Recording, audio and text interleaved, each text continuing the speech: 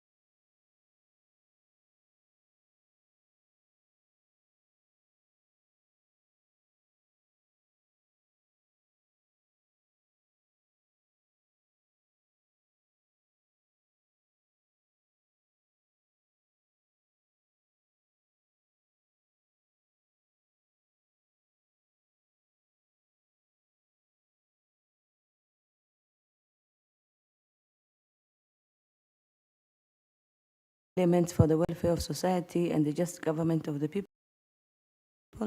we beseech you to behold with your abundant favor as servants whom you have been pleased to call to the performance of important trust in this republic. Let your blessings descend upon us here assembled, and grant that we treat and consider all matters that shall come at our deliberation in so just and faithful a manner as to promote your honor and glory, and to advance the peace, prosperity, and the welfare of our country and of those whose interests you have committed to our charge. Amen. Thank you very much. Let's start with the introduction from Honorable Biego. Thank you, Session Chair. My name is Paul Kibichi Biego, Member of Parliament, Chesumei constituency, that is in Nandi County, and I'm a member of this Finance and National Planning Committee. Thank you.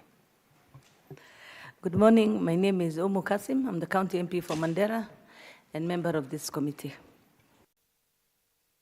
And I'm CPA Julius Ruto, Member of Parliament, Keses constituency, and a member to this committee.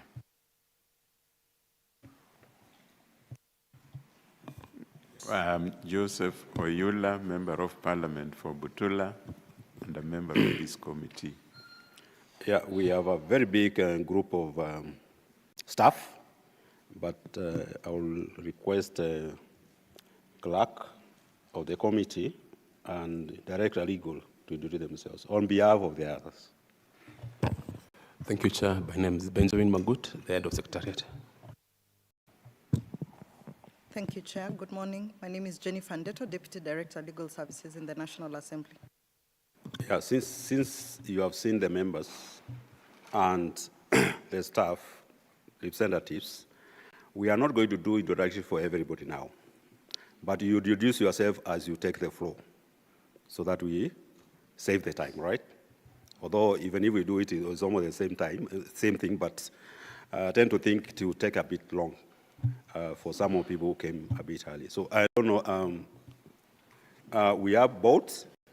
Where is boats? Ian Magari. Okay. Maersk Kenya Limited and Shell Vivo Lubricants. We have that group? Yeah, you follow, right? ISPAC, our friends. You are in how many groups? 2. Okay, ISPAC third. East African Devices Kenya Limited. Wako? Wajafika? Ishaban, I know is my friend. Those are 3 now. Those are just 2, Chairman. Okay. Kenya Property Developers Association. Yata. Okay, fine. Let's start with the boats. Introduce yourself and start the presentation, please. Thank you so much, Mr. Chairman and honorable members, and thank you for the opportunity. My name is George Abasi Nengo. I'm public policy lead for BOLT with my colleagues. Just speak up, eh? Yeah. Use the mic, please. Thank you. Thank you so much, Chair and honorable.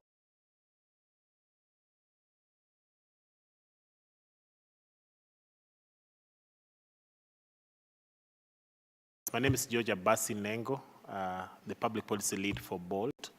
I'm with my colleagues John Campbell and Celia Kuria. And my task is just to introduce my colleagues who will take us through very quickly certain concerns that we have with the bill. So I'll hand over to John and Celia to continue. Thank you so much, Chair. John Campbell is my name, tax lead at BOLT. Yes, Celia Kuria, tax manager for BOLT. Okay, so I think John will start, or Celia, then I think John to start. Thank you.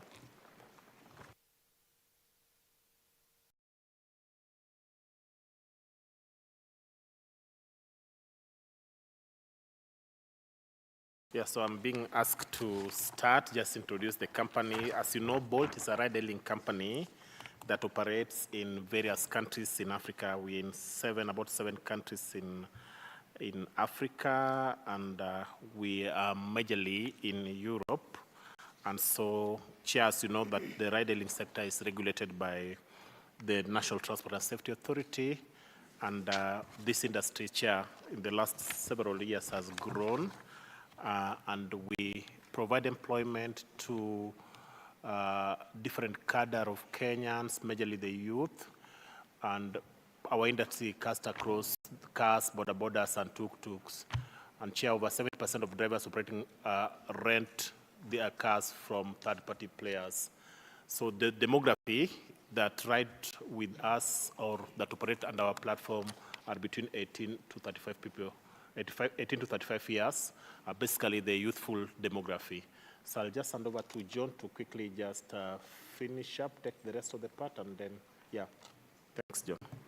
Thanks, George. I'll take it over. Honorable Chair, remember last year they introduced eTeams, which is an invoicing mechanism, electronic invoicing mechanism. In this bill, there's a very good provision, Section 43 of the Finance Bill, is proposing some exclusions from eTeams. These exclusions are payments for imports, payments of interest, etc. So our prayer today is that our industry be included in some of those exemptions, and I'll explain why. So the current wording brings the ride-hailing industry into the ambit of eTeams, and there are certain complexities in our industry that make it very difficult to actually implement. The first thing is the volumes. We generate millions of invoices every day. I don't want to quote the exact number because of the Hansard, but there are very many. They are in the millions. And this big volume would mean that every single invoice would be subject to eTeams.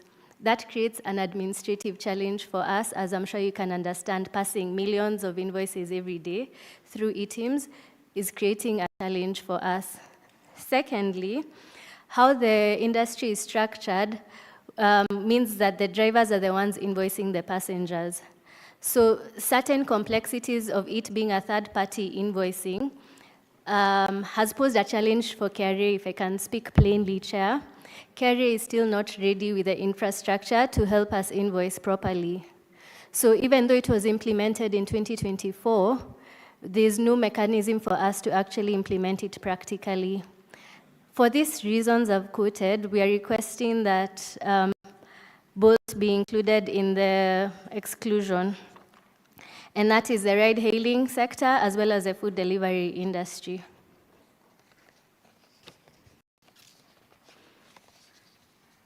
Okay, I'll proceed on to my next point. And if you'd like to follow along, that's page 10 of the slides. So Section 36 of the Finance Bill has changed some things from being exempt from VAT, from being zero rated to exempt. The effect of doing so means that we cannot claim input VAT on some of these things. The specific items that affect our industry are the motorcycles of tariff heading 8711.600 and electric bicycles. These are vehicles that we use as Bolt. You know, I'm sure you're familiar with Buddha Buddha, electric Buddha Buddha.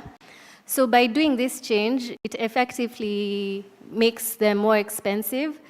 And this is leaving a very vulnerable section of the economy to pay more, basically, because the manufacturers are likely to pass on the cost to the Buddha Buddha riders.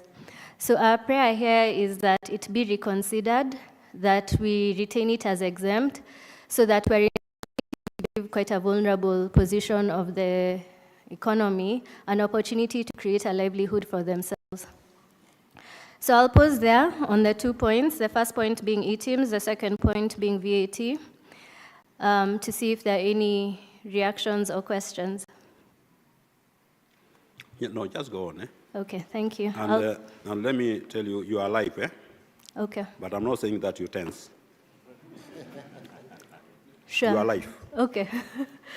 Yes, I'll pass it on to my colleague, John. Kenyans are seeing you live. Right.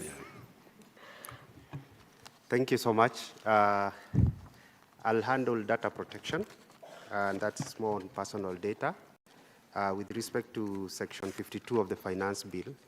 And Section 59 of the Tax Procedures Act is being proposed to be amended by deleting subsection 1B. So it is our humble plea that we safeguard the data belonging to our clients, to the taxpayers, and this is more of a broader implication, has a broader implication, because the data being held is sensitive, is personal in nature, and opening up the provision of personal data, whether to the regulators or the tax authority, can, in some instances, be subject to misuse. And this is in line with even the global rules like GDPR, which restricts the data to be used only for the purposes that it's meant to achieve the intended goal. Now, the deletion sort of expounds and almost releases everything, including what is not necessary. In our systems and applications, we normally collect data for various agencies, for various uses, even for purposes of assigning from an automation perspective, we would want to know where you are located, where you are headed, the points where you are even domiciled, and therefore, if we end up releasing this data, you would believe me that you would feel like you're already exposed. And therefore, we are proposing that the section 52 be deleted in entirety. Then I would want to move to the next section 12E of the Income Tax Act. I know this is not part of the Finance Bill 2025, but you would recall last year in our engagement, the significant economic presence tax was introduced at the rate of 3% of the turnover. And the assumption on that basis was that the industry, the digital marketplace players, already were presumed to be profitable and therefore assumed to be paying corporation tax at the rate of calculated at 10% of their total turnover. I would want to submit that not all digital market players are profitable in this context, and therefore the assumption was broadly generalized. It's on that basis that we felt like we need to revisit this, that 10% of the gross turnover is deemed too high.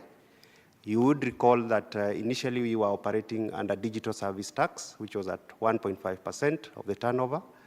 And we feel like it's time to revert to that, having taken a period to study the impact of this. The expectation is that we would have doubled the tax payments, but based on our research, based on our own submissions, based on our own declarations, the tax has not doubled. It has actually reduced. The investment that goes behind earning the commission service fees from digital market players is so high that from the turnover that is already collected, that goes towards reinvesting in what we normally call demand incentives, incentivizing people to come into the applications. Now, what happened is that the amounts that were being reinvested were shaved off to cover taxes. And now we have seen a systemic complaints even from our players, even from our participants, even from our partners, that some of them are even dropping off, and we couldn't even support them. That's why in our proposal is to amend section 12E and delete 10% and replace that with 5%. That's our submission. Okay, thank you very much. And before I hand over to the chair, members, any question, qualification from the board? Yes. Okay, thank you, Chair. Session Chair, now that the substantive chair is in. I'm still the chair. Yes. Before I hand over. There was the issue on e-teams. I was really following up. And the way you are bringing out, it implies that the requirement of e-teams will cause production of and generation of several invoices. I'm trying to relate that particular act of generating invoice and the way the nature of the business is, which is digital. And there are ways that whenever there's a transaction going on, because I know it definitely have to go on, even when I book Bolt for service, immediately I'm able to pick the driver to come for me. As you hand the ride, the bill comes out automatically. And there are ways that that thing can be synchronized or integrated so that at that point of generating the bill digitally, so the invoice digitally, and so these e-teams can work digitally, because the way you are bringing out, you are demonstrating the cumbersome nature of the work. that is not workable. So then I thought the nature of the business is digital. So can also the business accounting documents, generations be digital, because payment is digital, reporting is digital. Where does it vary? Yes. Yeah, any other member? Yeah, section 12E3 on the income tax, on the significant tax, significant economic presence tax. You said that the tax went down instead of going up, if I remember. Do you have data to show that? You can now take those two questions here. Okay, thank you. So I can take the two questions. The question number one was about the simplicity or complexity of integrating the eTIM system at the point of issuance of an invoice to a passenger. So we have engaged the tax authority, KRA, on several occasions and requested and even showed our infrastructure to the KRA team, because they are responsible for developing and designing the solution that would integrate and relay data directly to KRA. As you may be aware, as we speak right now, almost 10,000 or 20,000 drivers are on the road. And the law as it is that when you are late, if you're coming here to the edge, you expect to be given an eTIMS compliant invoice. When we explained the architecture of our design, almost all ride-hailing companies, it has been over 12 months now that the solution has not been availed. It's not the complexity from a KRA side as it is now, because what we are lobbying here is you can exclude us because of the complexity in integrating all these passengers. A driver takes almost 15 trips. And you can now imagine, we had been explained that the driver can carry the handheld device and get you an invoice. We don't have parking, we don't have anything here in this country. When you are being dropped, it's a quick fix. And that's why we are saying exclude us until even such a point when these infrastructure... Chair, I think so that it doesn't proceed to mislead me. Yeah.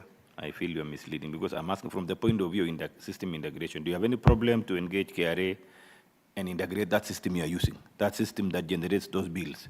Because it's not manual. However, 20,000 drivers now that are all over, the system is automatic. I book in online, I log in through my phone, I request for the ride, the system selects a driver near me, I accept through the app, I book the ride, at the end of my journey, it terminates, the bill comes to me through the system. I've never seen anywhere the driver interfaces manually, you know.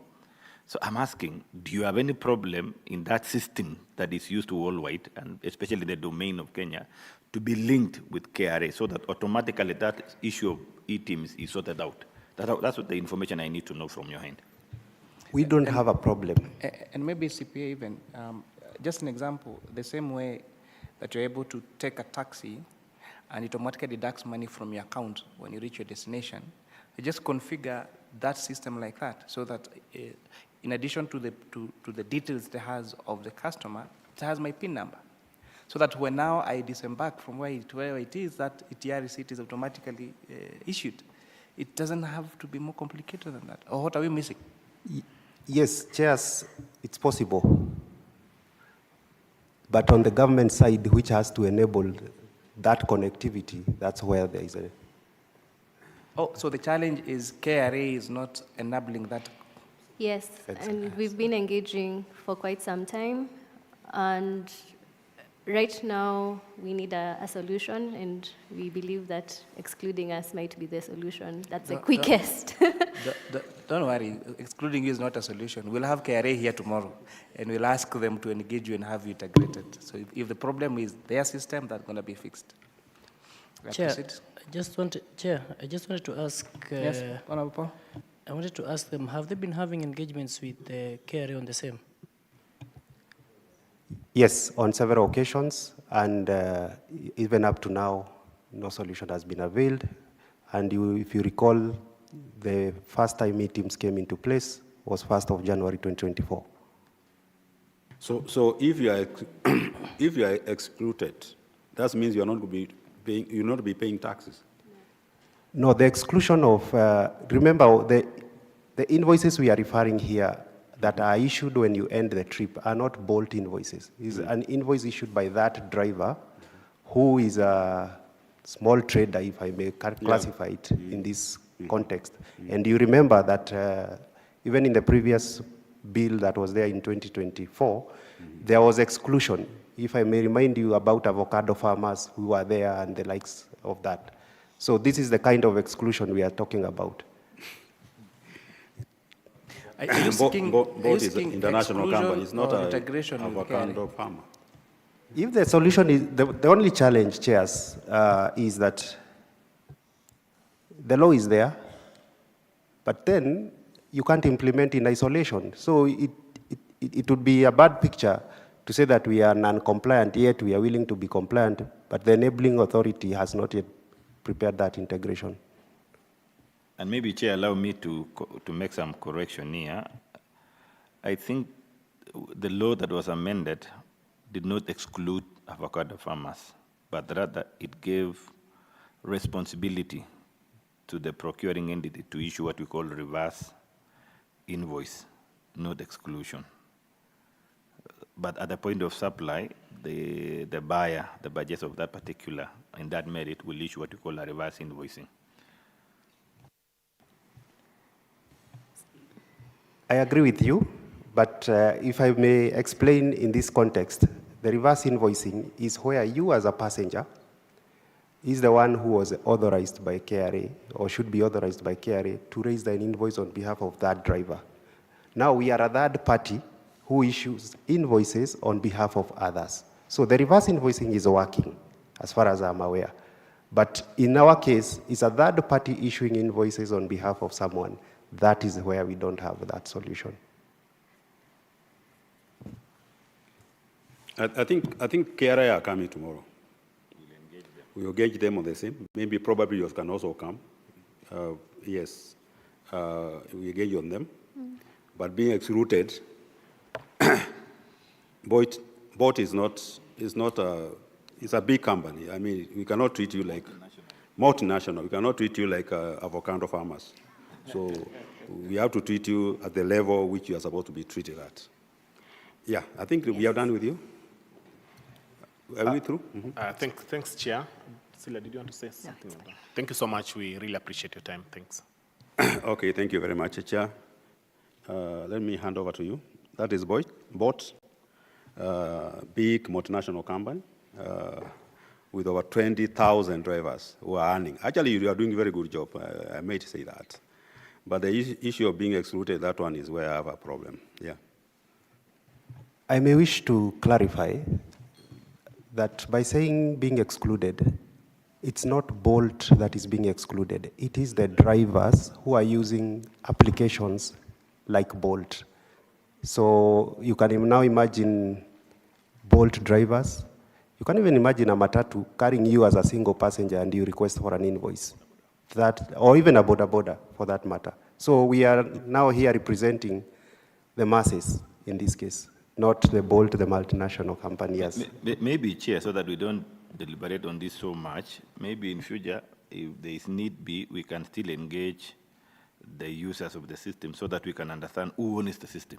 Is the system that we are using a platform for Bolt as a company, only that when the vehicle owner registers with the Bolt, of course, for service provision, but the real system is not owned by the driver, neither the owner of the vehicle, but owned by the Bolt. That's what our imagination, but I think it will serve better if we have another engagement, if Chair will allow, so that we seek to understand about what you explain. Thank you. Thank you so much. So thank you very much, Bolt, for your submissions. I do direct that our Secretariat extend an invitation to Kenya Revenue Authority for a meeting tomorrow morning with yourselves so that these matters can be addressed. Thank you. Thank you. Thank you very much, Bolt. My name is Kuria Kimani, MP for Mono, the chairperson of the committee. Thank you, Session Chair, for holding brief. Our next stakeholder is Maersk Kenya Limited. So introduce yourself and take us through the submissions.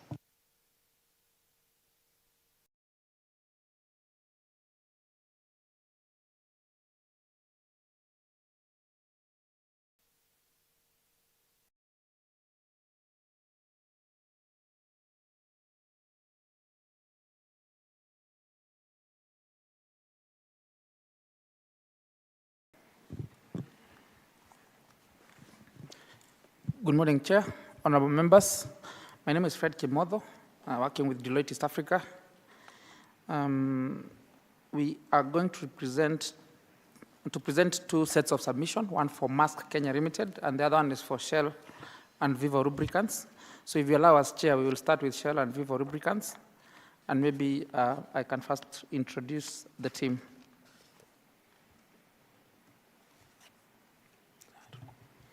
Good morning, Chair, members, honorable members. My name is Charles Musyoka from Deloitte. Good morning, Honorable Chair, members of the committee. My name is Marlene Blessing from Deloitte. Very well, that's the team, Chair. So as I said, we will start with the Shell and Vivo Lubricant submissions. We only have 2 submissions. And to start us off, will be Genesio, who will present Shell and Vivo, maybe to give us a brief overview of who this company is and why we are in front of you today, and then we can dive deeper into the specific submissions. Over to you, Genesio. Thank you, Mr. Chair. My name is Mugo Genesio from Shell Vivo Lubricants. I'll just make an introduction, then I leave the experts to do the presentations. Shell Vivo Lubricants. You know why Genesio and I are laughing is we know each other from a different sector. So I have a challenge separating Genesio of Shell and Genesio, the chair of Kenya Dairy Board. So you can imagine now dealing with milk and energy at the same time. Proceeding. Thank you, Chair, for that clarification so that people don't wonder what is it that we are smiling about. Shell Vivo Lubricants is basically what you call Shell, which was the first lubricants company introduced in Kenya in 1955. I think that should be older than all of us, 70 years operational. And bottom line is at the moment, we are owed about 1.3 billion Kenya shillings in terms of VAT refunds alone. Forget about other refunds, about VAT alone, 1.3 billion shillings. And this has come because the rate of accumulation of refunds is higher than what has been allocated for monthly refunds. So on every month, the rate continues to accumulate in terms of the refundable. As a result, we end up having bank interest rates to an extent of 260 million per year. That's because all the money that we have lent KRA, we have to borrow it from the bank to be able to operate. The simple solution is easy, is an offset. I know, Mr. Chair, we've discussed on this matter with all of you a couple of times, and we agreed that in actual fact, an offset has been provided for in law. Unfortunately, after that, we had several engagements, but finally it is being said by both Treasury, Minister of Finance, and KRA that the law is still not clear about the offset. So the proposal today is we amend the law to allow express offset of the input VAT from import services, that's the import raw materials, so that we can be able then to have a benefit of anybody who thinks about exporting more than what we have. Excuse me, you are saying how is the law not clear on the offsetting? In our discussions, Mr. Chair, with both KRA, we had a meeting with the CS, we had a meeting with PS Treasury, CS Treasury, PS Investments, KRA, and National Treasury. They have said in the definition of input tax, second definition B, definition of input tax, talks about only paid taxes but not payable VAT from import services. So because of that, they say it is not included. But I can have the tax experts explain more. You know, we are getting different figures. We had a discussion with KRA the day before yesterday. Yes. And this is the report from Kenya Revenue Authority that due to that installment adjustment vouchers, that offsetting, Yes. they were able to, taxpayers did offset 42.14 billion of corporation tax, 7.33 billion on pay-as-you-earn, 3.698 billion on domestic VAT, 34.4 billion withholding tax. Yes. And these are taxpayers that were able to offset those particular tax sets. So when you say it's not clear, then I think you may need to tell us how we need to make it clearer then, Yes, so that you're able to offset. That's what we want to present today, Mr. Chair. Thank you. And maybe, Chair, before we go to the specific proposals that we have, maybe just to explain a bit in terms of where you're coming from. And I agree with you, actually, most of the taxpayers have been able to offset. Again, there's a tax head that you have mentioned. You have mentioned pay-as-you-earn, mentioned domestic VAT, withholding tax, and also installment taxes.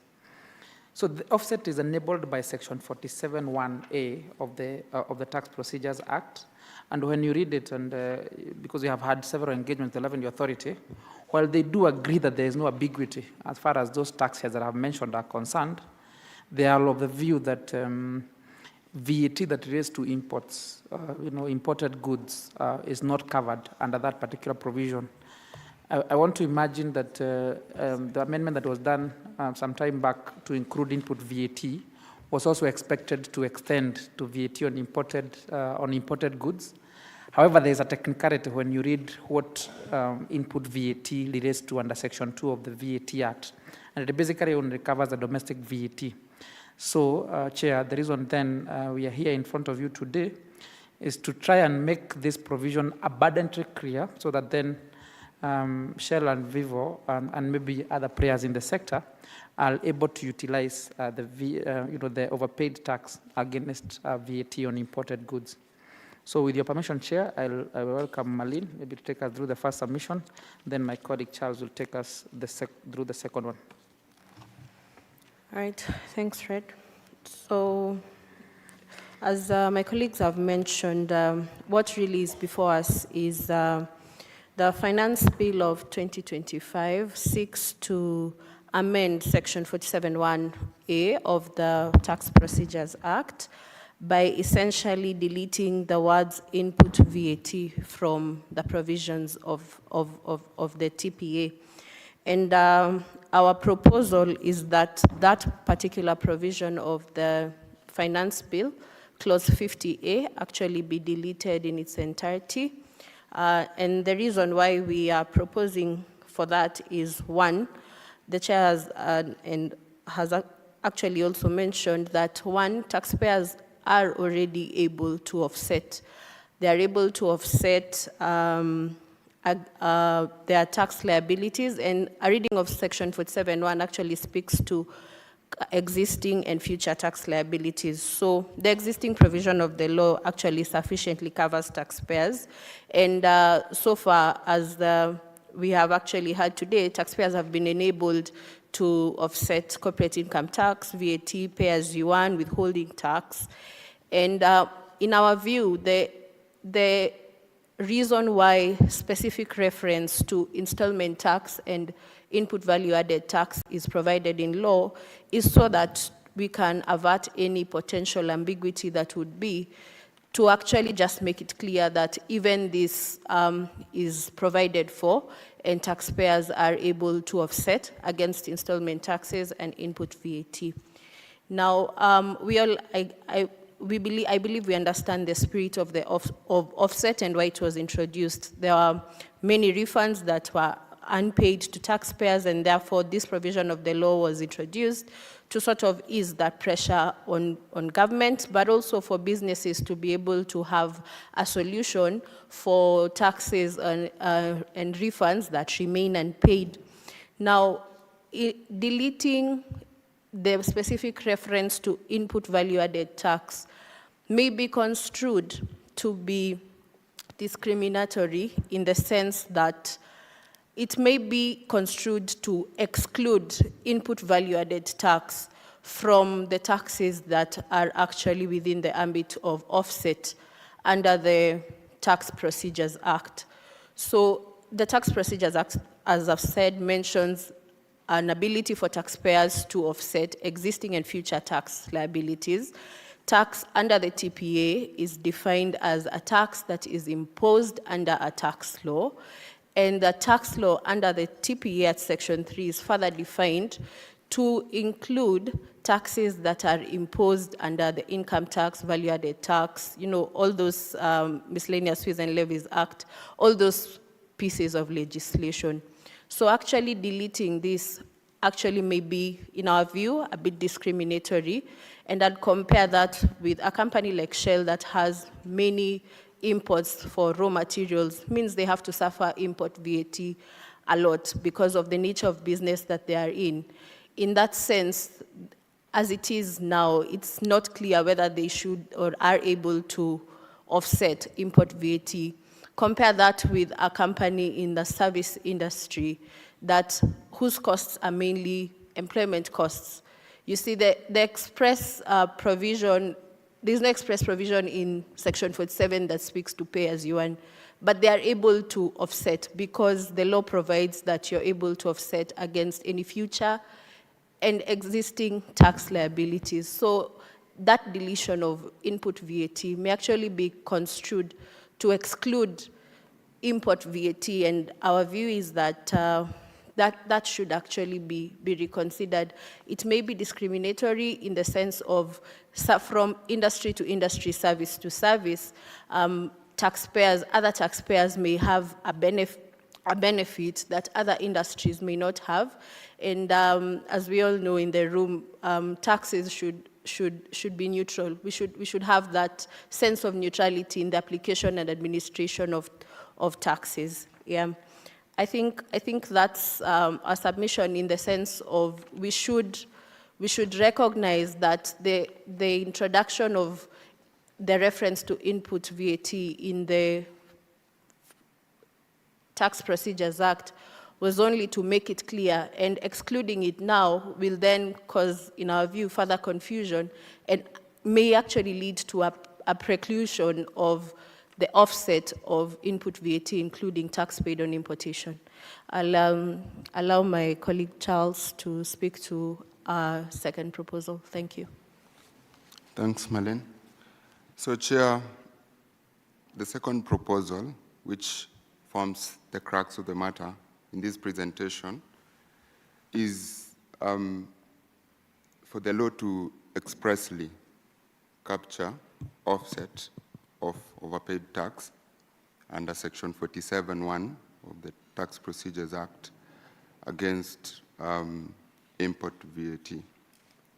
So a reading of Section 47(1), as my able colleagues have pointed out, is that it covers offset against future tax liabilities as well as historical tax liabilities. And if you look at the term future tax liabilities, from where we sit on behalf of Shell and Vivo Lubricants, we strongly believe that future tax liability would also cover import VAT that is payable at customs at a future date. However, Chair, the issue that then comes with it is the fact that this particular section has been the subject of divergent interpretations. And while some quarters will believe that import VAT is specifically covered, other quarters do not believe so. And so we seek the intervention of this committee to amend the law at Section 47 so that it explicitly defines the term future tax liabilities to mean all taxes imposed and payable under tax law, including value-added tax payable on importation of taxable goods. And Chair, we believe this particular proposal to amend Section 47 will go a long way in not only sorting out the issue of interpretation, but also making it clear for all stakeholders that the offset mechanism should apply to all taxes without exclusion that are imposed under tax law, domestic tax law for that matter, and in this case, domestic law, tax law that is in question is the value-added tax, because the Value-Added Tax Act under Section 5.1 imposes VAT on the importation of taxable goods. So from where we sit, we seek that clarification through a change in the law. A lot of the rationale around it has been covered comprehensively by the team that has spoken to it, starting with Shell and Viva Lubricants in terms of the impact that refunds is causing to them from a cash flow perspective, and the fact that, for one single entity, we're looking at the possibility of incurring additional financial costs going up to around 260 million shillings in a year. And the fact that the business, given that its operations predominantly will involve exports, then it would mean that this particular refund mechanism would only continue to accrue future refunds in the future, meaning that going forward then we are likely to, in fact, even have additional financial costs relating to just financing the working capital of the business. I would wish to just hand it over to my colleague for maybe further submissions on the same. Thank you, Charles. Thanks, Maureen. So, Chair, I think in summary, we only have two proposals. The proposal is to delete clause 50A that is seeking to remove input VAT from section 47 of the Tax Procedures Act. And the other proposal, Chair, is just to clarify what future tax liability is for avoidance of any doubt. And I know, Chair, you may ask the question as to why then Shell and Vivo are not able to utilize overpayment against the other taxes that have already been provided. And the answer to that, Chair, is that while they do pay the other taxes, including pay-as-you-earn, the tax is not enough to offset against the input, or rather the overpaid tax that they have arising from these zero-rated sales. And Chair, as you may already know, the allocation for per taxpayer for reward for VAT, I think it's around 30 million Kenya shillings per month. So that means that if you are accumulating your refund, at a higher rate than the 30 million, you're likely then to be in a perpetual credit. Those are our submissions, Chair. I don't know, Genesio, maybe you can add a few points before we take it back to the Chair for any questions. Not adding anything, Chair, just clarifying crystal clear your question that you asked. It's true we actually enjoy offset of VAT, withholding tax, installment tax, and all that. But the company, blending of lubricants, raw materials are 100% important. Therefore, and unfortunately, the input VAT from the important raw materials is not allowed for offset. The company exports 52%. In other words, again, is not able to get enough output VAT from the local sales. And basically, that is the reason why we are struggling. Thank you. CPA, over concern? Thank you so much, Chair. I really followed keenly the presentation by Shell and Vivo. It caught my attention, the aspect that you are owed 1.3 billion shillings in terms of VAT refunds. The discussion around here, which I've listened to many presenters, is the aspect of saying we would rather not move from zero-rated to exempt. From the experience of your industry, what, if given opportunity, what would you say about that, moving from zero-rated? Because it's a result of zero-rated products that you're dealing with, I'm sure, isn't it? The result why you are here on this 1.3 as a result of the products that are zero-rated among the lines of products that are being traded by Vivo. Of course, I knew fuel now, this is vatable, loops are vatable. This particular supplies, I don't know specifically what caused these particular claims that you're being owed and you feel the business is stressed. And then your general view, where the commissioner is seeking that we move some of this category of products from the second schedule to first schedule so that they can be exempt. And, or finally, would we even go to standardize so that we absorb this? What is your view on that? Thanks for the question. I'll Hold on, Honorable Paul. Yeah, Chair, mine would be almost the same as I had earlier asked the question, is that when you talk about 1.3 billion, it's really a lot of money that would cripple the industry.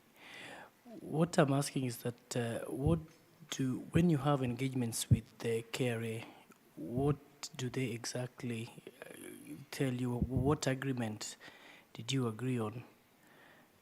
Has it gone just like that, or they still hope, or how are you continuing? Thank you, because you'll be actually it's like you'll be digging a hole all through. Thank you. Chair, I thought Paulo will declare his interest because he's in the sector, and whether this 1.3 would affect him indirectly. Yes, actually, I would declare that we are partners with Vivo. I have some interest there, but those are separate interests. And I'm even wondering now whether it is going to affect all the dealers, because are you going to push that to the retailers and your dealers? Because nowadays, the retailers pay you direct, and you're supposed to refund them. So are you also not refunding the retailers? Or you're refunding, then the debt remains on you? Thank you. Over to you, Fred. Proceed. Thanks for the questions. I think I'll take the first one, and then I'll ask Genesio maybe to respond to the second one. So in terms of zero rating and exemption, I think the reason we get ourselves into this situation where we have refunds is because zero rating allows taxpayers to claim a credit for VAT suffered, whether suffered on local purchases or VAT suffered on importation. The reason zero rating is a preferred rate is because this VAT that is suffered on purchases, whether local or imported, those costs, that VAT does not become a cost to businesses. So they're able to claim it, as a credit. And in cases where they actually have an output tax or VAT on their supplies, they are then able to offset that credit against their VAT charged on the supplies they make. And these would be local supplies mainly. Now, where there is exportation, then it creates a situation where zero rating applies. And zero rating would then mean in every other instance, there will be excess VAT credit. And the law then allows a recovery of that. So the recovery of this VAT is basically entitling a taxpayer to get the money back, either through offset against output or through refunds. Now, if we move to exemption, what exemption would mean is that this VAT that is suffered on local purchases and importation of taxable goods becomes a cost to the business. Yeah? And so what that would then mean is that because that cost has to be factored into the pricing and everything, so the cost of the product, the final product, in this case lubricant for Shell and Vivo, is likely to become more expensive. Yeah? And that would then pose other implications, including competitiveness of the product compared to perhaps products that are coming from outside that are complete in nature. And it also then impacts affordability of the product itself. So while exemption may create a situation where we do not seek refunds, it ultimately has other implications that must be considered. And mainly the ones that come to mind right now is, competitiveness of the product itself, maybe against other products that might be coming from outside. And you would also be looking at, affordability of the product. So zero rating still remains to be the preferred rate for VAT purposes when you're looking at the products that Shell and Vivo cells. So I hope that clarifies in terms of the exemption and zero rating. Thank you so much. Just only one statement to what you have spoken to is that the competitiveness of our local production is actually at risk given the various imports that you are having from the region, and especially now that we are able to trade as Africa and the rest of the world. So what you have said is fundamental. So we want to keep it as zero rated for the sake of regional competitiveness. Getting to the question on... maybe so that you finish, Chair, I was just asking this one from the purview that the Cabinet Secretary is bringing out the issue of what we call tax expenditures that is increasingly rising. We are now at an estimate of around 600 billion annually, which is morally same as the budget deficit in the budgets, and that Cabinet Secretary is seeking ways of reducing tax expenditure. One of it, how would he take out this 1.3 billion that you are suffering even yourself as we are here now, you are complaining. On the other side, the resultant of this one, interest rates on your overdraft is shooting because your money is tied by KRA, and KRA are not in a position to process because of challenges on raising the requisite money. So you are struggling, though you're still praying that it remain there while you're suffering in your business. What is the trade-off level? So that you don't struggle, neither also we subject Commissioner of Revenue or Cabinet Secretary for National Treasury, who is mandated to raise money to move the country forward. That was the view I wanted to know. Thank you. Thank you so much. I hear you, but element of competitiveness you can discuss more. I don't need to delve into that, but yes, we will have some struggles there in terms of the trade aspect when that comes to that. But basically, it means that we may be forced now, instead of blending locally, we start now importing, which again is not the preferable state for the nation. So it's give and take. But let me go to the second question about whether we are passing it to the retailers and to the customers. As a matter of fact, we have not been passing this cost to either the retailers or the consumers. The reason being, during our last engagement with yourselves at the committee in Mombasa, we left that place with a lot of hope, expectation, and we were up in the roof saying, we are going to get this refund, so we don't need to do anything. Out of that, we got to engagements with commissioners. We got an engagement with National Treasury separately.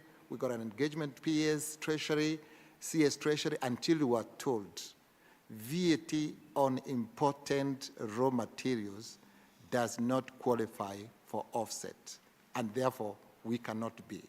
So depending on your decision today, that's now at a strategic level where the government now required to make a decision on what is it now we can be able to do. Is either we change the model, close our plant in Mombasa, start importing from the other plants that we have 4 other plants in Africa, starting importing from those plants to supply the 11 countries we supply from Kenya, because we can actually supply them from the rest of the world or the rest of Africa to Kenya. So those are the decisions that now are on the table for discussion. So we plead with you, Mr. Chair, kindly let's have input VAT from important raw materials covered in this offset system. And once that is done, we will celebrate, we'll be the most grateful people from this forum. Thank you very much, Chair.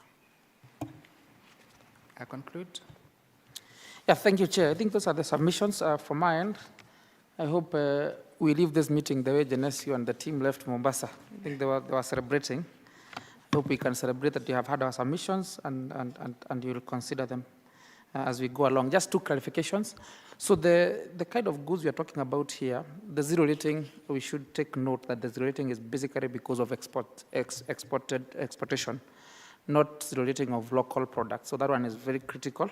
And as you all know, globally, that is a practice. In terms of exportation of goods, they are always zero rated for some reason. And that is in line with our national tax policy and the medium-term revenue strategy. So I think those are our submissions, Chair. And also for record, by the way, as you talk about the 1.3 billion in form of reward, the company also has a debt to the banks of equivalent to 1.6 billion. So you can actually see it's almost lending, it's almost borrowing to lend money to the government. We rest our case, Chair. Thank you very much. That is Now Vivo, Musk. So thank you, Chair. So we'll take Musk very, very quickly. So I'll allow my colleague Charles to give us a background of who Musk is and the reason we are here. Then I'll take us through the specific proposals that we have. Thanks, Fred. Thanks, Chair. So in terms of Maersk Kenya is a shipping agent for Maersk Line, which is a company headquartered in Denmark. Yeah, and the company then falls under the AP Moller Maersk group of companies. So the company has been in Kenya since 1987 and has been appointed to act as a maritime agent for Maersk Line in terms of just ensuring from a regulatory perspective, it's able to coordinate the business of the shipping line in Kenya. So the reason we're here, Chair, for Maersk Kenya is because of a proposed amendment to Section 35 of the Income Tax Act. And Section 45, under the Finance Bill, is a proposal to then introduce gains or profits which are chargeable to tax under Section 9(1), derived from the business of a ship owner or charterer to the withholding tax regime. So I'll just try and paint a picture of the compliance framework when you look at Section 9(1), and then I'll hand it over to my colleague to make our submissions on the same. So Section 9(1) seeks to tax freight income that is earned by a ship owner on income specifically that relates to the embarkment of either cargo or passengers onto vessels. And the current compliance framework is that the Kenya Revenue Authority has created a framework on iTax that allows taxpayers who are in the shipping sector to actually account for what we call freight tax. And from where we sit, a lot of the taxpayers, because we actually consult for a lot of them, have been complying with freight tax up to current. And basically what they've done is to identify their shipping agents as the persons responsible for declaration and accounting for freight tax on income under Section 9(1). And this is backed by Section 47(2) of the Income Tax Act that recognizes that the master of a ship is deemed to be the agent for purposes of collecting freight tax and remitting that to the Kenya Revenue Authority. And that Section 47(2) also envisages a situation where other agents can be required to, or can be appointed to account for freight tax. So the current framework is that freight tax is being accounted for, and is being accounted for largely by the shipping agents on behalf of their principals. Currently in Kenya, based on data that is available from the Kenya Shipping Agents Association, we have around 45 shipping agents, and those shipping agents take care of freight tax. So the introduction of, the proposed introduction of withholding tax, or the move to then shift the compliance framework from a self-declaration framework, where the shipping agent actually accounts for tax on behalf of the shipping line, to a withholding tax one, is likely to cause a number of implications, which I will request my colleague Fred to just speak to. So Chair, on this specific change, I think it's also good to ask ourselves what the problem is, or what the spirit of the current proposal is. So when you look at Section 9(1), as expounded by my colleague, it basically puts the burden of freight tax, or rather imposes freight tax in Kenya at the rate of 2.5%. But when you read the law, Number one, it doesn't provide the deadline. It doesn't say at what point should you limit that particular tax. And number two, it is also not very clear when you look at the Income Tax Act on who is supposed to remit that tax, although Section 47 of the Income Tax Act appears to put that burden on the agent. There is the risk that maybe the Revenue Authority does not have the muscle to go after the agents because Section 47 is not abundantly clear in terms of who should account for that tax. And we believe the reason then why the drafters of the bill thought of bringing it within the ambit of Section 35 under withholding tax is to cure those two issues, because the moment you put it under Section 35, number one, you have already imposed a deadline of 5 working days within which you should deduct and limit the tax. And number two, you have already put that burden on the importer for them to be able to deduct that tax and limit to the government. What is the issue that we have with that proposal? And this is one of those proposals, Chair, that we are looking in terms of also supporting the government in terms of ensuring that there is no tax leakage. The moment you put this burden on the importer, as my colleague has mentioned, we only have 45 shipping agents. So in terms of enforcement and compliance, ensuring that there's compliance, the Revenue Authority is very much able to follow up with the 45 agents. Now, when you put it in Section 35, you're going to follow up with millions of importers in Kenya, some in the informal sector, which then means that the government may not be able to correct the revenue that they are looking at. So from where we sit, we think that it is still better for the self-assessment regime to continue, where you then put it very, very clearly under the law that the person who should account for this particular tax is a shipping agent. So based on that, Chair, we are proposing 2 amendments. So amendment number 1 is on the deadline. We are proposing an amendment under Section 9 of the Income Tax Act to basically say that this tax is due and payable by the 20th day of the following month. And number 2 is to have a proviso under Section 47 to specifically provide the legal framework for the agent to be appointed as the person who should account for this particular tax. And we believe if that is done, Chair, the government then will be able to protect revenue and will also reduce compliance burden on MASK and also MASK Service Line, which is an unresident company, because they would really want to ensure that they actually comply in Kenya, Chair.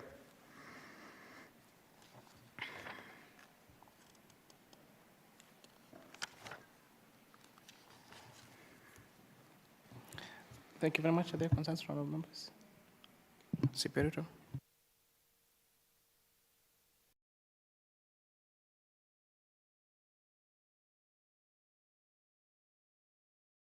So the concern is, you actually think that if this proposal passes as it is, KRA will collect less and the cost of tax transmission will be higher than it is now? Yes, Chair, that is one of the major reasons.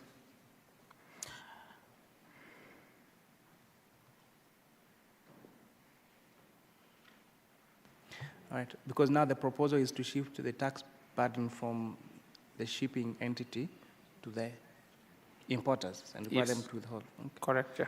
Fair point. I don't know. Do you have any officer from KRA here? No. I think it would be important to understand the thinking of KRA on this, because I think you make a very straightforward point. All right, thank you very much, Mask. Our next presenter is ISPAC. Thank you very much, Chair, and good morning. Through you, Chair, I'll request my colleagues to join us in front here so that we can make the presentation. Wahasibu wajongee mbele.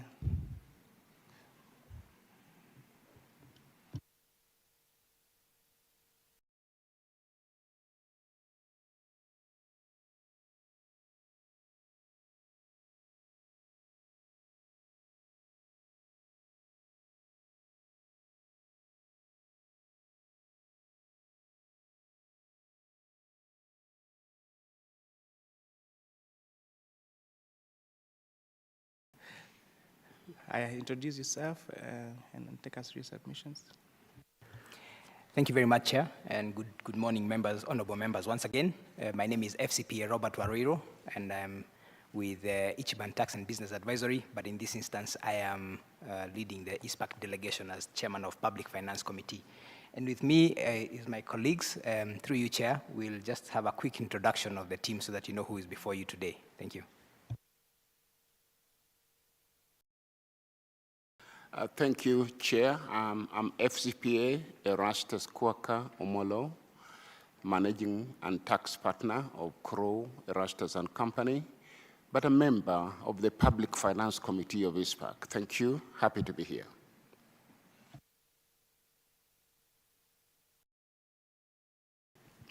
Morning, shared members. My name is Hilary Ronami, Director of Public Policy and Research at the Institute. Thank you. Thank you, Chair and members. My name is Elias Wahisi, Senior Manager, Public Policy at the Institute. Thank you, Chair and members. Nancy Mora is my name, and Public Policy and Research. Thank you. Thank you, Chair and honorable members. My name is Winnie Nkatha, Senior Officer in the Public Policy and Research. Thank you, Chair, honorable members. My name is Tony Juma, Public Policy and Research. Thank you. Thank you, Chair. My name is CBA Robert Mabea. I'm a partner, Mabea and Associate LLP, as well as a member of PFT, ISPAC. Thank you. Morning, members. Mutito Dennis, from the Managing Partner, the Nekinsa and Associates, member of PFT. Robert Maina, Ernst & Young, but also a member of the Public Finance and Tax Committee, ISPAC. Thank you. FCPA, you may proceed. Thank you very much, Honorable Chair. So we have quite a lengthy presentation, but what we'll do, Chair, because it's been submitted to the committee in soft copy, we will just go through the highlights, and then we can have an engagement session. And allow me to just invite Hilary Onami to just give us a very quick overview of the background to the presentation. Hilary? Thank you, Chair, and thank you, members. Just I think as a introductory bit, the Institute has taken note that the preparation of the Finance Bill 2025 has been developed at a background of a slowdown in global economy and even at the local economy. There has been projections of slowed economic development. And not only that the fiscal space has been shrinking domestically, as well as that the disposable income for the households and for individuals as well has been shrinking, given the measures that have been introduced since the last few years. And that even as we go into the medium-term, Chair, we take note that history has had it that at every pre-election, during, and post, generally the economic situation in the country has been on the dip. So given the hindsight of 3 or 4 electoral cycles in the past, we tend to think that the situations might not change significantly.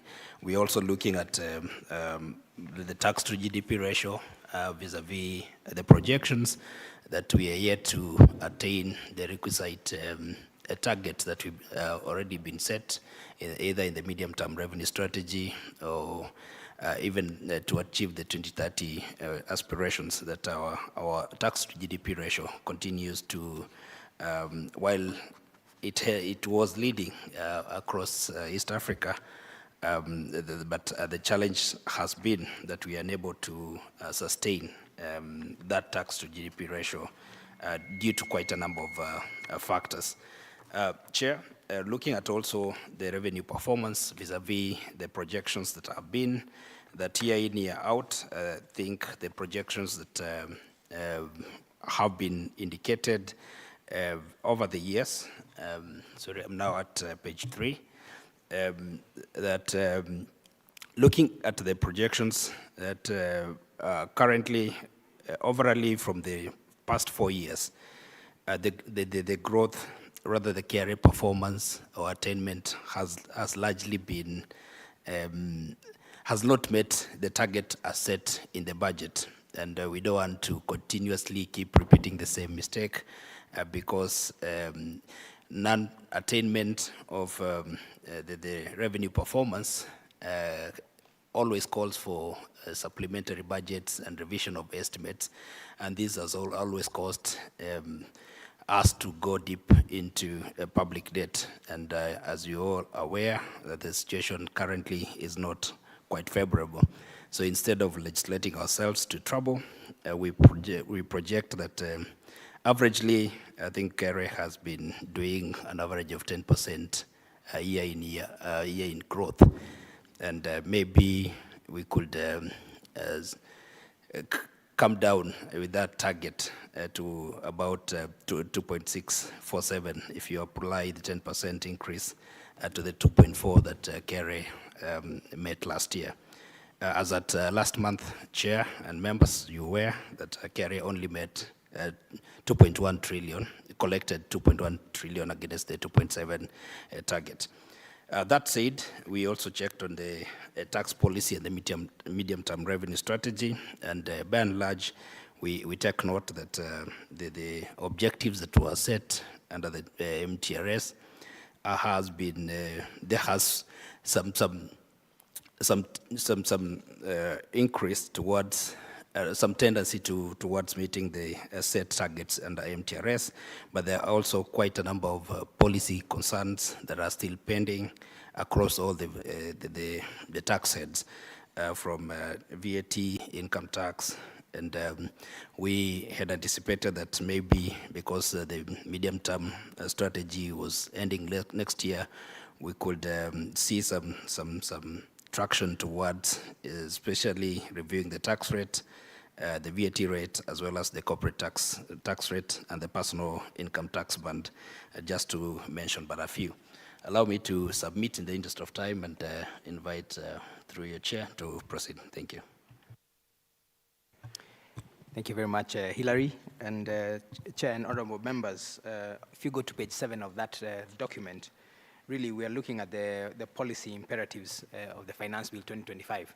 And Chair, I think it's important that we give you your flowers, and that is acknowledging that you're operating in a very difficult environment, particularly if you look at the tax expenditure report. And if you actually go to page 8, that table on page 8 gives you a comparative of the tax expenditures as a percentage of GDP. As you can see, Kenya, this is 2023, you're talking about 3.38% of GDP in tax expenditures. Compare that with our immediate neighbors, Tanzania just about 1%, and Uganda at 1.44%. So clearly, very constrained fiscal space, and we do acknowledge that. We also do acknowledge the efforts to expand the tax base. I think that's a very noble effort, and I think it's important that we also acknowledge that the Finance Bill 2025 has moved away from an aggressive revenue-raising measure leaning, and we're now looking at more administrative and perhaps tax-based expansion measures, which again is a good thing because we believe that everybody must pay their fair share of tax. Again, we also noticed that in the Finance Bill 2025, there's a deliberate move to try and, reduce compliance costs, and we've seen that in terms of the tariff reductions. However, Chair, even as we give you your flowers, I think it's also important that we bring out the pain point, which is the tax policy predictability, and this is anchored in the national tax policy and the medium-term revenue strategy.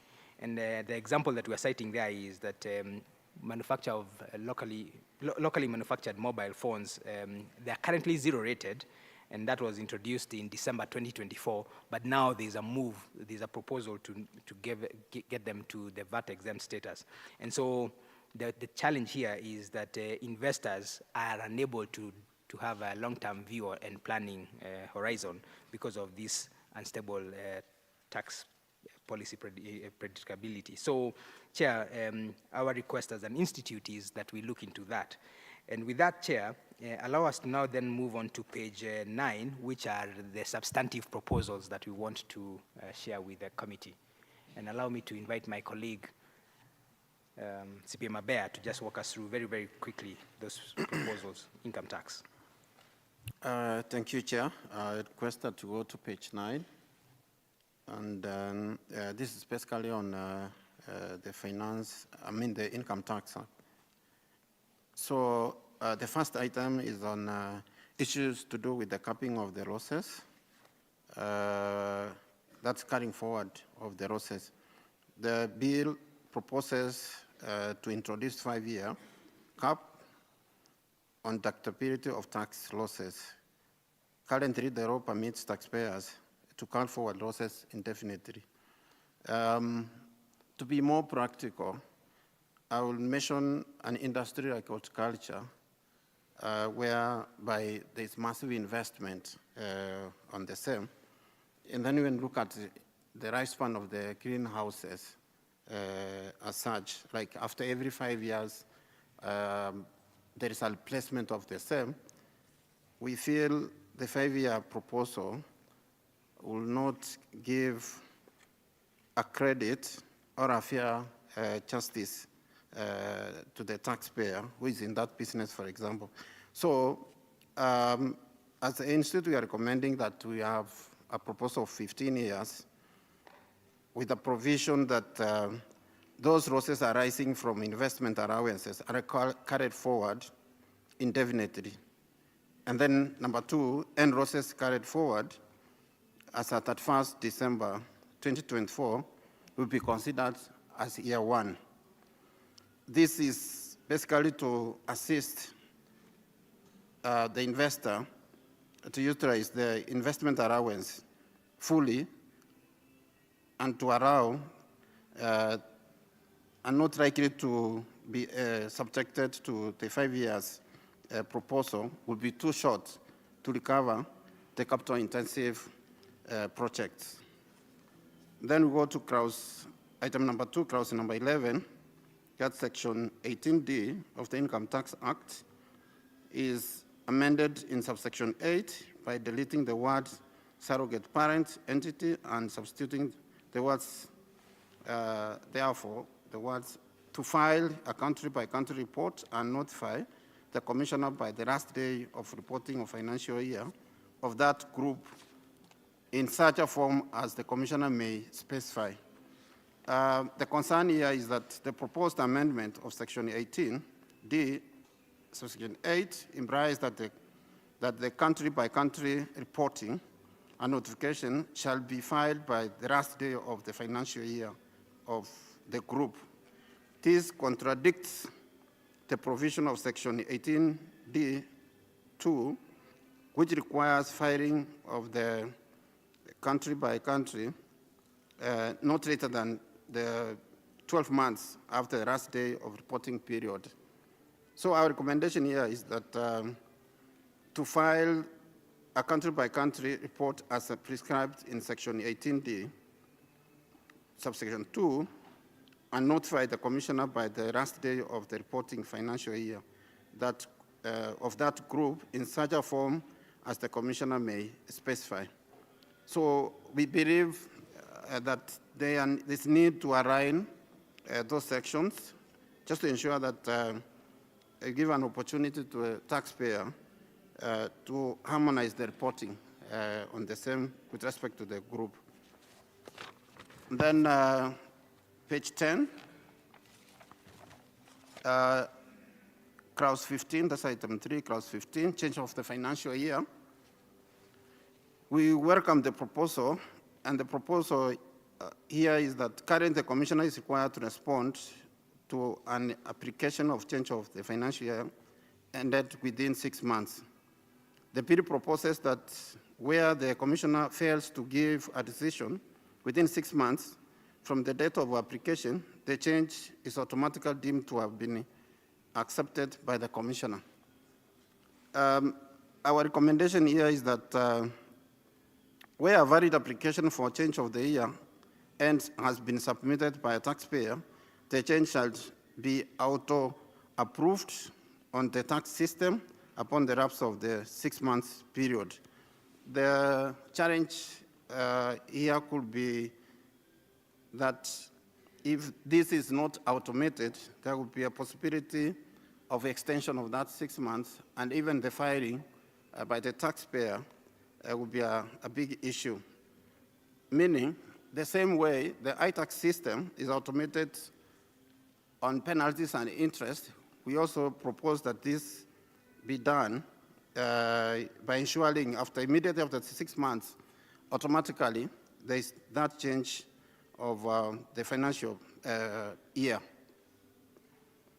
Then item number 4, clause number 17, amend section 37 of the Income Tax Act. The bill proposes to add a new subsection 1A immediately after subsection 1 to read, an employer shall, before remitting the tax deductible under subsection 1, grant an employee or applicable deductions, reliefs, and exemptions provided under this act. The issue of concern here is that the bill requires that all leaves be deducted before computing all deducting pay as you earn. And our proposal or recommendation is relief should be deducted from the computed pay as you earn as it is currently. And to be more precise on this, for example, a person earning an income in a tax bracket of 30% band, the allowable relief deducted could have to be increased from 2,400 shillings to 8,000 per month. If it remained at 2,400, then the taxpayer is likely to pay more, meaning that there's a difference between when let's say, for example, the gross salary, and then you deduct the reliefs before subjecting to tax, there's a likelihood that you will likely to pay more tax on the same. But the current practice is that you compute the tax and then you provide the reliefs, which again will make the taxpayer to pay less on the same. So I think the issue is the wording. And then item number 5 is a proposal that will be a new section under 18F, advanced pricing agreements, that's APS, for non-residents. We recommend that this provision, with an implementation framework to ensure a provision effectively promotes tax certainty and minimizes disputes, it is essential to supplement the regulations with clear implementation guidelines, institutional support, and defined timelines. This approach could help transform the APA framework from a legal formality into a practical, reliable tool for both taxpayers and the tax authority.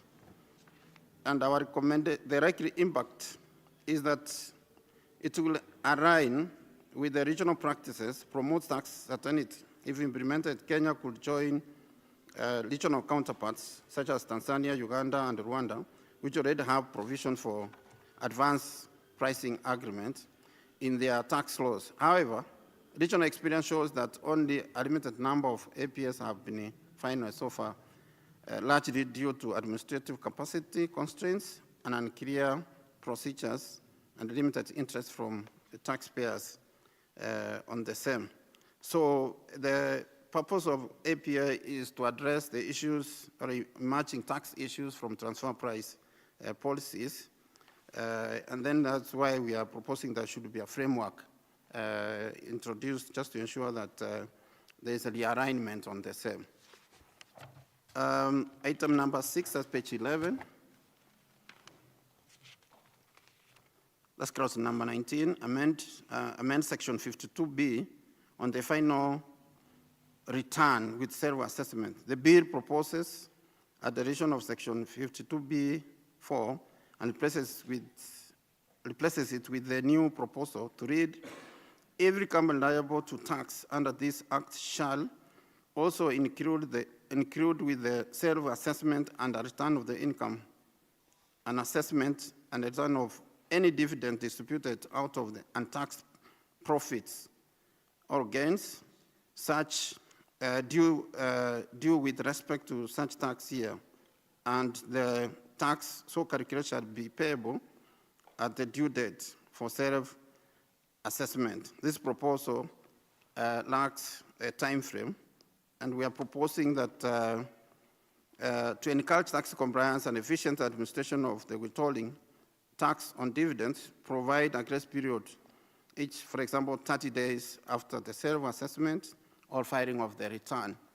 case, for example, this will allow, the likely impact is this will help the taxpayer to plan for and organize himself or herself in terms of cash flow, especially penalties and interest could start to accrue immediately. Just a practical example is where you file the tax return and propose bonuses either for staff or directors on the same. And then again, even declare the dividend for the shareholders on the same. So at that particular time is when maybe the accounts will be done after close of the financial year, 6 months, you're making almost the last month of filing of the return. So at that particular time, there could be issues to do with cash flow.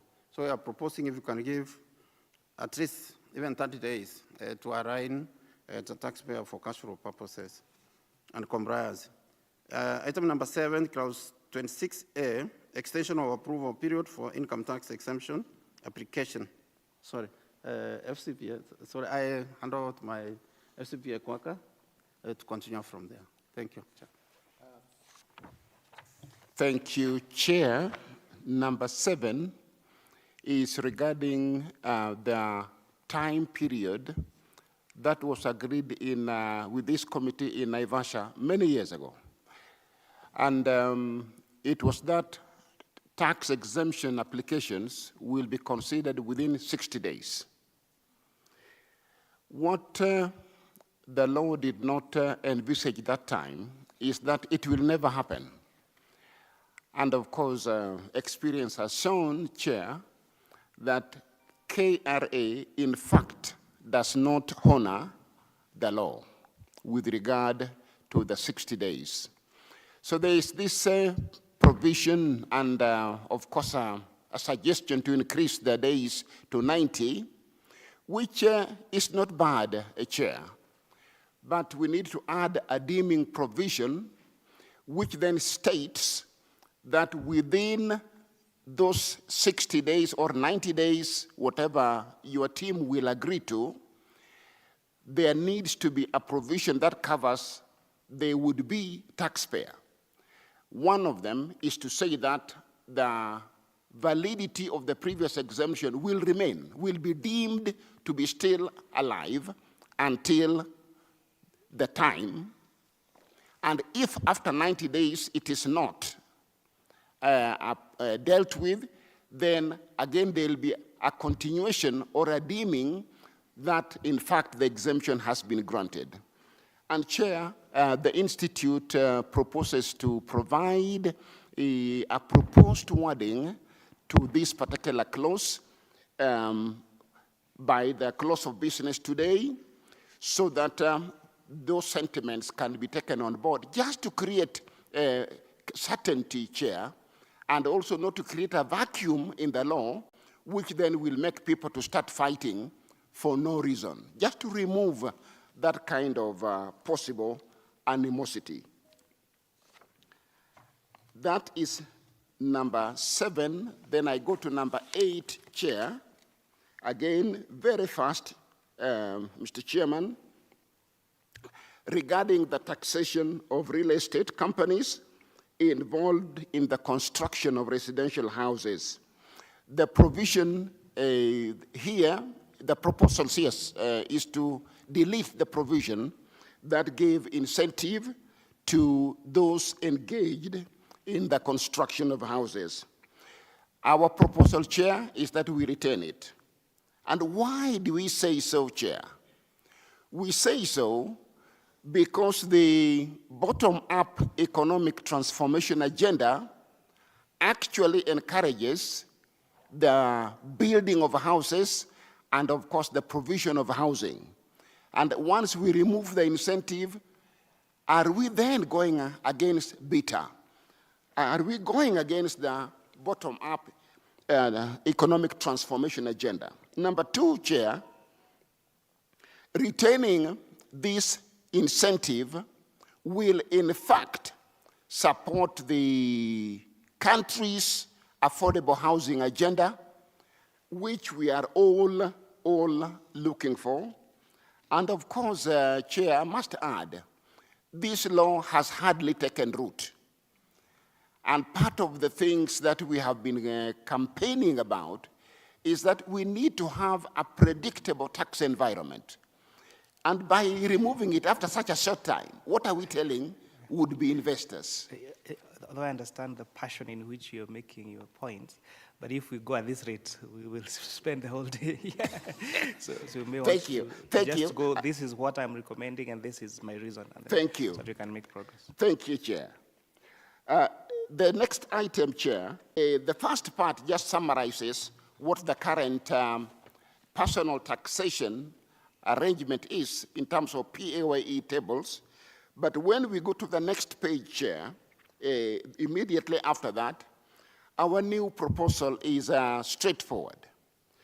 We are proposing that the tax rate be reduced from wherever it is 35% downwards to 28%. Also, incentive, and that is the tax relief, be increased slightly, very small amount, to only 3,000 shillings. And that will give us a tax band of 10% to 28%. And it is not in a vacuum that we say so. It is to spur development, increase disposable income, realizing that we have had increases in terms of affordable housing, NSSF, and all these other things. And perhaps also it might sound better even from a political point of view, Chair. Now, corporate tax is the next item. And also here, Chair, we are proposing straightforward that the rate again be reduced to be in line with some of the countries that we can compare ourselves with, and we are proposing a rate of 27.2%, around there. The idea is to try and bring the corporate tax rate in line with personal tax. And on the other hand, Chair, is to say that if we leave the personal tax rate to be so high, it gives room and invites tax planning arrangements which may not be very good for all of us. It's a strategic thinking that we need to apply there, and also the idea that when we do that, we will encourage voluntary compliance, and when we do that, Chair, we are likely to collect more revenue for our country. Number 13, Chair. Don't you think that your argument on payee and corporation tax then is contradictory? Because if you are recommending that those earning more than 800,000 to pay payee at 35%, but corporate tax to reduce to 27.5%. And remember, corporate tax is you allow deductible expenses, and for pay as you earn, there is no any deduction for expenses allowed. Then you're going to have a very big disparity between. Therefore, FCPA here will employ himself as a company and pay himself corporate tax rather than paying himself a salary. Yes, Chair. You advised me not to bring in passion. Chair, you seem to have a passionometer. Thank you. Number 13, Chair, is deductibility of expenses not supported by e-teams. And this is a matter which is straightforward, Chair, because the provision in the Income Tax Act is that I pay tax on income minus expenditure. And when we talk of income, I'm talking of taxable income, and of course expenditure is allowable expenditure. Where we have this problem with e-teams, we are proposing that since the law was amended in 2023, that we move the start date to be 2026. And of course, we have explained there why we are proposing. And Chair, we have given a proposed wording that could be employed if the committee feels that we have given a good suggestion in order to change that law and make it much more accommodative and good for the country. Number 14, Chair, is the whole issue of tax point on withholding tax. The proposal that is there is that when you make accrual, then you immediately become liable to remit that money to Kenya Revenue Authority. And Chair, it is not correct, because when you make an accrual based on an invoice, many things can happen. One of them, the deal may fail. Number two, that particular thing may become a bad debt. Number three, the fee may get reduced, whatever it is which was subject to withholding tax.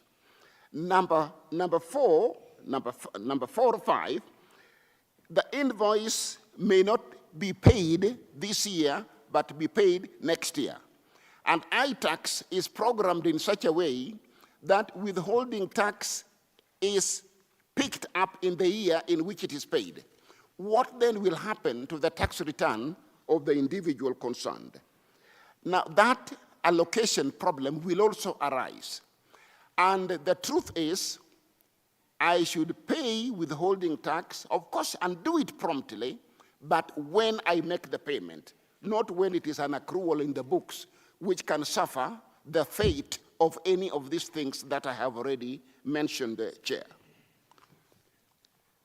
Next, which is my last point, number 15, still on withholding tax. We have a requirement that withholding tax be paid within 5 days after deduction.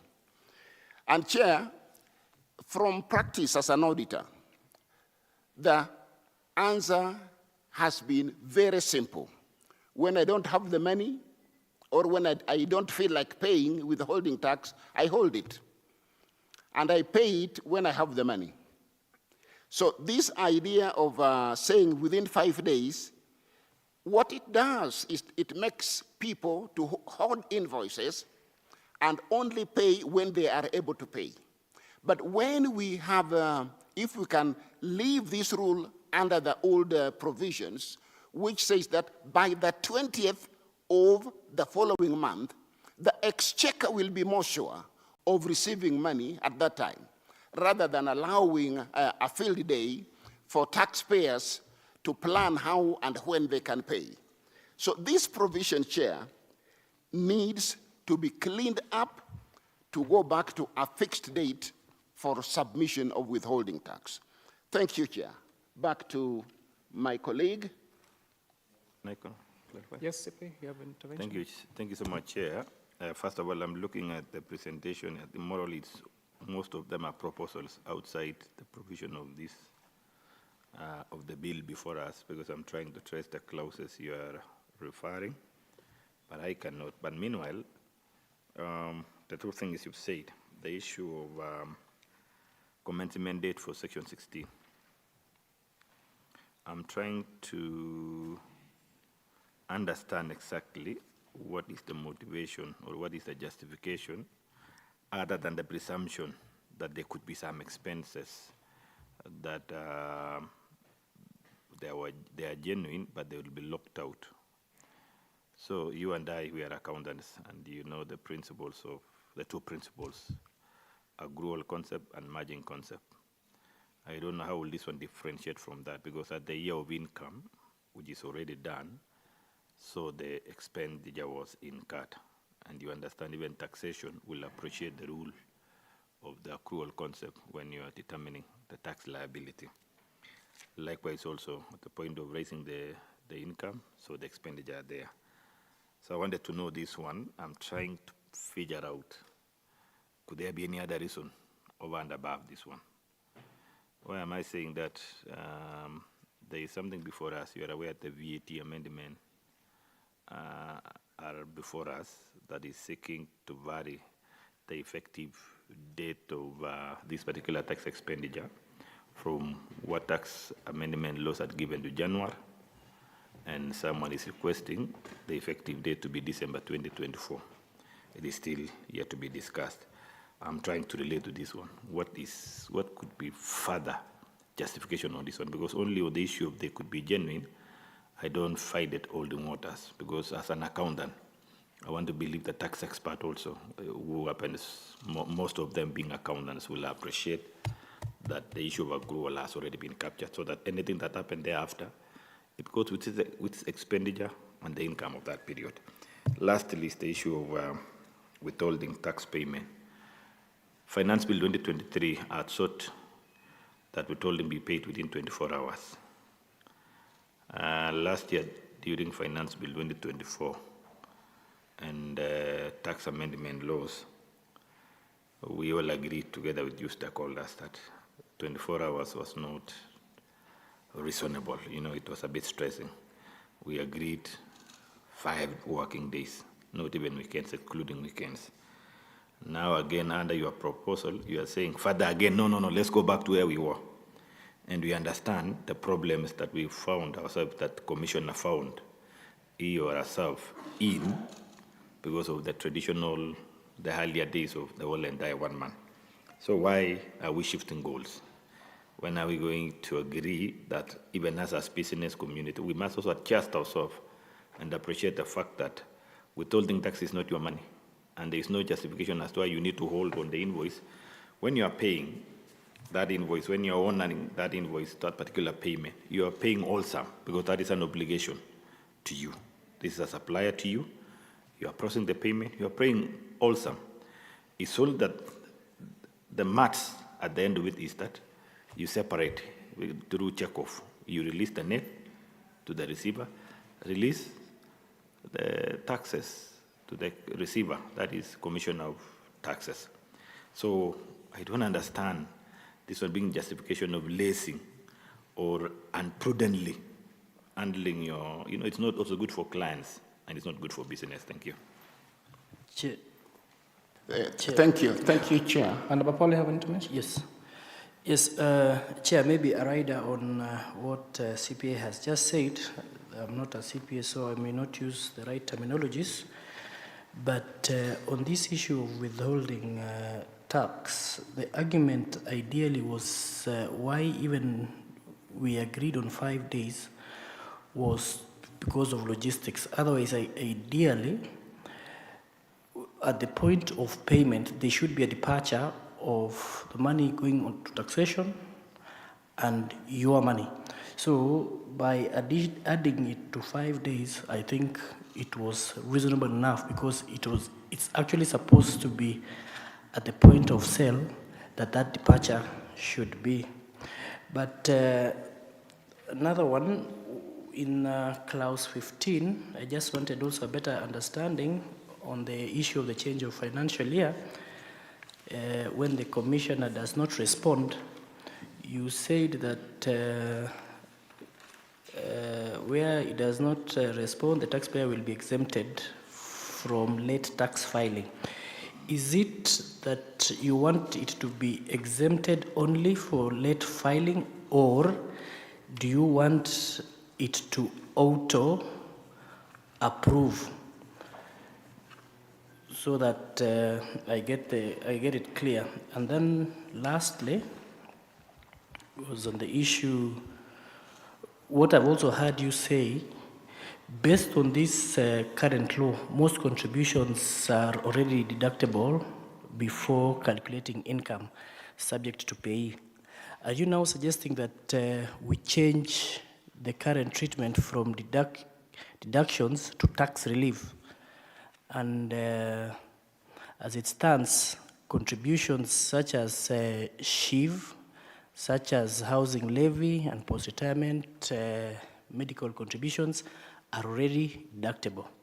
So what exactly are you wanting it to look like? Thank you. Thank you, Chair. The first one, with regard to the date for submitting withholding tax, Chair, it was to help the country. It was out of a very, very serious patriotic feeling, because in the field, we have seen what people are doing, Chair. They then say, oh, 5 days, I'll hold until. And that is why we were proposing out of patriotism, not out of a desire to deny revenue or delay revenue, but out of patriotism, that we find a point of convergence that everybody must submit. It was just because of that. And I emphasize the element of patriotism and a desire to see the nation grow, arising from experiences we have seen in the field as auditors.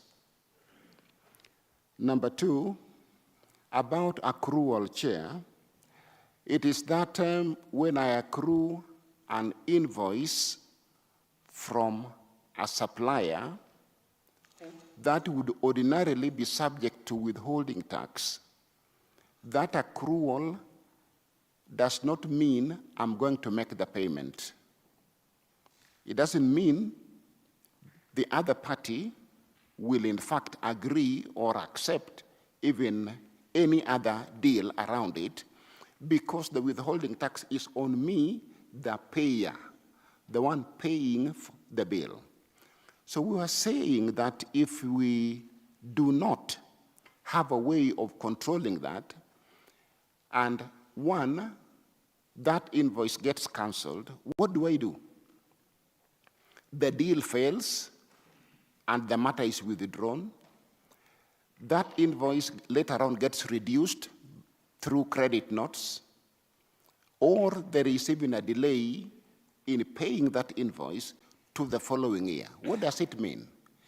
It just means that I will be forced to make contribution to the exchequer on something that may in fact even fail completely. Then I will have to ask for that money back. So that is the mischief we're trying to achieve in suggesting that let us retain withholding tax to be due to the exchequer, KRA for that matter, at the point at which we make payment. With regard to the area of exemption, Chair, that refers to organizations, non-profit organizations in particular, that are allowed tax exemption. It was not referring to personal taxes, just to those ones. And we were saying that if I had an exemption certificate which expired today, and 3 months later is when my application for exemption is considered, what happens to this period of 90 days between today and the time I get the feedback? It can be a rejection, it can even be an approval. So that provision was just suggesting that we have a deeming provision which covers that vacuum, so that it is in the law and not left for us to be arguing with KRA about. At the moment, they are not doing very well with those exemption applications, Chair. But that is a subject for another day. Personal relief, Chair, we were talking about personal relief. At the moment, it's at 2,400 per month. We just I wish to respond on the issue of change of the financial year. Why we are proposing that in an event that the commissioner is not able to respond within the 6 months period, as per the proposal, it's presumed that the change of the financial year automatically is deemed to be acceptable.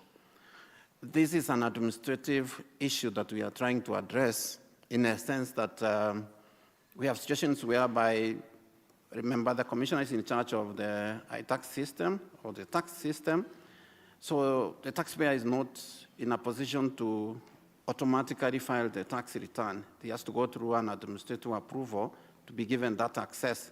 So the access period after the lapse of 6 months is what we are saying, that if there is in an event there are penalties, let's say the last day is today, the lapse of 6 months, and then tomorrow, if you go to the system, log into the system, you will not be able to access in terms of filing. That delay is what we are trying to address, of which the system automatically charges the penalties and interest that will accrue for non-filing of the same.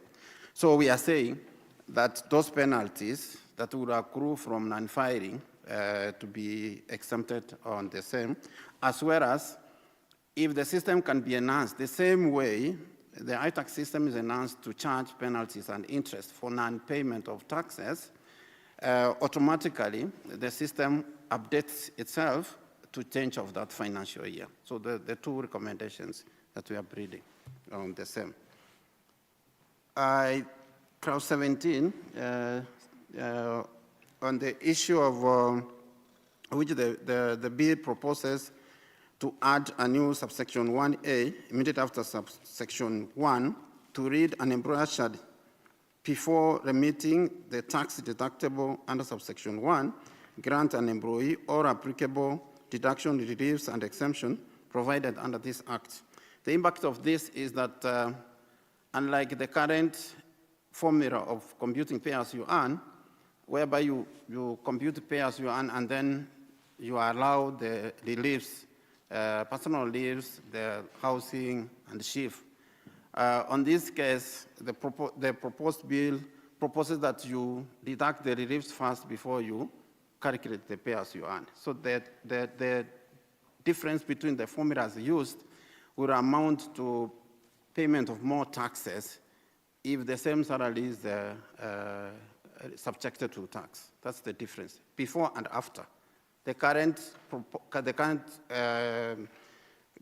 act provides that you provide reliefs after computing pay as you earn, but the proposal is that you give reliefs before you compute pay as you earn. That will give the difference in terms of tax payable, which will impact the employees on the same. Thank you. Thank you.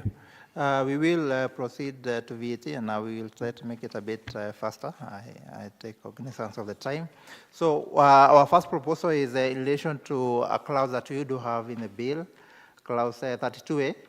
Now, there's a proposed deletion of a clause that currently allows taxpayers to offset where they have overpaid, withholding VAT credits. Now, taxpayers will have the option of seeking refunds, but what that means is that they will not have the option of offsetting. But I do take note of what the team that was here before us was addressing, so probably that is addressed from a tax procedures perspective. This might resolve the issue altogether, so I will not reiterate on that. Now, the second point is on page 20, clause 36A. There's a proposed deletion of paragraph 6.3 of the first schedule. And this is the provision that provides for exemption on materials that are supplied on the construction of specialized hospitals with a minimum bed capacity of 50. Now, I did hear the Honorable Ruto highlight the issue of the tax expenditure, and I do believe this is what the government is trying to cure. But I think it will be important that we look at the issue of tax expenditure together with other economic aspects. For instance, I think Kenya at the moment, in the region, East African region, a lot of people come to the country seeking medical attention because of we have better facilities than other countries, our neighboring countries. And I think this one was one of those provisions that would have enabled the country to become a key medical tourism hub in the region. And that's why we do propose that you retain it. And as a way of encouraging probably the country becoming a major hub from a medical tourism, like we've seen in other countries such as Dubai. So that's our proposal. The next one is on Honorable Chair, is clause 36K. Again, it's another deletion of an exemption that is available. And this is specifically to those who are developing solar and wind energy. We have seen a lot of interest in this area. We do know Kenya is a leader in renewable energy, getting more than 80% of our energy from renewable sources. But we still do have gaps. We are importing quite a bit of power from Ethiopia and other neighboring countries. So our player is here, one, from a perspective of ensuring that we are promoting renewable energy as a good source of energy. Then we retain this one. And what it does as well, as much as there's a tax expenditure element, is that the more you have people consuming this kind of power, then we also reduce our bill in terms of importing petroleum products. I'll move next. In terms of page 21, there's a proposal to delete another exemption there. This is for raw materials that are used to manufacture passenger motor vehicles, as well as locally manufactured passenger motor vehicles. So in this case, we are looking at, from a manufacturing sector perspective, we do know this sector has been facing a lot of challenges, currently contributing at about 7% of the GDP, while we do have a target of 15%. This has been there for many years. We are all trying to work towards this, but we do agree in this country, if you look at what's happening, for instance, Isuzu, they have a huge plant here. They are manufacturing a lot of buses, and you can also see them in our roads. So this is an area that I think is key in encouraging the manufacturing sector and ensuring that we actually ensure a growth as opposed to just declining like what has been happening. And we know if we do away with the exemptions, the cost of these vehicles go up. So currently people import a lot of vehicles from Japan and other countries, UK and all that, because the cost of locally manufactured vehicles is still very high. So doing this will actually even make it even more punitive to acquire locally manufactured vehicles. Then the next one is point number 20, and we've brought together a number of, again, proposed exemptions, deletion of exemptions. One on supply of electric bicycles, supply of solar and lithium batteries, supply of electric buses. Now, here our concern is on the predictability and the consistency of the VAT status of these items. Just the other day, we saw that there's a bit of growth, and we have seen a bit of players who have actually set up plants in Kenya to assemble these vehicles. For instance, the buses that we are seeing on our roads, we are now seeing other more vehicles that are using electricity as a source of power coming in our roads. We have the issue of electric bicycles. We are seeing a lot of people delivering food using the app that we have, using electric bicycles. So it's still a very new phenomenon in this country, and it is in the best interest to give them time to grow to a level where we actually they're able to compete with the traditional industries. And what this does is that in the long term, if we do have more and more buses and people using, electric vehicles, then we have a reduction in our consumption of petroleum products. And we do know that is our heaviest burden in terms of the foreign exchange, usage in this country. We do spend a lot when we're importing this. So if we encourage this industry and we have more people using this, then the ripple effect is that we do have a benefit from that perspective. Then the next point is on page 2022, point number 21. So this is again linked with the direct tax proposals on the VAT rate. What we say, we noted that in the medium-term revenue strategy, there's a proposal to reduce the rate from the current 16%, to 14%, eventually. And we are also aware there are studies that have been taking place on this matter. So our ask is the committee to consider and to also put the National Treasury to task to explain the status of those studies so that we see a reduction of the rate to 15% and eventually to 14%, which would be a very good incentive and encourage consumption in the economy.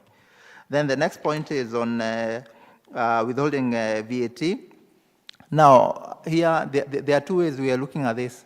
The issue of e-TIMS, because now we have e-TIMS, which is every taxpayer who is registered should actually have an e-TIMS device or at least be registered for e-TIMS. KRA has 100% visibility of all VAT registered taxpayers in this country. They also have visibility of all the invoices that you raise. So the whole spirit, because withholding VAT, one of the things that was meant to, to cure was people were hiding. There was no way of getting to know people who are actually charging VAT. People who charge VAT, get the money and pocket. But now you can't do that because there's a system that is able to identify that.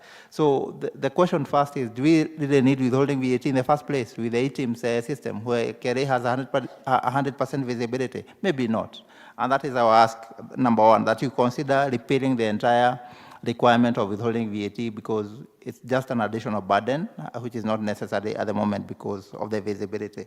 If not that, we're asking that you actually allow taxpayers, because there are those taxpayers who have perpetual withholding VAT credits to actually seek to seek for an exemption from that, so that we actually ensure that they safeguard their cash flow.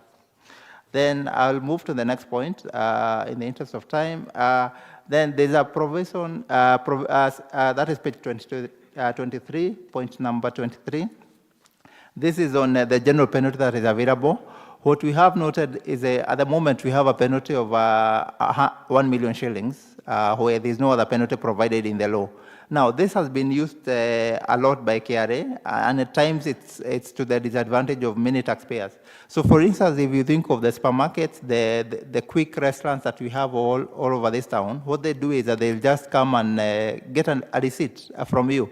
And if there was a delay in the submission of that, because it does happen, either because there was internet outage or there was a delay in all that, they will actually just check your submissions for the day, and they will tell you, you bought this, and we cannot identify this in what you have submitted. So, and you will be liable to the penalty of the 1 million. So it's actually being misused in the economy. So our proposal is that you reduce this to 100,000 because it still, becomes it still deters business from doing anything that is not in line with the law, but it doesn't overburden businesses and also, gives the KRA a chance of just harassing taxpayers. And with that, I will get you to the last point and invite FCPA Kwaka to take you through the issue of VAT special table, which is also another menace. Thank you. Honorable Chair and members, the issue of special table has been in the media. And the Honorable Chair is aware that last week it was a topical issue at the ISPAC 42nd conference in Mombasa. And what we are proposing is very simple. One, the issue of special table is an illegality. Number two, we are pointing to a previous judicial review decision which said that it was not valid. Number three element, Chair, is that the fact that somebody is doing nil returns is not a crime to do a nil return. It is not a crime under the Income Tax Act, Cap 470, and it is not a crime under any other law. So when people are being taken through this special table element, which prevents them from doing business, we could actually be hurting ourselves. And Chair, we have the whole area of reverse invoicing, which is usable by KRA to partially resolve the issue of people who are buying goods and then being stopped from fulfilling their requirement under this special table thing. And we are asking and saying, as again, a matter of patriotism, Chair, that lots of young people are being affected, and we need to be sensitive to the environment involving young people. And of course, when people are stopped from doing business because of the special table, we are actually sabotaging revenue, Chair. We are sabotaging revenue. And what else should we say? Because when I am prevented from complying, and on the other hand, I am required to comply, it therefore means that there is something we are missing, because we are reducing revenue that we should be generating in the economy. And Chair, I wanted to mention that ISPAC will be providing a proposed wording and amendment to the PTA Act to be able to accommodate that thinking for your kind consideration and also checking with any other body that needs to check. Thank you. Thank you, Honorable Chair. I did make a commitment to you at ISPAC last week that I'll follow up with the Kenya Revenue Authority. So we had a meeting with the Commissioner General on, was it on Saturday? Yes, on Saturday. And we did raise the issue of a special table. And there was commitment from the authority side to gazette regulations on how that process is being undertaken, and also do more taxpayer education about the issue of VAT. However, taking the performance of VAT, apart from corporation tax, VAT is the only other vote head that grew by more than 10%, comparing the same period this year and the same period the previous year.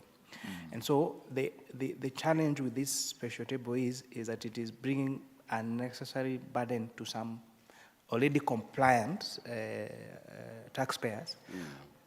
However, numbers are showing that they actually have helped to track missing traders and who have not been filing VAT returns and not paying the equal share of VAT. So the question is about how do we balance between now burdening already those that are compliant and ensuring that all the others that should be paying VAT and are not paying are actually brought to the to be able to pay. Correct, Chair.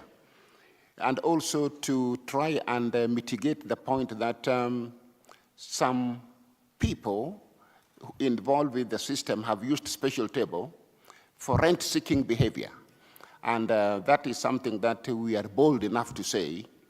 And so instead of preventing revenue from coming to the exchequer, why don't we clean up this thing? And thank you, Chair, for taking it up. You did promise it last week, and I'm happy you have done so. Thank you, Chair and honorable members. And just to perhaps, as we bring that argument to a close, perhaps the Chair would be aware that on 23rd of May, that is last week, there's a petition that was filed in the High Court challenging this particular issue. So it's really a pain point that we hope will be addressed sooner rather than later. So, Chair, allow me to just quickly go through the excess duty proposals, and that's item number 25 on the clause 38. And really, Chair, what we're asking here is just a cleanup or a clarification, because the Business Laws Amendment Act 2024 included non-deposit-taking microfinance institutions as under the remit of the Central Bank of Kenya. So we are saying the current proposal in the Finance Bill 2025 seems to have left out that segment of the MFIs. So perhaps that could be included. And then the next one, number 26, is around locally manufactured plastics. Really, the Chair, what we're asking here is, yes, we are okay in maintaining the excess duty on imported plastic items, but could we have a reprieve for locally manufactured ones, because we are going to create more jobs, we're going to cushion consumers from higher prices, and as well protect our forex. And of course, Chair, we are alive to the geopolitical developments and even the proposal from the US to impose a 5% excess duty on remittances. So certainly it's worth protecting that forex. The next one, Honorable Chair, is a proposal to bring in a relief on excess duty. And this is specifically for packaging materials, because that has been a thorn in the flesh as far as excess duty is concerned. And Chair, I guess to bring this very close to home is over the last 1 year, we've had contradicting decisions from the Tax Appeals Tribunal. In one matter, biased of East Africa, the tribunal ruled that packaging materials do not qualify for excess duty relief. And then in the other matter, London Distillers, they ruled that it is. So as we can see, there's a big problem from a consistency of application of the law perspective. But I think what is sad, Honorable Chair, is that the one entity that lost the case is now no longer manufacturing in Kenya. With that, jobs gone, corporation tax gone, PAYE gone. And so in keeping with the principle of final consumers should pay the excess duty, we request that that clause 14.1 or section 14.1 of the Excess Duty Act be amended to include packaging materials as well. And so, Chair, those really were the key proposals from an excess duty perspective. I'll just invite my colleague, CPA Dennis, to very quickly take us through the Tax Procedures Act as we wrap up. Chair, we start with the clause 43, that is section 23A, the issue of electronic tax invoices. The bill proposes exempting certain institutions, that is under certain services, that is salaries, imports, and interest. We hope that this thing will also include sectors like tea, coffee, as well as dairy products, and maybe we can cap them to a turnover of below 5 million.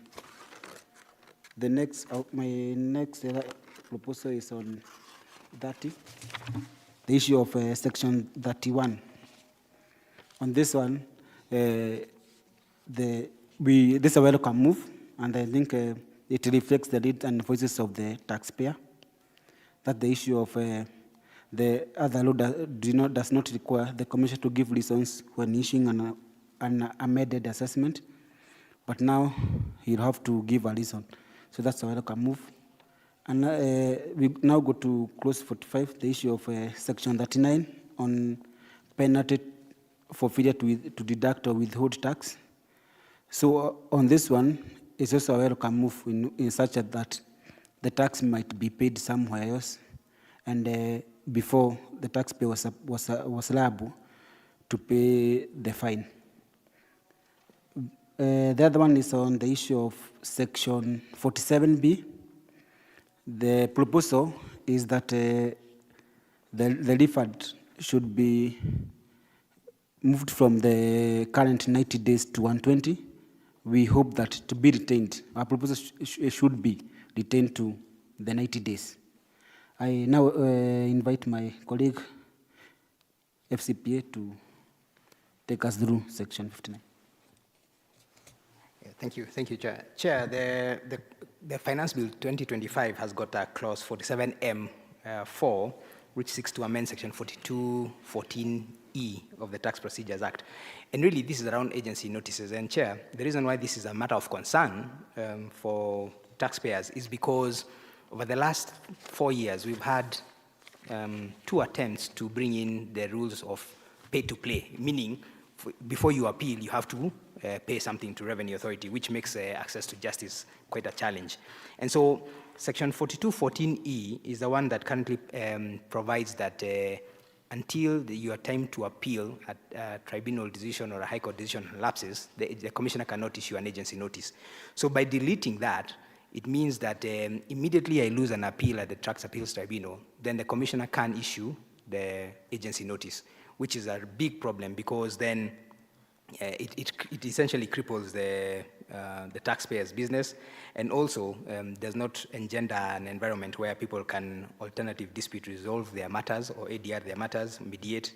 And in any event, the High Court has been quite clear on the doctrine of exhaustion of remedies before imposition of these agency notices. So our request is that clause 47M4 of the Finance Bill 2025 be deleted. And then, very briefly, in terms of paragraph 33 in your document around section 59A amendments on data management reporting system, I think that has been very, very, very well brought out by the colleagues before us, Bolt. And so, really, the issue is, do we need trade secret data to administer tax? And our view is, no, we do not. Chair, we now move to number 35, the issue of section 3A. In this one, it's a welcome move in where that the committee was able to identify what a small business entails. In this one, I think you came up with a system that requires what we call the reverse invoicing, where the buyer will account for, the buyer now will be the one issuing the ETIMs. We'll move to 36, FCPA.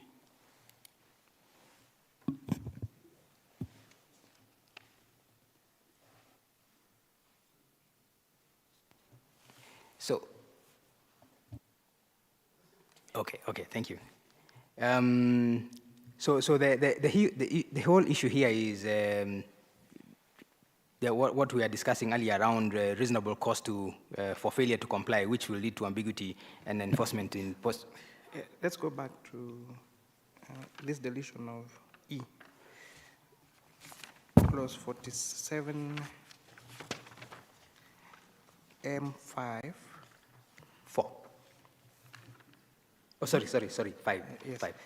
So they're proposing to, in subsection 14, by deleting paragraph E.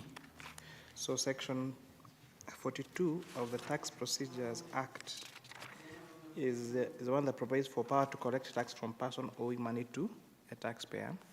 So 14, the commissioner shall not issue a notice under this section unless E, the taxpayer has not appealed against an assessment specified in a decision of the tribunal court. So the deletion of this means that you will still be required to pay even when you are undergoing appeal at the tribunal. So that's what you're saying, to take away the right to, okay. Fair point. Proceed. So, just wondering why they would want to do, trying to think like them, why they would want to do that. But anyway, proceed. Chair, I don't hold brief for KRA, but I think it really is just collecting revenues in advance. And I think at a practical level, because we are all practitioners here, at a practical level, what generally happens is that they will issue an agency notice, then I have to come and negotiate with them how much to pay. And that has happened in practice. And actually what the High Court does is once you appeal, the High Court will say, okay guys, let us agree on a reasonable amount so that the commissioner is also secured in terms of their taxes and the taxpayer is also able to continue their business. So we're asking, let the status quo remain because that has already been resolved by the High Court.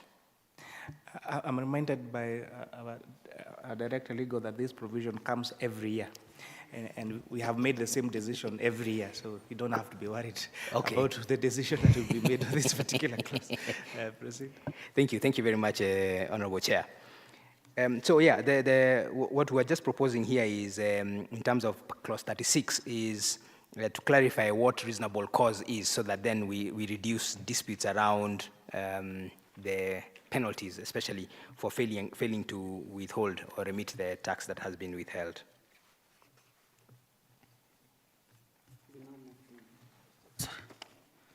We now move to the new profession on section 87. On this one, the current penalty for an individual has been 10,000. And our proposal is that that provision should be, the fine of 10,000 should be moved to 50,000. And you imagine where someone, let's say an individual, has a turnover of 200 million, and a company has a turnover of, let's say, 1 million. The issue of a company being fined 100,000, and the person, individual, being fined 10,000, has a lot of, has been bringing a lot of issues in where people are now moving from company to trading as individual. So our suggestion was that the fine be moved from 10,000 to 50,000. The other one is section 109, the issue of power of the commissioner to compound offenses. The current provision gives power to the commissioner committee when compounding tax offenses. This contradicts the issue of Article 47 and 50. So on this one, we propose deletion of section 109(3)(e) to ensure fair tax administration. Over to you. I think we are through with our submission.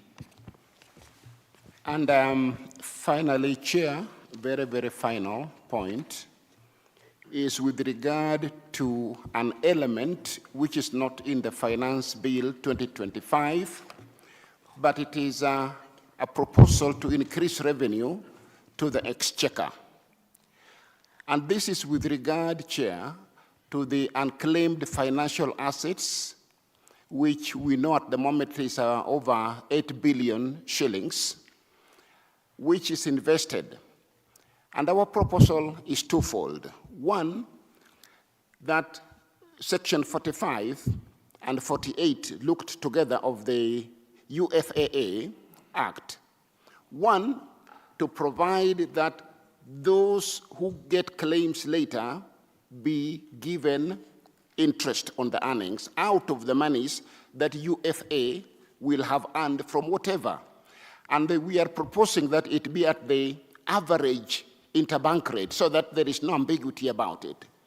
And then, Chair, that when those credits are given to unclaimed assets, cash, because unclaimed assets are, of course, don't bear anything, that withholding tax, which is a first and final tax, be levied on that money so that that money goes to the Exchequer to increase revenue to the Exchequer, to the country, and it will be good for all of us instead of that money not helping to develop the nation in that very special way. Thank you, Chair.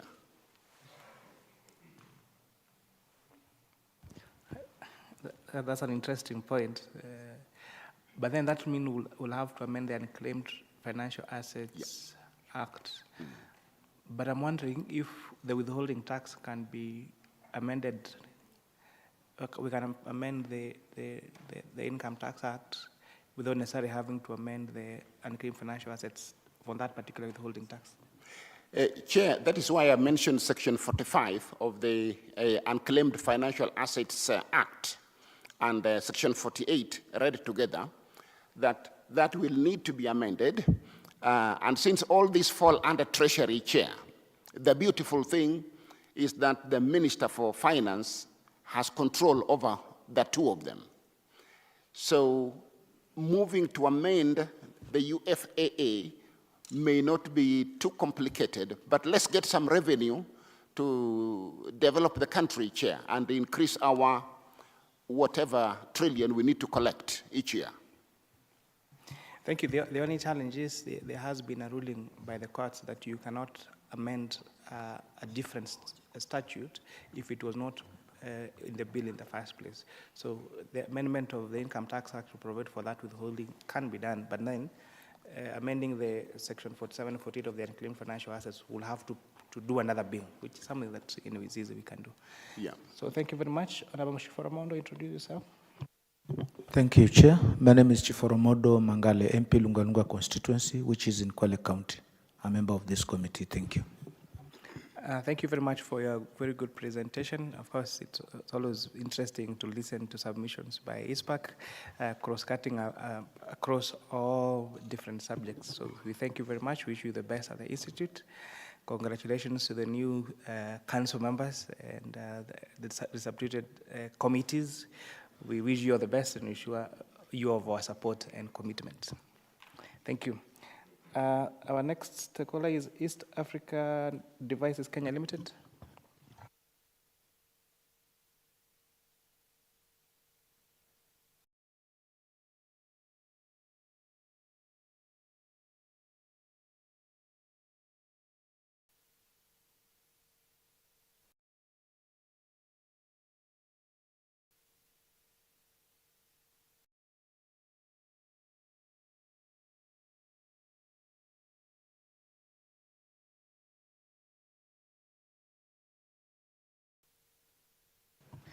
I'm told East African Devices are not ready, so let's go to Ichiban Tax and Business Advisory LP.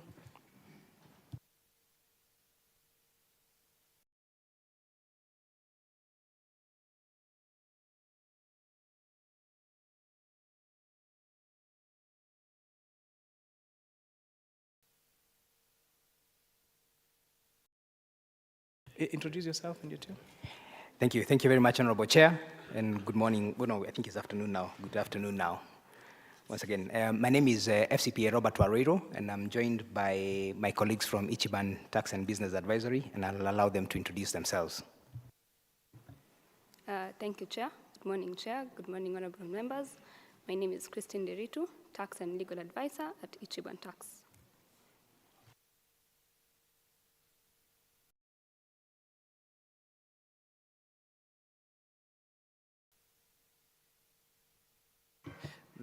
Yes. Thank you so much for that. My name is Mercy Wairimo. I'm the Communications Officer at Ichiban Tax and Business Advisory. Thank you. Thank you, Chair. So really, we are here to present on one particular issue, and that is on the retention of paragraph 113 of the first schedule to the VAT Act, that's section A. And this is for Greenlight Planet Kenya Limited. And really, Chair, what we are saying here is we are requesting for a retention of that particular paragraph, which provides for VAT exemption on specialized equipment for the development and generation of solar and wind energy, which includes photovoltaic modules, DC chargers, DC inverters, batteries, upon recommendation by the Commissioner and by the Cabinet Secretary for matters responsible for energy. So the reason why we are requesting for this, retention, Honorable Chair, is because we think that it will support Kenya's broader economic goals in terms of job creation, revenue growth, and access to electricity. And so retaining these provisions is critical to sustaining jobs and government revenue. And as we shall show shortly, we estimate as a sector that increasing VAT on these items, because when you remove them from the VAT zero rating list, VAT exempt list, it means that they'll be subject to VAT, and that will cause a reduction of 15% in terms of jobs lost, which will then lead to loss of POE and corporate taxes, as well as negating the progress that we have made as a country towards electrification in this country. And for that, you'll remember that in 2013, the electrification rate, our access rate to electricity in 2013 was 29%, now stood at 75% by 2023. And of that 75%, 30 is actually from off-grid solar solutions. So it's an important contributor to access to electricity.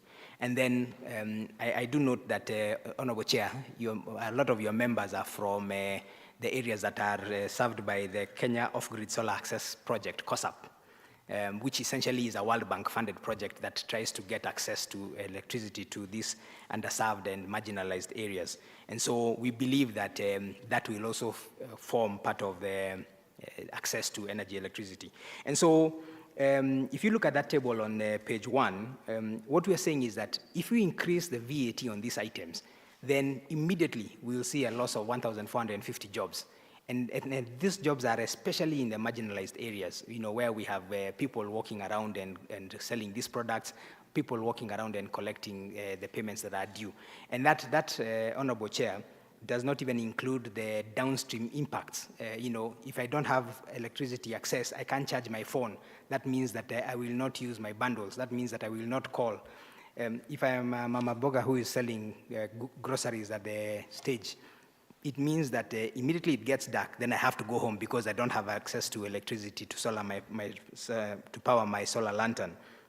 And we could go on and on about the indirect impacts, which we think will have a negative impact. And so we are saying, when you consider all that in totality, there'll be loss of revenue, even in as much as government is trying to collect a bit of taxes, but there'll definitely be loss of revenue. And Chair, we've got to look at this in the context of the finance bill objectives of raising revenue, because then if you're going to have loss of revenue, what are we really doing here?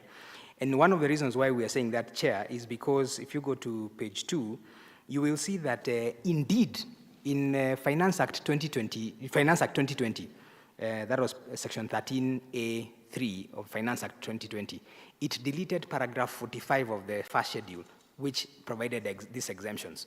And immediately there was a decline in the amount of sales, a decline in the number of jobs. And as a result of that, Finance Act 2021 actually reinstated that exemption by way of introducing paragraph 113, which is now what Finance Bill 2025 is seeking to remove. So we're saying that we have empirical evidence, and there is empirical evidence of what a removal of this exemption has done in the past, that is in 2020-2021 cycle. But FCPA, you do know that there is a provision for, it's not just a deletion, you're saying provided that an exemption that had been approved pursuant to paragraph 112 before the deletion of paragraph 112 came into effect shall continue to apply until the 30th of June 2026. There is a transitional clause that's helping those entities that have this exemption to continue enjoying the exemption. So the jobs will remain because they still going to enjoy the exemptions. That's a fantastic observation, Chair. And I agree with you that there's a transitional provision. The only thing, Chair, is that these exemptions are on a consignment by consignment basis, which means if I have an exemption on this consignment that is coming, say today, 27th of May, then it's that consignment that is exempted. Anything that comes in July, once the law has changed, is no longer exempted because it does not enjoy a blanket exemption. And that's the reason why the transitional provision does not really help us. And like we said, Honorable Chair, the Kenya Off-Grid Access, Solar Access Project, I looked at some of the members of your committee. If you look at Turkana, Baringo, the Vice Chair, his people are major beneficiaries from this. Just as the Vice Chair is from Kericho, not Baringo. The Oh. CPA Langat is MP for Ainamoi. Ainamoi. But you're making a valid point. Yes, proceed. Excellent. Okay, thank you. Thank you very much. This is the reason why we are saying please retain that clause 113 because there is direct benefit to the country in terms of job creation, in terms of electricity access, in terms of commerce, supporting commerce across the board, and more importantly, in terms of supporting Kenya's SDG goals as well as the better economic agenda. And so, Chairman, what we have done in the following pages, we've just provided some information in a graph format, and you will see, if you go to the third page, you will see the impact of the number of units sold and how many Kenyans are benefiting from this. And what you will note is that as of June, the first half of 2024, we actually had 30% of Kenyans accessing electricity via solar off-grid solutions. So it's important that we support that. And then the table down there shows what we were talking about. Turkana, Honorable John Ariko would probably note that 42% of the electricity connection in that county is actually from solar. Mandera, Honorable Umbulker, will also note that about 40% of that access is from solar. And you can see some of these counties like West Pokot, we've got 56% of electricity access being driven by solar. So it's quite important that we support that initiative, Honorable Chair. And on page 4, we again just demonstrate the impact of investing or allowing this sector to have a VAT exemption. As you can see, the jobs have grown 20,000 jobs between 2022 and 2023, simply as a result of having this VAT exemption. So in conclusion, Chair, our request is retain this provision so that we can support the sector. Thank you very much. Thank you very much, FCPA, for your presentation on solar and wind power. Thank you very much. Your submissions are well received. So, honorable members and our stakeholders, we have 3 entities left: West African Devices Kenya Limited, Kenya Property Developers Association, and IATA. Are they here? That is IATA. Kenya Property. So it being 1:24 p.m. There's Manda. I'm sorry, there's another called Manda. Yes. Could we break for lunch for 1 hour and then we resume at 2:30? With all fairness, our staff have been sitting the whole morning. And we will extend lunch invitation to yourself. So, karibuni. Lunch will be served on first floor. So there has been a matter of, and I think this is for friends in the media, you may want to take this. The Finance Bill of 2025 is coming for first reading in the order paper this afternoon. And there has been question being asked why then public participation on the finance bill is happening, whereas the bill has not been read for the first time. I will, however, like to refer you to standing provisions of Standing Order 127, which reads in part, whereas the House by resolution ordered that should a published bill become due for first reading during the short or long recesses of the fourth session, the Speaker shall, upon determination that the bill is of priority, forthwith refer such a bill to the relevant committee for consideration pursuant to provisions Standing Order 127, commit of bills to committees and public participation report such facts to the House upon resumption and cause the bill to be read the first time as soon as it is practicable. So although the bill is being read for the first time this afternoon and we're doing public participation, we're still very in line with our Standing Order 127 because the bill was published during recess period, and therefore it was important that public participation starts even before the bill is read for the first time. So there is no any anomaly in law in terms of our process. Thank you. So we go for lunch, meet at 2:30.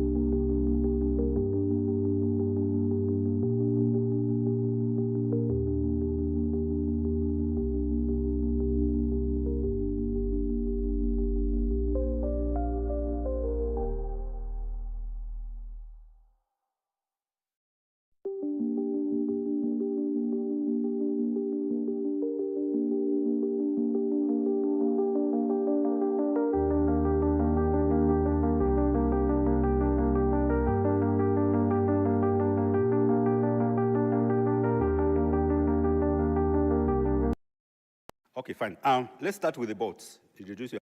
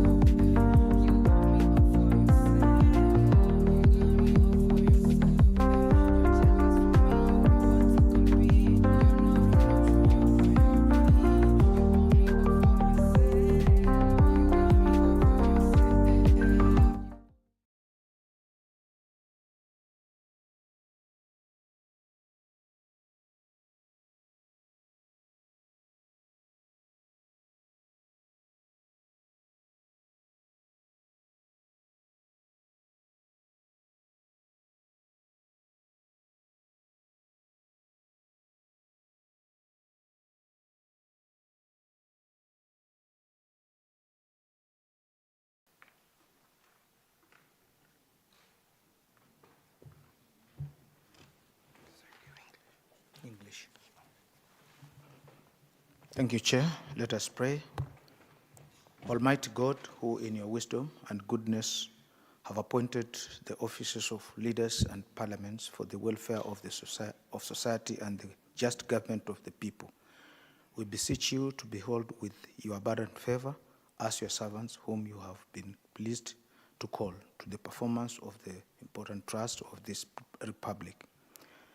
Let your blessing descend upon us here assembled, and grant that we treat and consider all matters that shall come under our deliberation in so just and faithful a manner as to promote your honor and glory, and to advance the peace, prosperity, and welfare of our country and of those whose interest you have committed to our church. Amen. Thank you. Good afternoon, our stakeholders. I'd like to introduce two members of the Committee of Finance and National Planning, starting with Dr. Ariko. Thank you, Chair. Good afternoon, Dr. Ariko John Ahmad, Member of Parliament for Turkana South, member of this committee. Chair, my name is Chiforomodo Mangale, MP Lungalunga constituency, a member of Finance and National Planning. Thank you. Thank you, Chair and our stakeholders. My name is Paul Kibichi Biego, Member of Parliament, Chesume constituency, that's in Nandi County, and I'm a member of this committee. Thank you. I'm Bonnie David, Member of Parliament, Kitui Rural, member of this committee. I direct on behalf of Secretariat. Good afternoon, I'm Jennifer Ndeto, Deputy Director, Legal Services. Okay, thank you. CPA Kuria Kimani, MP for More, and the chairperson of the committee. So East African Device Association of Kenya, take us through its commissions. Thank you, Chair, and good afternoon to the members. I will start by introducing the team that we have come with from EDAC. My name is Johnston Kamunde. I'm the CFO in EDAC. My name is Cora Zanongoro, PwC, presenting EDAC. Good morning. Good afternoon. My name is Karanja Gishiri. I sit on, I'm a board committee member at EDAC. Thank you. Good afternoon. My name is Mera Janai, also a member of PwC with EDAC. Thank you very much. And through the chair, I'll quickly take us through the presentations that we have from EDAC regarding the subject matter that we have on the table. That is the legislative proposals that we have under the Finance Bill 2025, presenting to you, honorable members. I will start quickly by introducing, for the sake, a brief introduction for the sake of the members to understand who EDAC are. EDAC is an assembly factory that was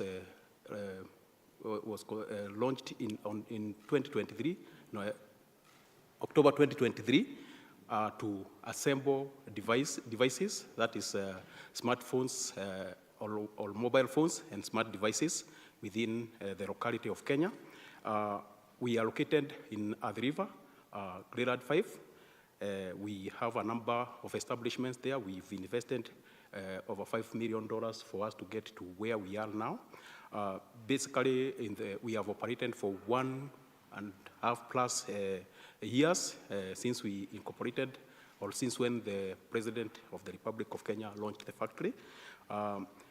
We have so far been able to employ over 750 employees who come in the various shifts that we have in our production process, and we have been able to date to produce or to assemble over 1.4 million devices in Kenya, which we have been able to take to the market.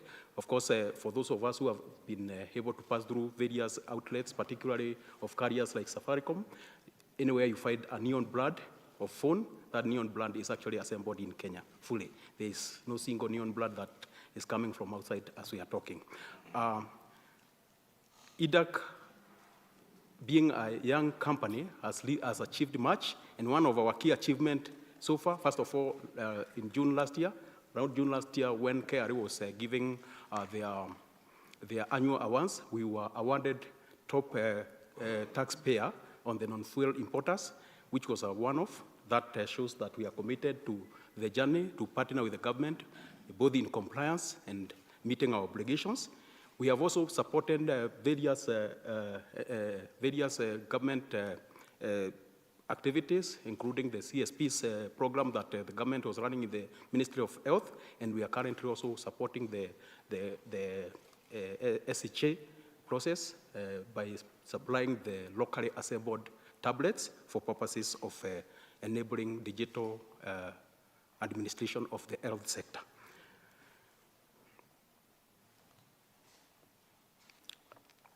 I will quickly take you through what we perceive around the unlocking of digital empowered economy through the mobile phones in Kenya. As you may know, the digital economy is the cornerstone of this century and probably the future in most of the economies, and it is very useful in transforming how all of us work.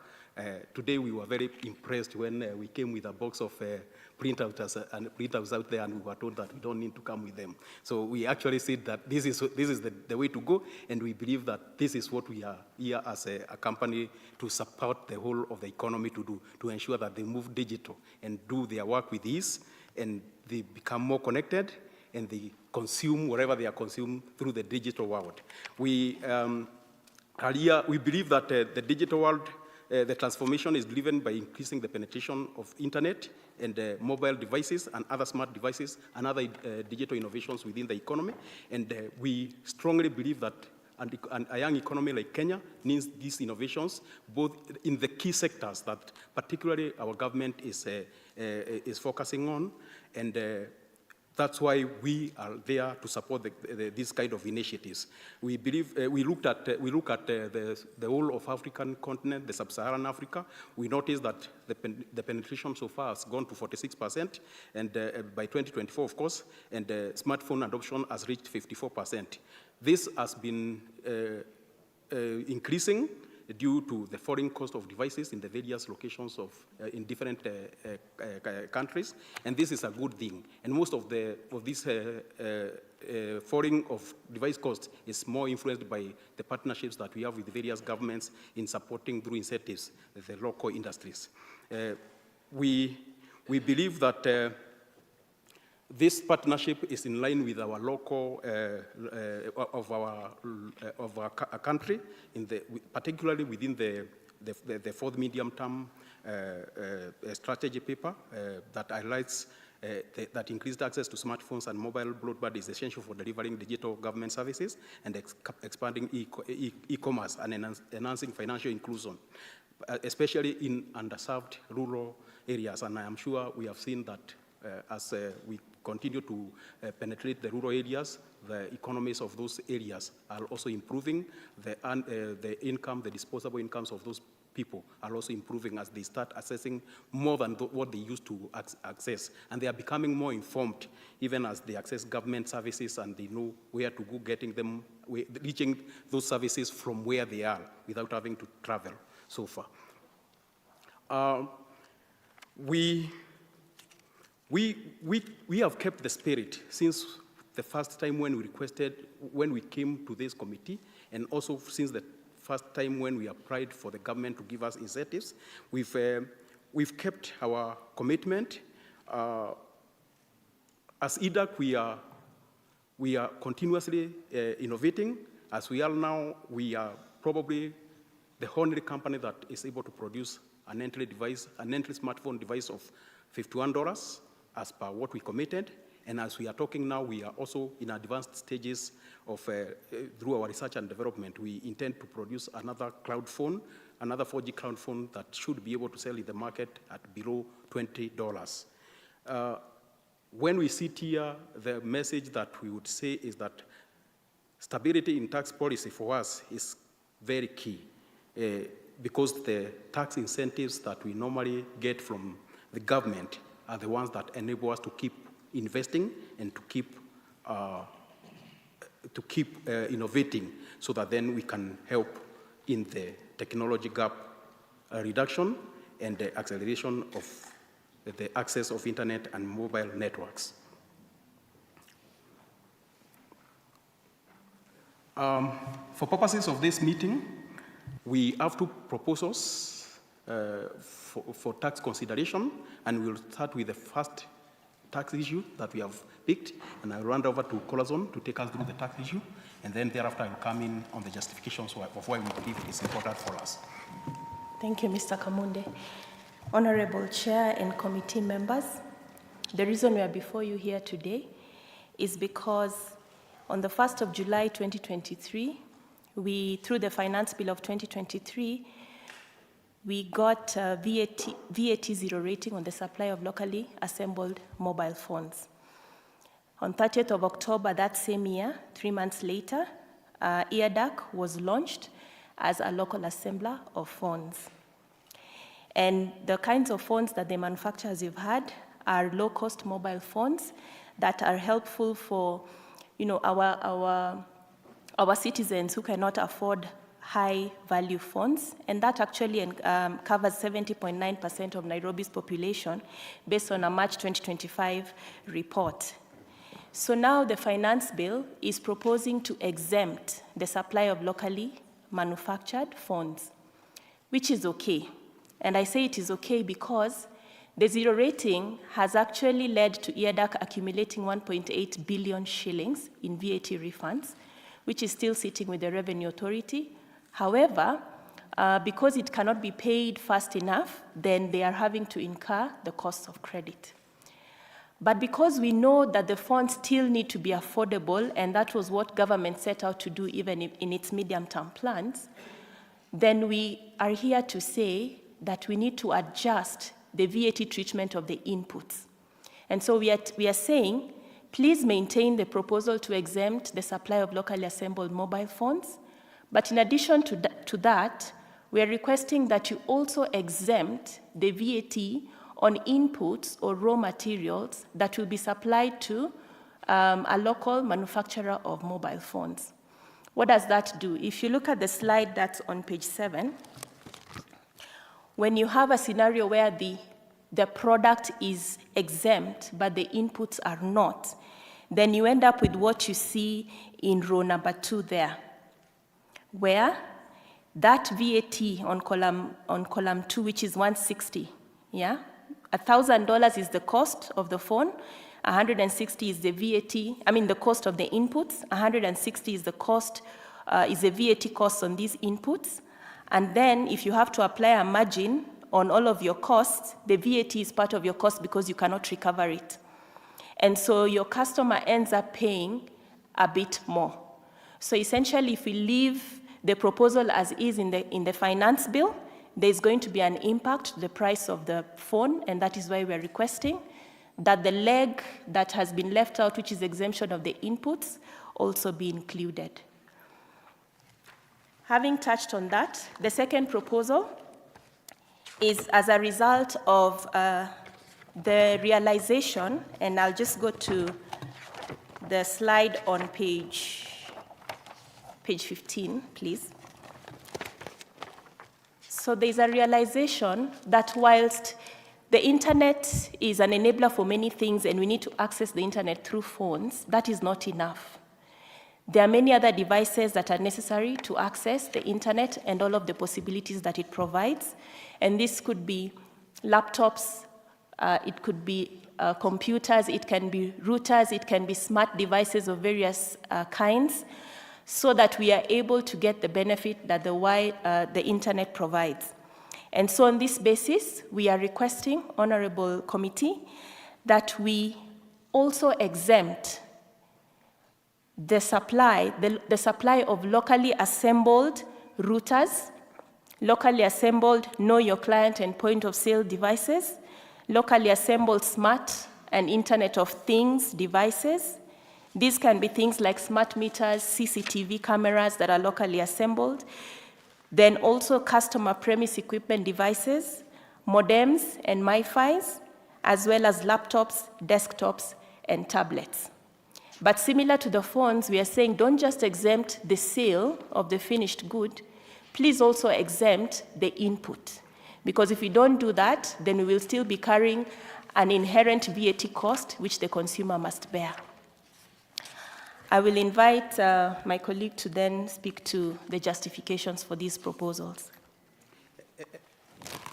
And maybe through the chair, as I go to the justifications, I would want to just reference you to page, I think should be page 12, just to give a flavor of that second proposal, to just give a flavor of what it means to try and expand a little bit of the scope in which you are supporting the local industry to assemble. If you look at the graph on page 12, you'll notice that as it is now, devices that access the internet are around 94.2% on mobile phones. But the reality is that items like smart home devices, items like tablets, which is a key, I'm sure most of us here use tablets, is at a very low level. And the main reason why it is at this low level is basically around cost. So the moment we include them in that scope of what can be incentivized for local production, then there's the whole incentive for investments around that space and the ability to also bring in more usage and access to the internet through these other devices. And the other thing that I also wanted to mention around there is there are very many services that cannot be accessed, or the capabilities of a mobile phone is limited to certain functions.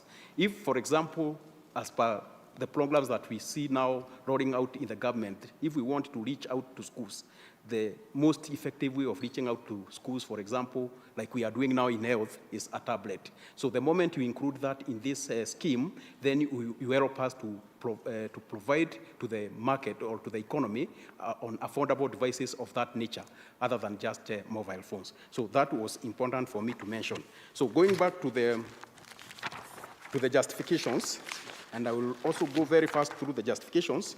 So first, we are saying that on page 9, on the presentation, page 9, we have indicated some of the key justifications why we are requesting this honorable committee through the chair to consider our proposal. Number one, we, like my colleague here, or my colleague presenter here said, we started just the other day in November 2023. So far, we have assembled 1.4 million. We have been very consistent in our tax payment at both importation and final payments. We have so far 1.8 billion of claims that we have made for refund. As a young company with a working capital that is constrained and having a receivable from KRA of 1.8 billion, you will agree with us that that is quite substantial. In fact, I want to tell this committee, these are some of the reasons why you find that a company has started very well in the first 1-2 years. It carries a little bit of the burden, but in the third year, it is no longer anywhere. It just collapses. We are at a point where we actually, whenever we go to the offices that we pass by, we tell them, please help us, because we feel the weight is becoming a little bit heavy, and we can easily close down, despite the promise of this industry. So that is one of the justifications that we are putting across, and it is affecting everybody who is within that bracket. Then we are saying that we expect that it will lead to higher consumer prices if we go through the current proposal of just exempting the output and leaving the input. That 16% together with any other costs that will be incurred along the chain, it will lead to what we have been trying to avoid by incentivizing the industry to produce affordable devices.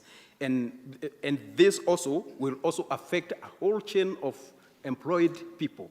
So far, like I said, in the course of our interactions, we have employed up to 700 people based on the demand that we get. So if these incentives are not sustained, then those people and the ecosystem that sells our devices across, who are thousands of agents out there, will all be affected, leading to significant impact out of this. Then we are also requesting the committee through the chair to notice that when the promises are made to investors to do certain investments, and they review and they find that they are favorable, and then they invest, if these promises are withdrawn before the investors are able to recoup particularly what they have invested, it creates some perception that is not very conducive for future investments within the economy. And we are also saying that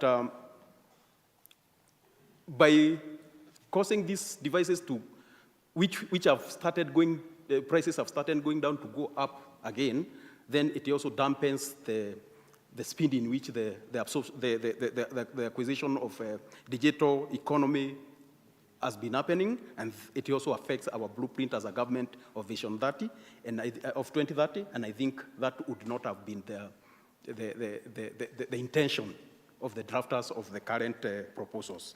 And so we are also lastly saying that, particularly from a mobile phone perspective, we know, because we have now been in the industry, we know that we still have a big portion of devices that are being sold in the market, and their tax models may be different from those of us who actually come and bring and we declare them on a phone, and we pay tax against each phone. So we are saying that if the tax treatments are so unequal, then it prohibits, or it makes it very difficult for the manufacturer, for the local assemblers and manufacturers to operate. And so we are calling the committee through the chair to consider that and help us to sustain what we have already started.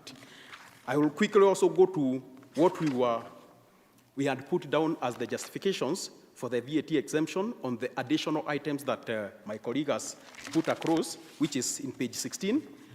Largely, the bigger concept is the same, but what we were saying is that when you increase the scope in which the local assemblies are operating in, first of all, like we're talking from experience, if I have a bigger scope of things that I am assembling, then it gives me more incentives to have more people employed, and I am able to sustain them even longer. Because if I am only with one line, if that line is affected in the market, there are certain times you find that the factory is almost starting into a gridlock. But when you have a wide scope of, a wide SKU reach, then it becomes easier for you to plan in advance and plan ahead. Of course, including these devices will help. It will impact the digital device penetration rate in Kenya, because like we have said, it will now reach. So if the government raised the 100,000 kilometers and leaves it somewhere next to your door, then you are able then to access a tool or a connectivity tool like a router or a CPE, what we call customer premise equipment, at an affordable cost, and therefore you are able to attach yourself to the what we call the dark fiber, and then enjoy the internet services. It will also make the devices affordable and mitigate the gray market imports. The more we go to the market, and we have found this, we have found the gray market complaining that our devices are fairly cheap, and they are taking some of them out of the market. So the more we have these devices out there, the better for both the government and the companies operating, because then we are able to chase out the gray markets. And as we have presented earlier on, you'll notice that EDAC has actually paid over 1 billion Kenya shilling on taxes to the government since we started, which I doubt most of these alternative markets have actually done, because it is not very easy to track them from a closer documentation perspective. And we also are saying that this expansion of the devices we are using is also in line with the digitization that the agenda that the government has, and the more, the better. We will also positively contribute to the creation of employment, the local transfer of technical skills, and increased revenue from employment for both the employees and the company. Just to mention that this year alone, I have paid over 350,000 on corporation tax alone. And that's a big for a company that just started the other day. So really, it is a mutual benefit for both the government and the local manufacturers. Chair, I think that ends our presentation. We will wait for your comments and for your questions as guided by you, Chair. Thank you very much, CFO. CPA, do you want to go first? Thank you so much, Chair. First of all, as I seek to appreciate East Africa Device Assembly Kenya Limited for showing up and putting up the spirited fight. I've tried to follow your presentation and tried to link to the bill before us, and I'm struggling to appreciate exactly which provisions, which clauses are you focusing at, other than the report that you're giving from the sector. That is one. Number two, you're saying that the refund claims, dues that you are yet to receive, is increasing the cost of production. I'm also at loss to understand how does an asset, quote unquote, a current asset that receivable for that purpose affects the cost of your production. You're asking that exemption should be provided for every other appliance for internet connection, modems, up to another one called MiFi. Is it M-I? We are used to Wi-Fi. Now, the other very jittery question I would want to ask is, what are the brands that are made by East African Device that if I can go to the shelf today, I could be able to see, buy, and what is the penetration in terms of percentage of the Kenyan market for that purpose that you are supplying, that you feel this particular adjustment in taxes, which you are yet to bring to my attention, you feel it is facing a threat. It will give advantage to the importers than the locally manufactured. And how many are you in the country that you're doing the locally assembled phones? I think, Chair, let me reduce my questions to that so that we are able to move together. And you're saying already the government of Kenya owes you 1.8 billion. So what is the total volume of your turnover? Like 2 years, for example. Thank you. Asante Mheshimiwa Ruto. So my concern is, we had this discussion around the same time, I think it was 2 years ago when we granted these exemptions. And the promise you made is that you would make devices available at a cost of less than 5,000 shillings. What is the current lowest price smartphone that you are now assembling or manufacturing in Kenya?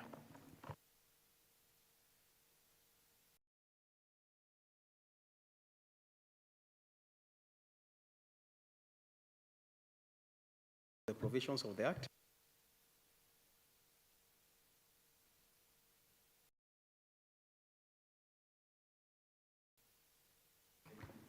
Proceed.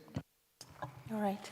Honorable members, on the proposal to exempt the inputs for manufacture of locally assembled phones, we are making reference to the finance bill proposal at paragraph 36.0, or rather, read together with paragraph 37C, whose effect is to move the supply of locally assembled phones from the zero-rated schedule to the VAT-exempt schedule. That is for the first proposal.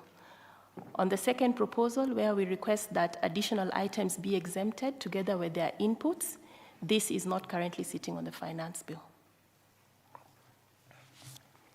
Thank you, Horazon. On the Chair, on your second question around our receivable, how the receivables would increase cost. Yeah, it's a cascade. So what would happen is that I will pay all my taxes, whether I'll claim them or not, in advance. So at the point of entry, I'll pay all the taxes that are required, whether it is VAT, excise duty, everything.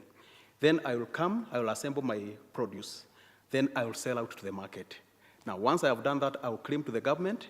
At that point in time, when I've claimed to the government, I will have to continue waiting now for the government to refund that receivable. Remember, at that point already, I have paid to the government the same amount for purposes of clearing the goods. So as I wait, if I am not very deep-pocketed, then I have to go to Bob, yeah, and that is what assist me, Chair, to understand from the presenter.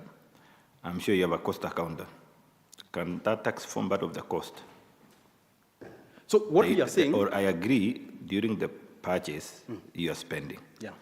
And in that expenditure is the cost of the item, which forms your purchases, plus the taxes, presumed the tax you are paying as an input, which the current law allows you, under zero-rated, to come and launch your claim now for the government to refund you. Correct. But from your presentation, and it's on record, that it increases the cost of production. That means the cost of your item is in the market right now, as factored in. that taxes to form part of, because already you are saying that.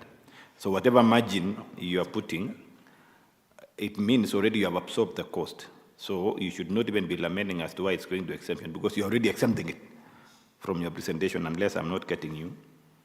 And it looks like then your prices is already depriving the consumer's rights, because you're going back to claim and already you have cost it. Thank you. So through the chair, just to clarify, the presentation is what will happen with the current proposal, but the 1.8 billion that we are claiming does not have that. So the 1.8 is vanilla. It is when we have not built in any cost in our costing. We are saying that in the current 1.8 is the norm of VAT that you come, you don't cost it in your product because you are saying the government allows me to go back and claim. So that one you put it directly to your receivables and wait for the refund.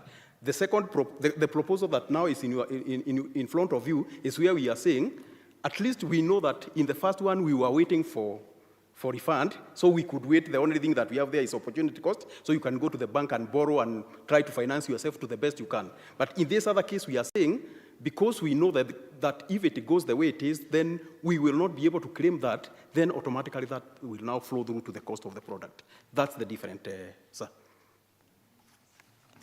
All right, proceed with the answer of the questions. Thank you. Sorry, Chair. Just to you had a second question about the to confirm our turnover. So, so far we have now made in the short period between October to March, where our year ends, we had made 2.1 billion in sales, and this year we have made 6.4 billion. So, in essence, we have done 8 billion plus in turnover.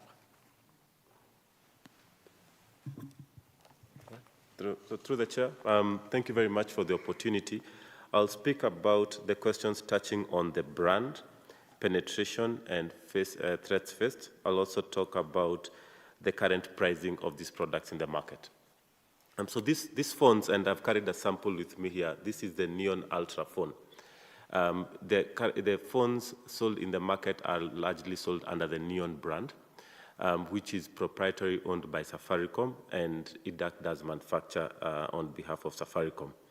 The current penetration, since it's the brand's launch in this market, we have actually been able to, as per the statistics received from Google, it's the third largest supplier of phones after Transsion Group, which do the Technos, and then Samsung. So it's number 3. In less than 1 year, it became the number 3 player in this market, which speaks of two things. One is how a conducive fiscal environment can actually create local champions. We are competing against the Samsungs, the Oppos, and the rest, and this brand has been able to do fairly well.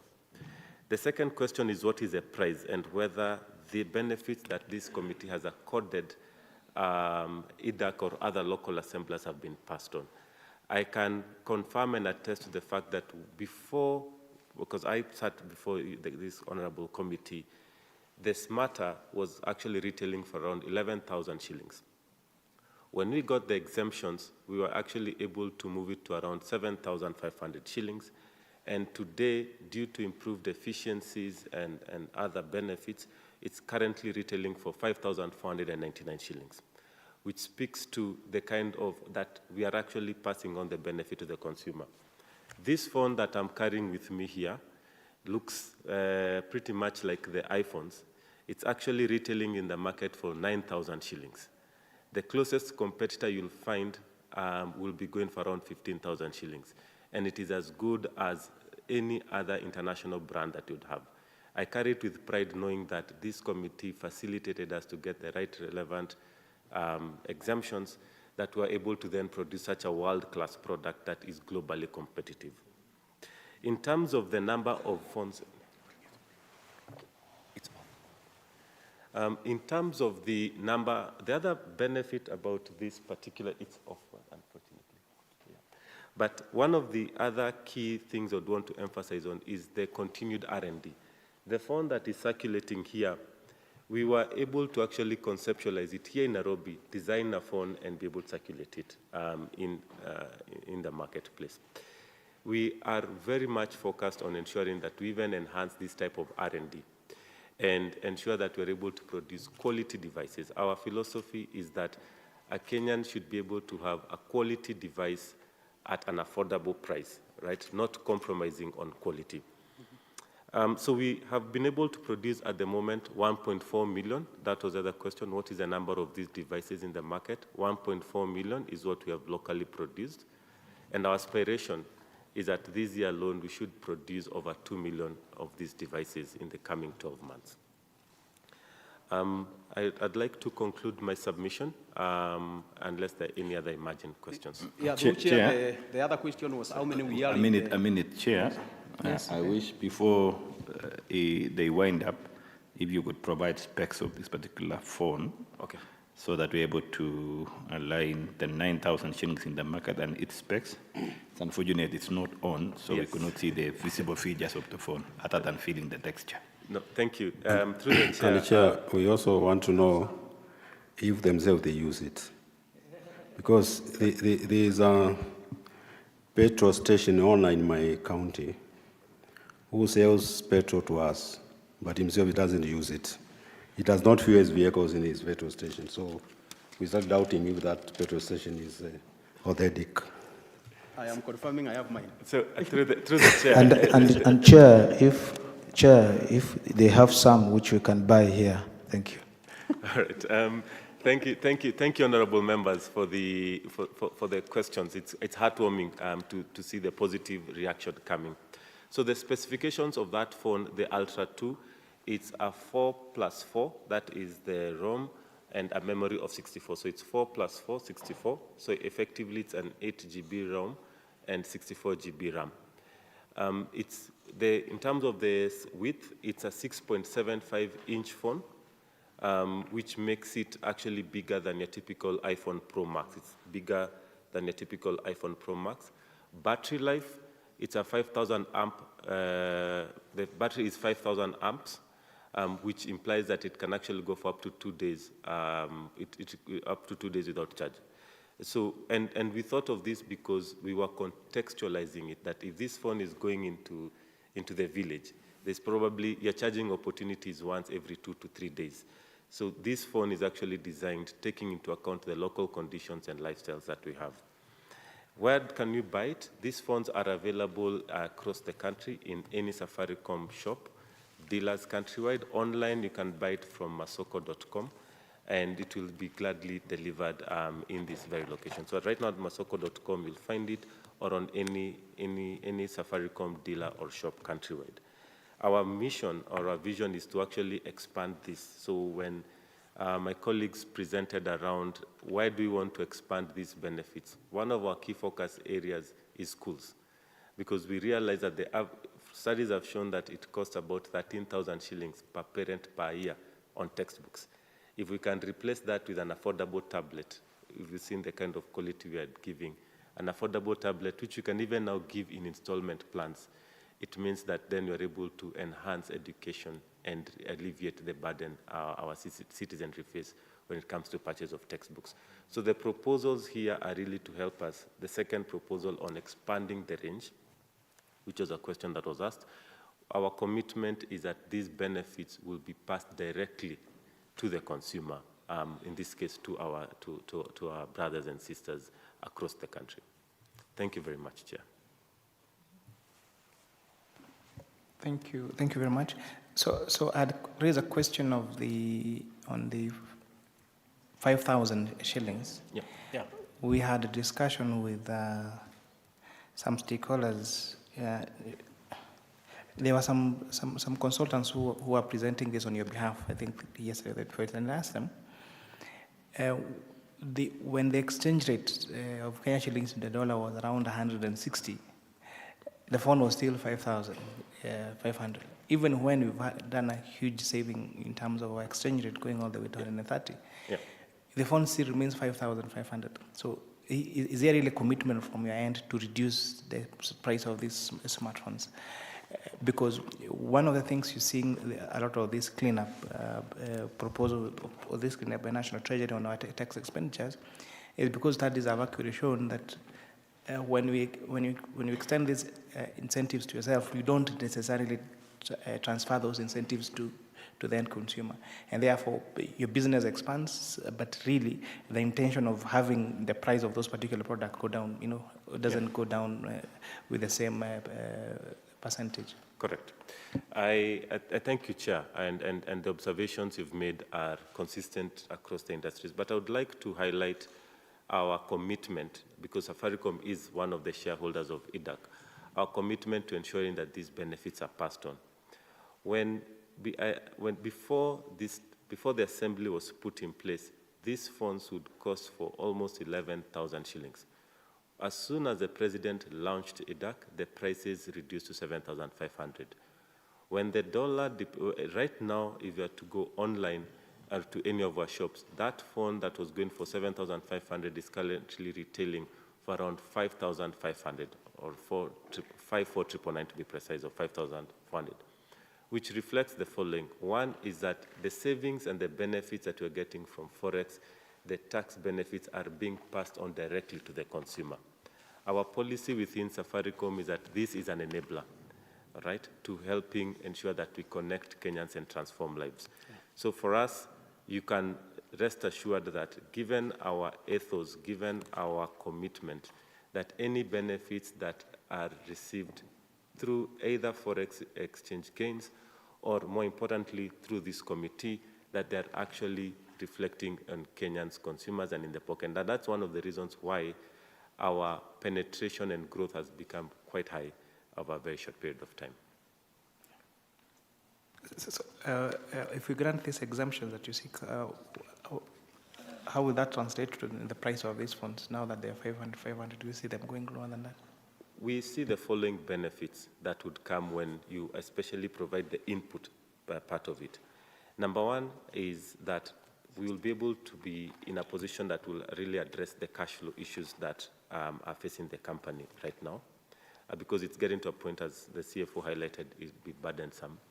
But also that if we are to then have these exemptions in place, it would also help us ensure that we remain very competitive. Our commitment is that if you're able to offset the input and the output VAT, we'll ensure that our prices do not increase in any way. And if there are any benefits that are accrued right from that input, because today we claim back from the government, so we don't pass it.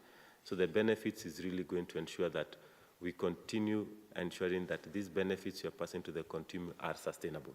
Because in the current state, where it is zero rated, we'd unfortunately have to pass it on to the consumer, which is not our desire. So our desire is that if we get both legs in and out exempt, our commitment is that the prices will remain the same, if not reduce, where benefits are accrued. And that's a commitment we have lived through in the past. Did you train the codes, the HS codes, for those items that you wanted to be exempt, both input and output? That would help. It would be easy if you did that. So if you resubmit your proposal giving us those HS codes of those particular input, because we want, instead of claiming input VAT, you want to exempt both input and then output, so that there is the net effect. So the only way we will, if we would consider that, is if we had what the HS codes of those particular items are. Consider it done. We will certainly resubmit the same. In our detailed submission, that will be resubmitted. And for us, this will ensure that this benefit the Kenyans continue to enjoy becomes a sustainable benefit. And you can hold us to account to ensure we pass on that benefit. And Chair, for uniformity, maybe you may advise they stick to the format we've given, so that we're able to track what they're saying, what the law is, so that we don't miss out. You've given out a clear explanation, but then in your document, it is in your own format, so maybe you can improve it. Well guided. Through the Chair, we'll resubmit the document in the format prescribed. Thank you very much, East Africa Device Assemblers of Kenya. I think you're one example of how the amendments this committee has made has revolutionized particular sectors, and it's amazing. You know, sometimes I say we don't believe in ourselves as much as we should. Like imagining we have such a good, reliable smartphone being manufactured here in Kenya, you know, it's an amazing, amazing thing.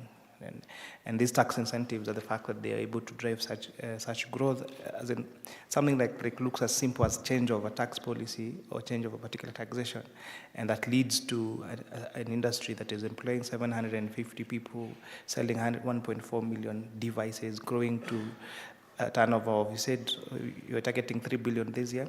That is really, really, really phenomenal. Thank you and all the best. Thank you very much, Chair, and we really appreciate this committee's support. Thank you very much. You're welcome.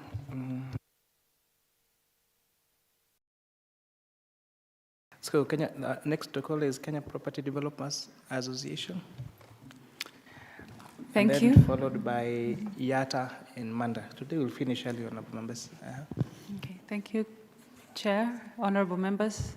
Good afternoon. My name is Rose Kananu. I am the General Manager at Kenya Property Developers Association, and we're here representing the real estate sector, the members of our association. I will invite my colleagues to introduce themselves, and then I will talk a little bit about KPDA before they present our submissions.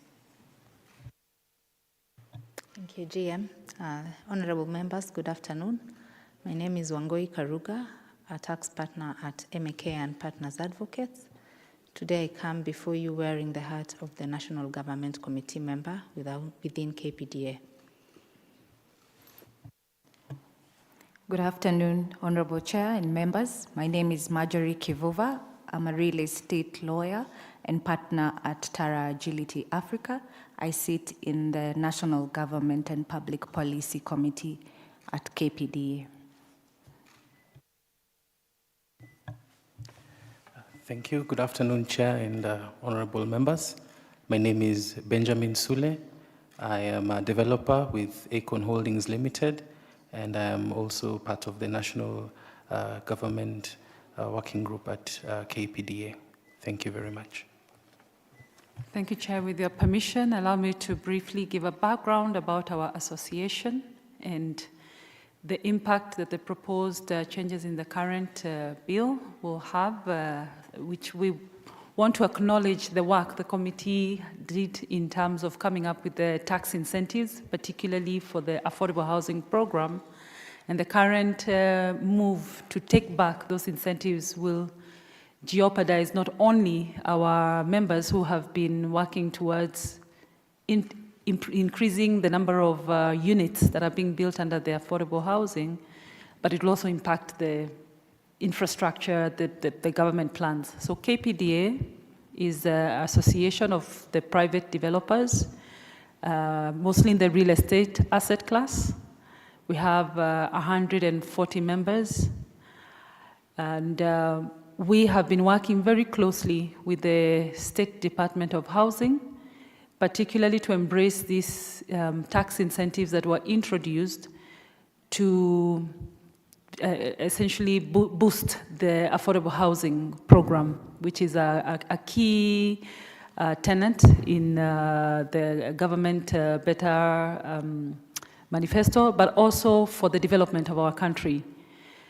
Over the last 3 years, we've worked very closely with the State Department of Housing and even attracted a funding from FSD. And we currently have 12 of our members who are private developers that have applied for this tax incentive. And of those 12 members, we are looking at 6,900 housing units in the affordable housing. And we have another group that is currently in the process of application, which will bring the housing units to about 13,000. So the current proposals to remove the tax incentive is going to basically wash away all that hard work that has been done over the period. But if we look at the bigger picture, we're looking at a 200,000 housing deficit, the affordable housing deficit. KPDA is committed to working closely with government to increase this and accelerate the development of this housing. So I will now invite our members and our experts to table our submissions. Thank you, Chair. Thank you, Rose. With your permission, Chair, I will address the clauses that we propose. I sat before this committee last year, speaking on the Finance Bill 2024, some of the tax incentives that we spoke about are now again in the Finance Bill 2025. And we hope that even this year you will consider us positively so that we can grow the real estate sector. So the Finance Bill proposes to delete the 15% corporate tax preferential rate and the third schedule income tax. This is in clause 28B2. The proposal seeks to delete that rebate where a company constructs at least 100 residential units annually, subject to the Cabinet Secretary of Housing approval. The reason why we are requesting that this deletion be removed and the current provision in the Income Tax Act is retained is because Kenya is an emerging market. Kenya has a growing population, approximately at 57.5 million, and the housing deficit is estimated at 200,000 units annually. Over 60% of Nairobi residents live in informal settlements where access to clean water, sanitation, and decent shelter is limited. The real estate sector is also a contributor to our value chain where it creates jobs, urban planning, infrastructure development, and enhances the social welfare through housing, education, and healthcare. Tax incentives over the years have been provided by the government, exemptions to support government projects. The 15% corporate income tax rebate was introduced under the Finance Act 2016, specifically targeted at companies constructing at least 400 residential units annually. The government, at that time, in successive years, noticed that there were not too many applications, in our view, and amended the Act, Finance Act in 2023, and reduced the number of units to be built annually to 100 residential units. The history I have spoken about is because we have a housing deficit, and at that time, the government agenda, the Big Four agenda, housing was one of the key pillars. The purpose of the tax rebate is to help real estate developers make large-scale residential housing and to make the environment attractive to both local and foreign investors. And the government, through these tax exemptions and incentives, then invites the private sector as partners to bridge the housing gap. This current government, through its bottom-up transformation agenda, aims to supply 250,000 units annually and raise the percentage of affordable housing units from 2% to 50%. Just to reiterate the arguments on retaining the 15 corporate tax rebate for real estate players, we've seen this is something that has been adopted in other African countries, particularly in South Africa, where tax allowances have been provided in inner city redevelopment and social housing incentives that have been provided to private sector. We've also seen this in India, where interest deductions on housing loans, tax holidays for affordable housing projects are provided. As I've stated before, there's a case for the economic contribution by the real estate industry into Kenya's GDP. Looking at the most recent economic survey, it contributes over 7% to the GDP. It supports a vast value chain, steel, cement, timber, hardware, manufacturing industries. It supports transport and logistics, skilled and unskilled employment from masons to engineers, professional services, a lawyer like myself, as a real estate lawyer. So tax incentives stimulate demand across this value chain, and removing this tax rebate could discourage investment in the industry, increase property prices, and slow down the housing development.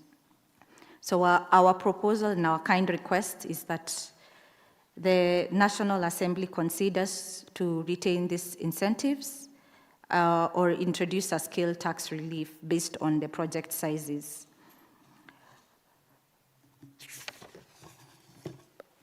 By removing this tax incentive, the government undermines its own policy goal. Developers will have less capital to scale up the housing production, while new entrants will be discouraged by reduced investments on return. So this tax rebate ensures there's a delicate balance of supplying the market with housing units and giving an incentive to the players in the market to produce more units. It is clear that we all need a home, we need a house. All of us have a roof over our heads, we thank God. And the housing deficit is something that is a socio-economic goal, that we're saying that this tax incentive is a non-cash contribution by the government to meet this constitutional matter. It's not merely a fiscal matter, it is a constitutional tool to operationalize the right to adequate housing under Article 41.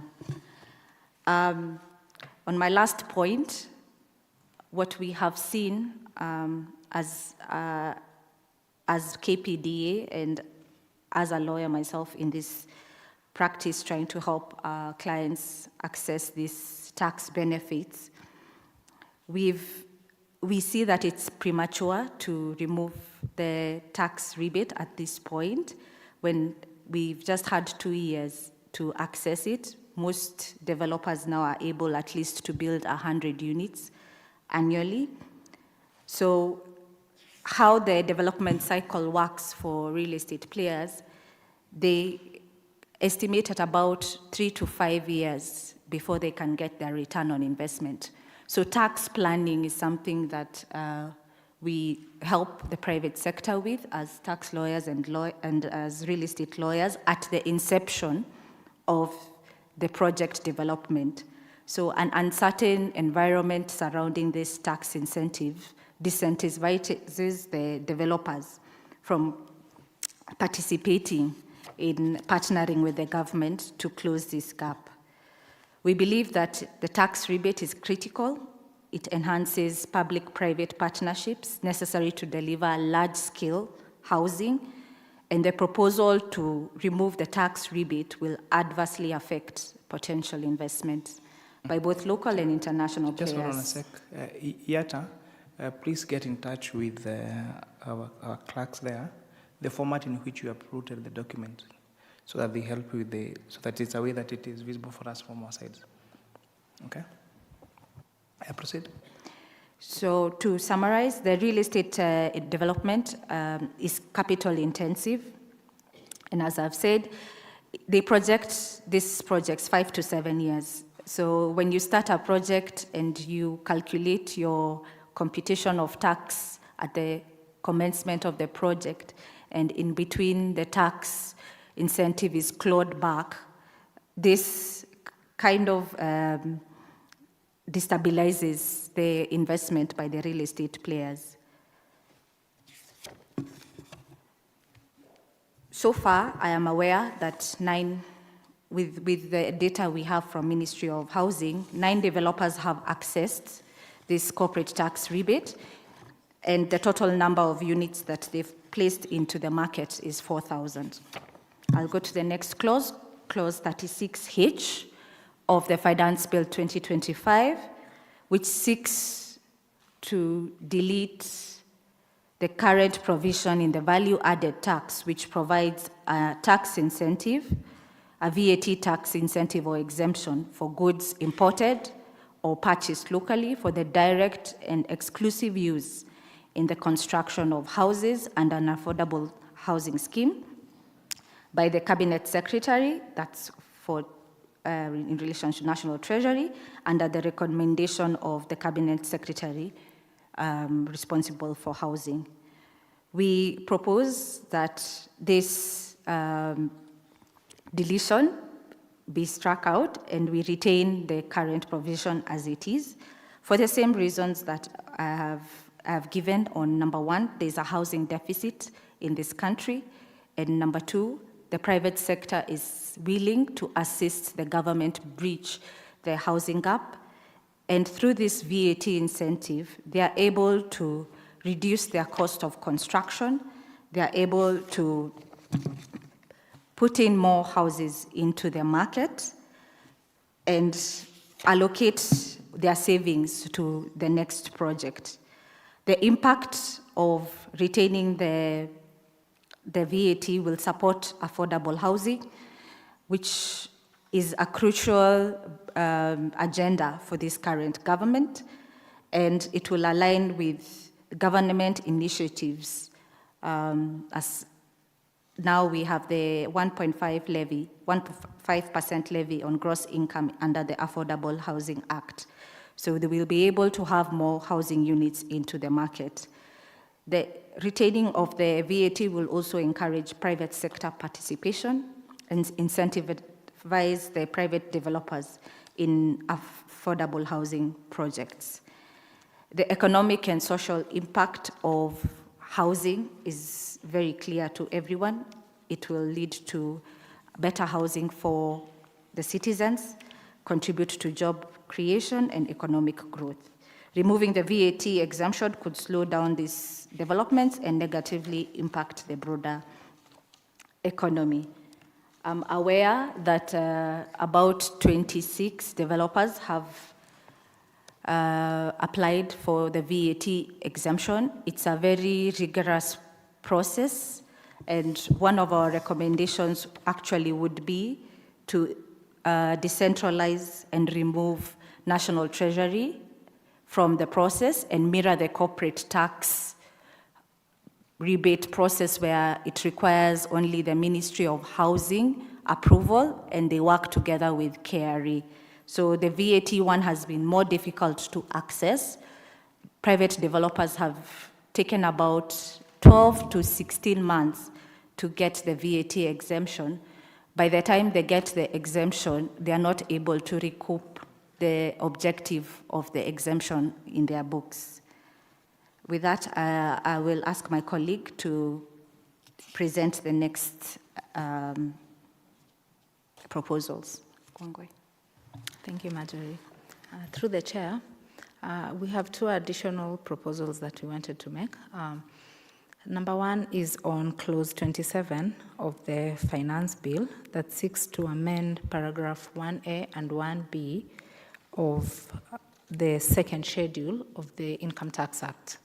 So paragraph 1A and 1B seeks to extend investment in deduction, or what we call investment allowances, to high infrastructure projects of about 1 billion outside Nairobi and Mombasa, or 250 million, again outside Nairobi and Mombasa, and within special economic zones. Part of our national tax policy and MTRS medium-term revenue strategy is to rationalize some of these tax exemptions and incentives. While we are moving from extending some of these incentives, then we request that the committee considers deletion of that proposal to the extent that this particular incentive is targeting areas outside Nairobi and Mombasa. And we are aware of the high urbanization crisis with wanting to decongest cities. So entities that invest upwards of 1 billion or 250 million outside Nairobi and Mombasa then tend to qualify for 100% capital allowances on their investments. And what that does is that it boosts the social economic impact of the areas around that kind of capital investment. So this is in relation to creating employment, infrastructure development, schools, healthcare facilities, and that tend to develop and come up around them. I'll give you an example of a developer like Tatu City, which is located in Kiambu. So Tatu City so far has invested more than $1.2 billion within Tatu City, and that has created 25,000 jobs. and there are 88 businesses living off Tatu City development. So retaining these investment allowances for investments of this high capital nature outside Nairobi and Mombasa then tends to spur and incentivize developers to go and develop within those areas. Another good example is like the Vipingo Free Trade Zone. And this exemption covers people who have built buildings for manufacturing, equipment for manufacture, and also hotels. So something like Vipingo Free Trade Zone also it's located in Kilifi County. It's going to transform the landscape, the economic and social impact of Kilifi. Another good example is like what we have within Naivasha, the Freeport area. So with the government SEZ in Naivasha, private developers are wanting to come up and set up all these buildings that will be used for manufacture and all that, and with the understanding that they'll qualify for 150 or 100% investment deduction depending on your investment threshold.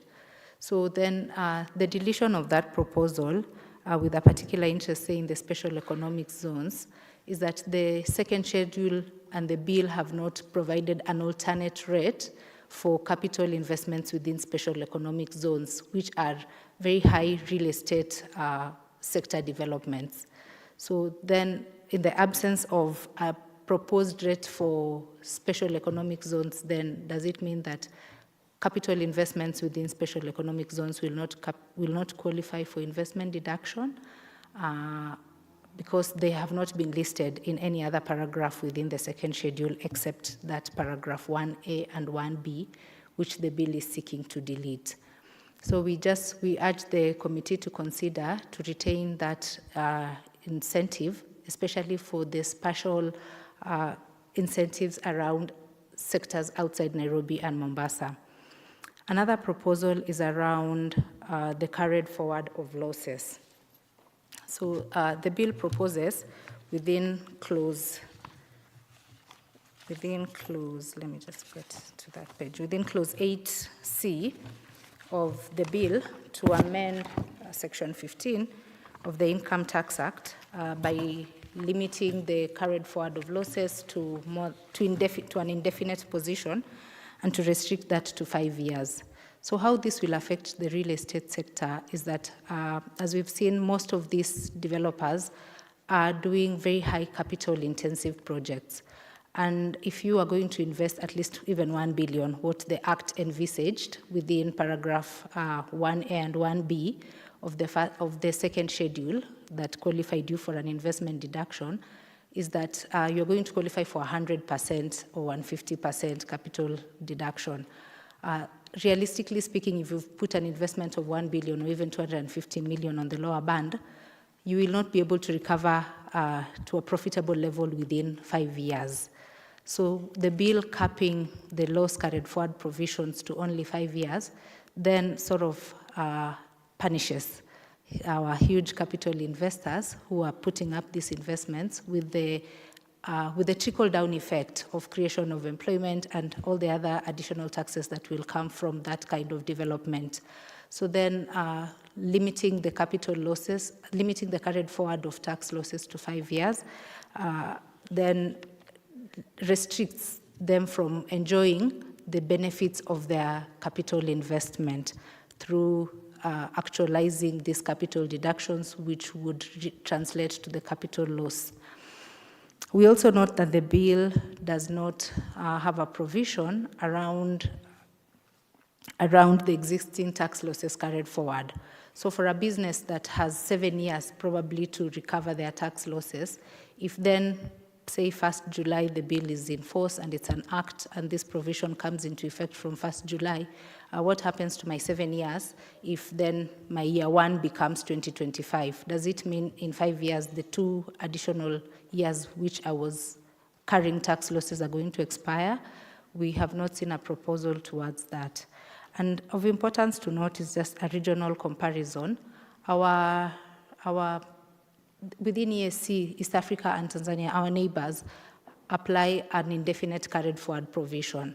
So then for businesses wanting to do such huge real estate, like mixed-use developments, where they know they will be able to carry forward their losses indefinitely, this might actually attract capital flight to the region, with having some of these real estate developers wanting to go and develop in Uganda and Tanzania to be secured with their tax loss provision. I guess lastly for us, what we had is a proposal on the VAT to do with within paragraph 36J of the Finance Bill that touches on paragraph 113 of the first schedule around the VAT exemption on specialized equipment for the development and generation of solar and wind energy. So as real estate players, most of the real estate buildings coming up now are going green, and they're going green by applying renewable energy, like having solar panels on top of their building.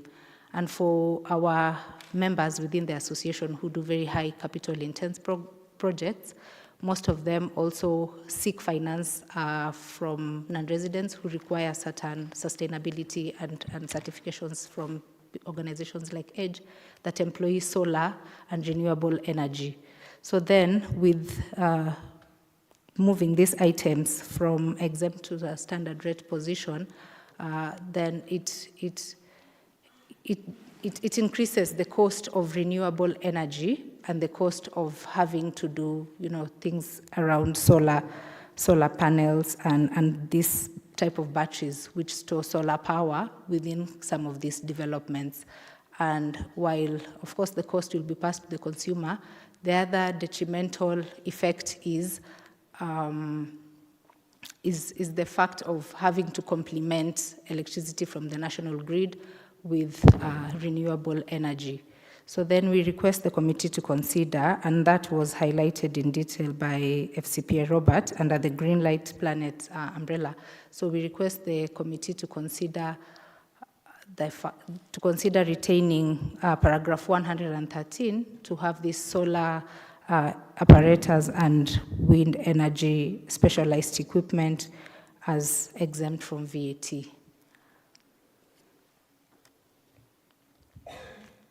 That's all from our end, honorable members. Thank you very much, Kenya Private Developer Association. Are there concerns from honorable members? Thank you so much, Chair.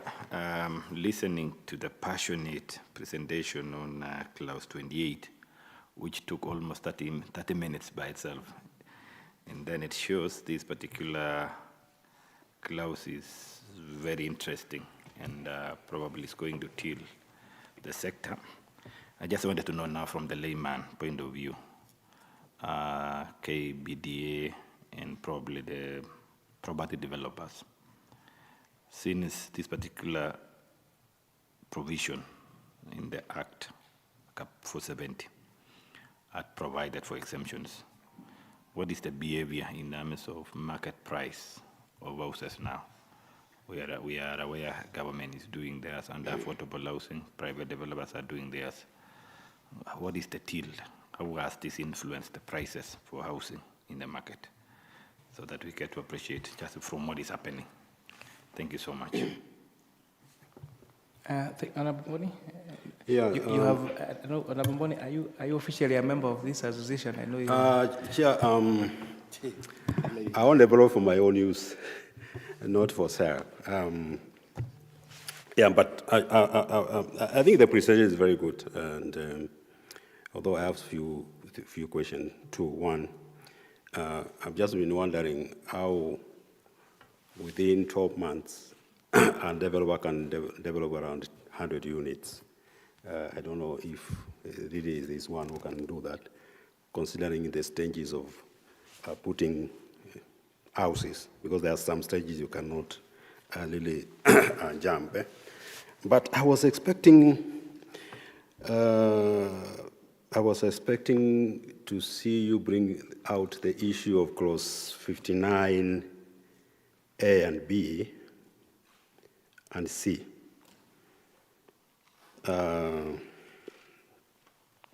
On the export promotion levy. of 70% on steel, what we call billets, because these clause came into being in the bill of 2023, Finance Bill of 2023-24. And from then we saw it was 17.5% on billets and clinker. And then we saw steady increase of those two products, steel and cement, because those are inputs to this. And how it affected the cost of construction. So I was really eager to see that. But I think you have really considered on the income tax and VAT. But I think next time you also need to look at that, because those are the issues which also affecting the cost of construction and negating the affordable housing scheme. But otherwise, I'm happy.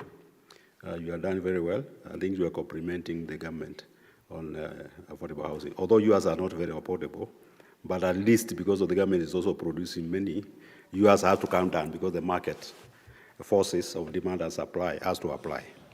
Yeah, thank you. But maybe, Chair, to disagree with Mboni, because he seemed to be protecting. Remember, the exemption is meant to benefit the common mwananchi. So despite the fact of supply and demand, which can determine the price as to have the situation of the market, but this particular benefit, how does it get the exemptions that they're deriving under section 470, that is what is section 2, yeah, but the second schedule part P, and that schedule part P of Income Tax Act, which this particular amendment now in this bill is seeking to eliminate, but they have been enjoying it. How is it been benefiting Mwananchi? Okay, respond to those concerns by honourable members. For the first question, I will allow the private sector developer player to answer the questions related to the question of the prices and how does it trickle down to Mwananchi. Thank you, Chair and committee members, honorable committee members. I think the first question was the impact of these exemptions. And for the properties that have been developed through, with the exemptions in place, and maybe just before I get there, I need to state that the process of getting the exemption is very complicated and long, so that by the time you get it, you've already spent on the capital-intensive materials, which is basically steel and cement.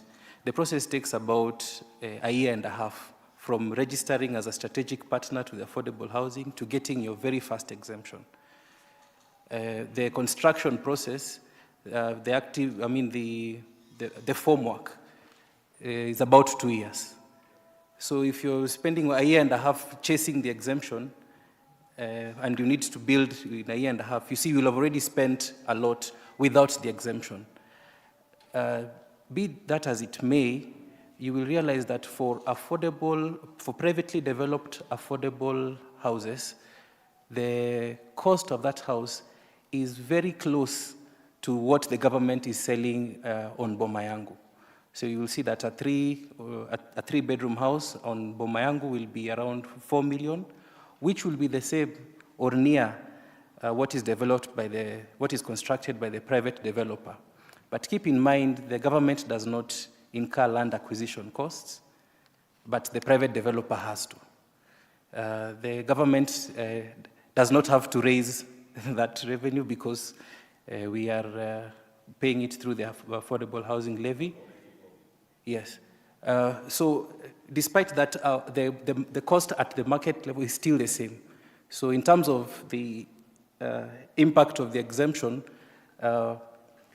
there is a little impact in terms of, because when we get it, we can use it on things like paint and other final finishes.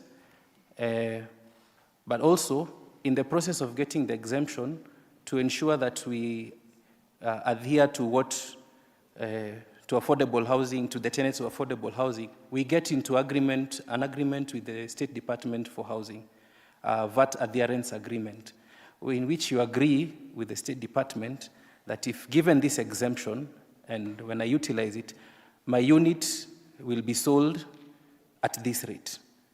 For this time, all other factors constant.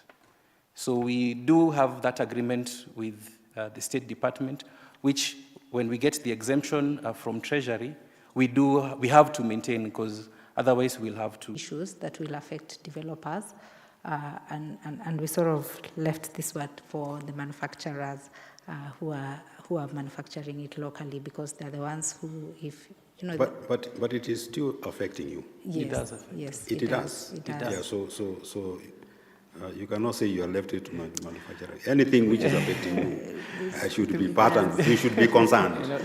But you see, Chair, that proposal is a relief in itself. From 17 to 5. It's come down. It's a relief. It's come down. That's why we did not sort of highlight it. So, maybe through the chair. And only if you continue like that, you sit on the other side.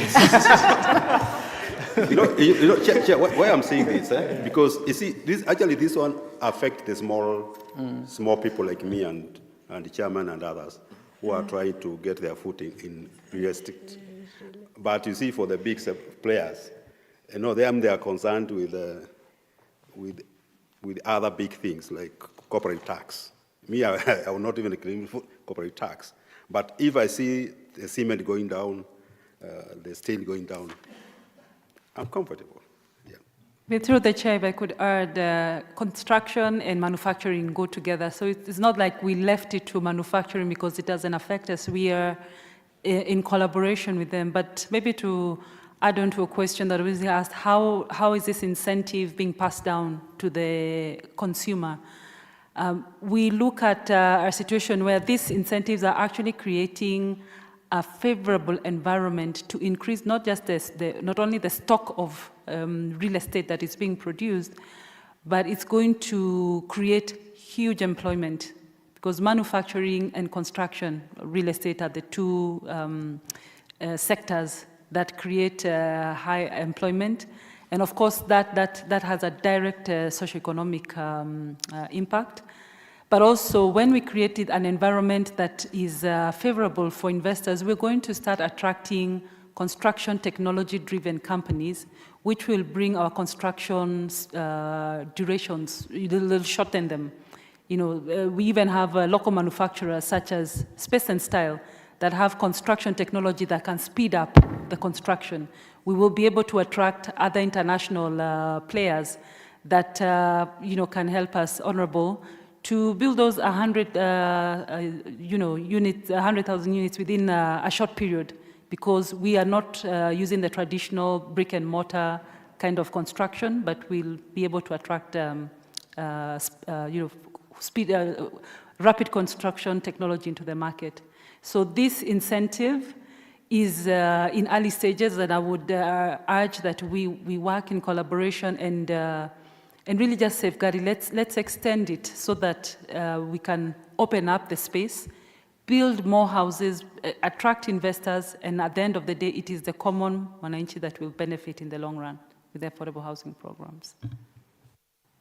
Through the chair, just to summarize, and first also clarify, honorable member that also asked about how do smaller players get to access these tax incentives. If you look at our proposals, we thought about that. We would not want these tax policies to be confined to big players. Even small players should be able to access. One of the proposals, and for corporate tax rebate, it's important to note that it does not apply to affordable housing. It applies to any residential player, anyone who's building a residential home.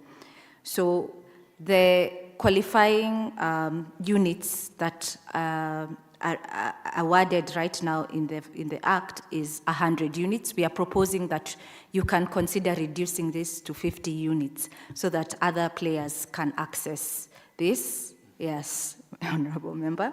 The other proposal that we've put there is that from my practice as a real estate lawyer, I see a lot of people who own land but don't have the capital to build these large-scale residential projects. So they enter into joint venture agreements through a legal vehicle, the limited liability partnerships, LLPs.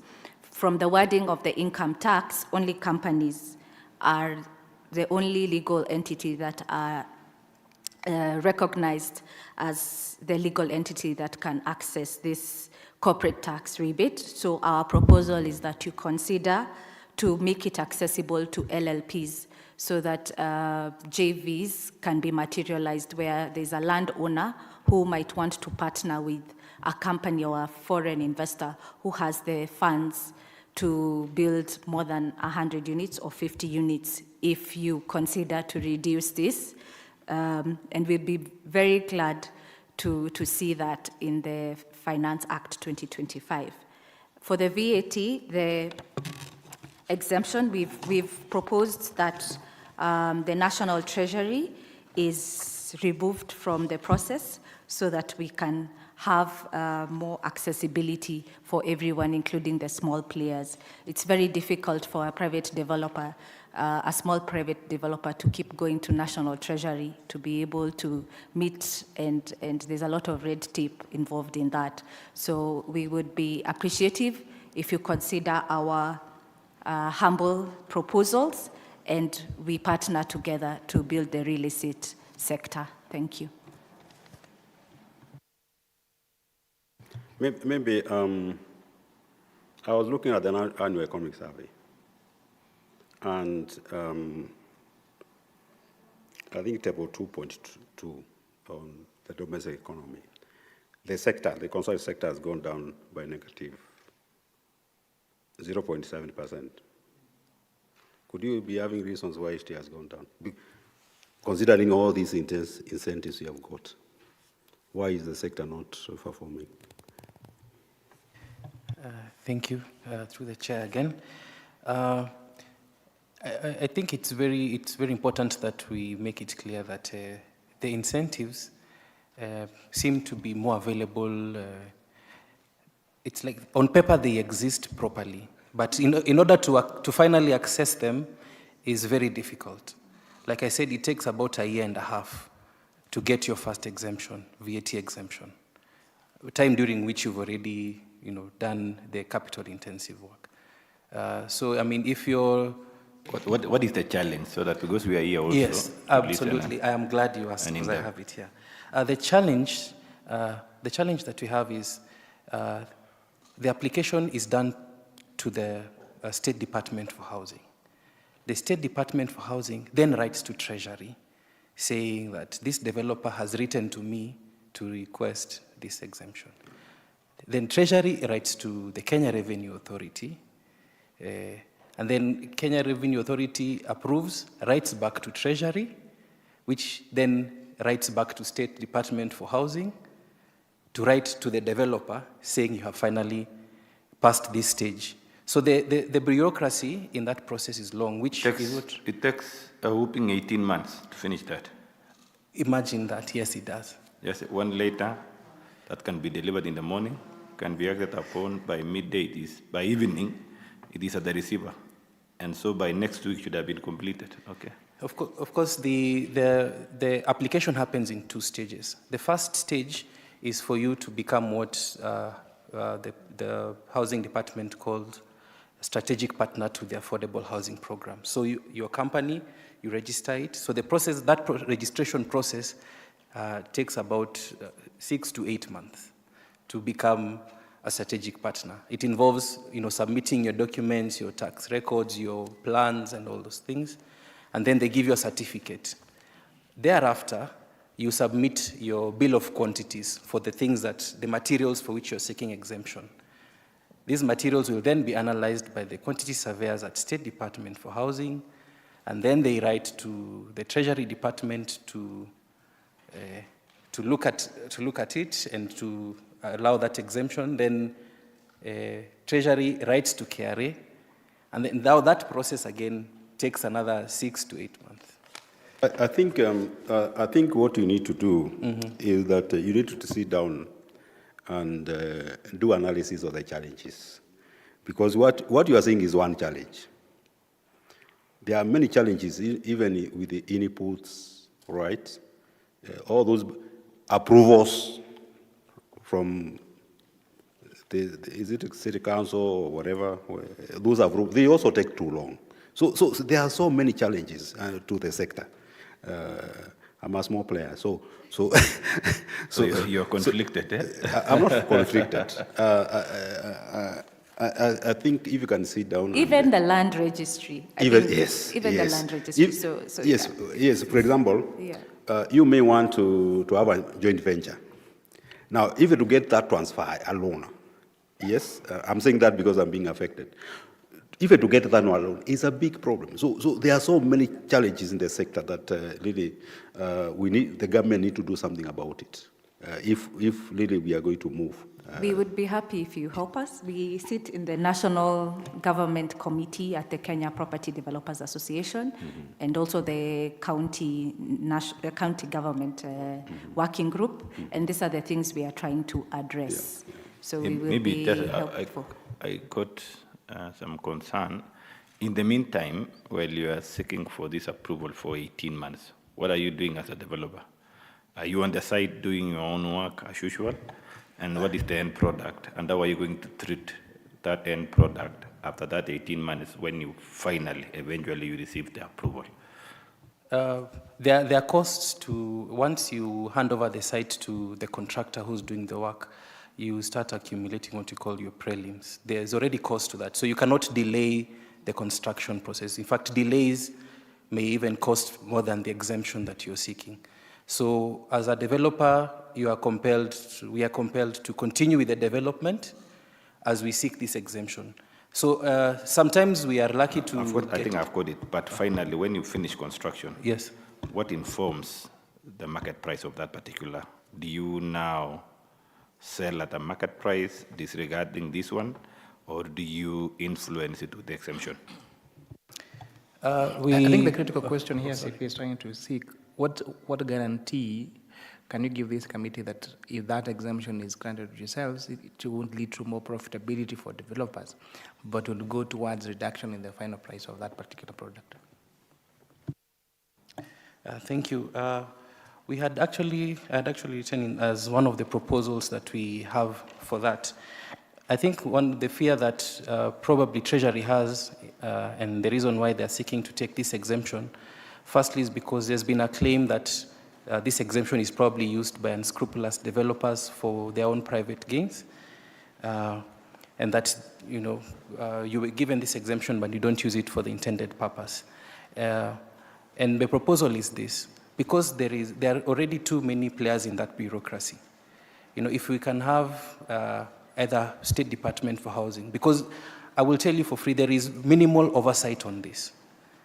There is minimal oversight on the exemption so that you can apply for it, and no one in particular checks whether you're using it for the right place. In fact, it is your own volition as a developer to show this data to State Department so that you encourage them to give you more. So I would propose reduction of the bureaucracy and more oversight so that developers have to also give returns on this. Because if there is developers that are giving returns on this, then you are sure that they have to report on the exemption given and its utilization.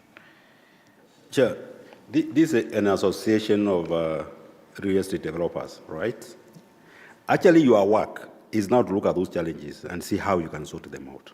In fact, that's why you have been, the association has been formed, so that you can champion the interests of the real estate developers. So next time you are coming here, you come out here with the challenges, all the challenges. We see how we can help you. Yeah? Thank you very much. Yes. Thank you. Thank you. Thank you very much, Kenya Private Developers Association, for your presentation. You may take a leave at your own pleasure, or you can observe the proceedings. Our next stakeholder is Yata. Good afternoon, Honorable Chair and Honorable Members. My name is Agnes Mushuha. I'm the Country Manager, East Africa for the International Air Transport Association. And I'm also joined by my two colleagues who will introduce themselves. Afternoon, Chair. My name is Paul Motegi.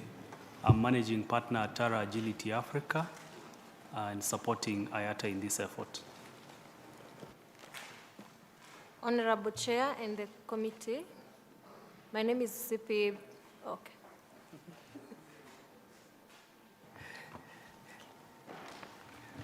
Or can now move to that one and then CPA akuja hapa.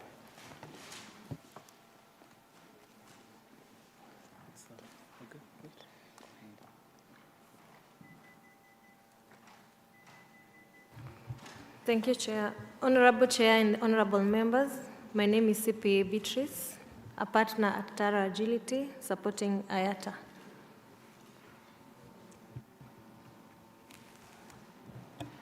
Honorable Chair, good afternoon again. My name is Marjorie Kivuva.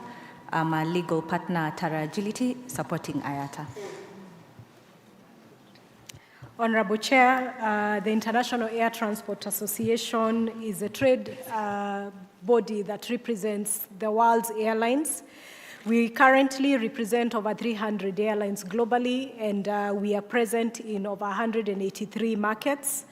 And in terms of our contributions to the global aviation industry, we do represent over $338 billion in terms of global aviation trade, which signifies 83% of the world's air traffic. Our mandate is primarily to represent and serve the aviation industry and to safeguard on the industry standards so that we can ensure safer skies for the safe conveyance of passengers and goods. I turn it over to my colleague Paul, who is going to take us through the technical submissions, and I will come back in to provide the justifications for the industry. I submit. Thank you, Chair. So I'll just give, on a very high level, the architecture of the changes that have been proposed. These changes appear to mirror the proposals that we saw in the Tax Laws Amendment Bill 2024, where we appeared before you and made submissions, which you graciously agreed to. The bill proposes to delete under the first schedule, part A1, paragraph 49. The first schedule deals with exempt goods and services, and therefore by deleting all goods and parts thereof of chapter 88, what it does is that it makes taxable aircraft goods, parts, and appliances. And if you look at how the wording has been done, the wording under the two amendments that have been made under the VAT Act, meaning Section 36A and Section 36D of the Finance Bill, which now does the same thing to direction finding compasses, this wording has more or less been mirrored under the proposals in Section 58A and 58B, but now relating to railway development levy and import declaration fees, which are applicable on importation of these goods. Generally, but maybe just for your information, just for information's sake, when it is on the bill, it's referred to as a clause. Clause, yes. Section is the act, is when it becomes law. So you intend to mean clause, that is 6D of the Finance Bill, not section. I stand guided. Yes, so so by that I meant clause 36A on the deletion of section 49 or paragraph 49 in the first schedule, section A, part 1, clause 36D, which relates to the deletion of, in the first schedule, part A, we're deleting paragraph 58, which relates to the direction finding compasses. And then the equivalent provisions in the Miscellaneous Fees and Levies Act is clause 58A and 58B. And you will see in the justifications that Madam Agnes will give that we will be dealing with them in that way. In addition to these 4 clauses, we are proposing 2 new clauses as part of the cleanup of the VAT Act, and simply to bring clarity, particularly in terms of the taxation of the aviation sector. And the 2 provisions that we would like the committee to consider is in paragraph 5 of Part A of the second schedule. We would be requesting the committee to include the words cargo to that provision. And the reason for that is that cargo is a significant part of air travel within Kenya. And by expanding this scope, the VAT Act, particularly the second schedule, will not only cover the conveyancing of passengers, it will also cover the conveyancing of cargo. And the second new clause that we would like to be considered for amendment is under the second schedule, paragraph 6, Part A, where we would like the words taxable services to be substituted with the words taxable goods and services. And this is part of the broader cleanup to ensure consistency in terms of the approach of the taxation both of services and goods under the VAT Act. I submit and pass it over to my colleague Agnes. Honorable Chair, in terms of the justifications that prevail on clause 36A and 36B, it is to be noted that as per the IATA safety reports for 2024, the African continent was noted to be citing the highest aircraft accident rates, specifically those that are attributed to the turboprop type of aircraft. And hence, our submissions to the committee to consider the proposal that we retain the current provision of the VAT Act of 2023 by not approving the deletion, as this will ensure that the airlines which are operating in the Kenyan skies can access their spare parts at an affordable rate, and that, you know, the VAT exemption that is increased, and that the VAT exemption and increased domestic travel revenue is realized from the domestic and regional travel. And we also highlight from a safety standpoint as well that there will be an irrecoverable VAT cost to the domestic airlines. And it should be noted that the imposition of the VAT on such supplies will represent an additional and irrevocable cost to both domestic airlines in Kenya, as there is no input tax credit that is available on domestic transport services. On the section that is pertaining to the growth of the drones and aviation in the aviation industry, this is a new innovation that has come in, and it is supporting the last mile delivery. We have seen its high adoption and utilization in the pharmaceutical industry, and it is also being used in the agricultural industry in terms of conducting surveys and monitoring the weather patterns. So it is critical that we continue to enable and support the growth of the drone technology, as this has an opportunity to unlock the growth and expansion of the last mile delivery, focusing especially in those hardship locations in the northern part of Kenya that are difficult to access due to the lack of infrastructure, and at the same time allowing for the drone technology to support the agribusiness, which contributes to over 30% of Kenya's GDP.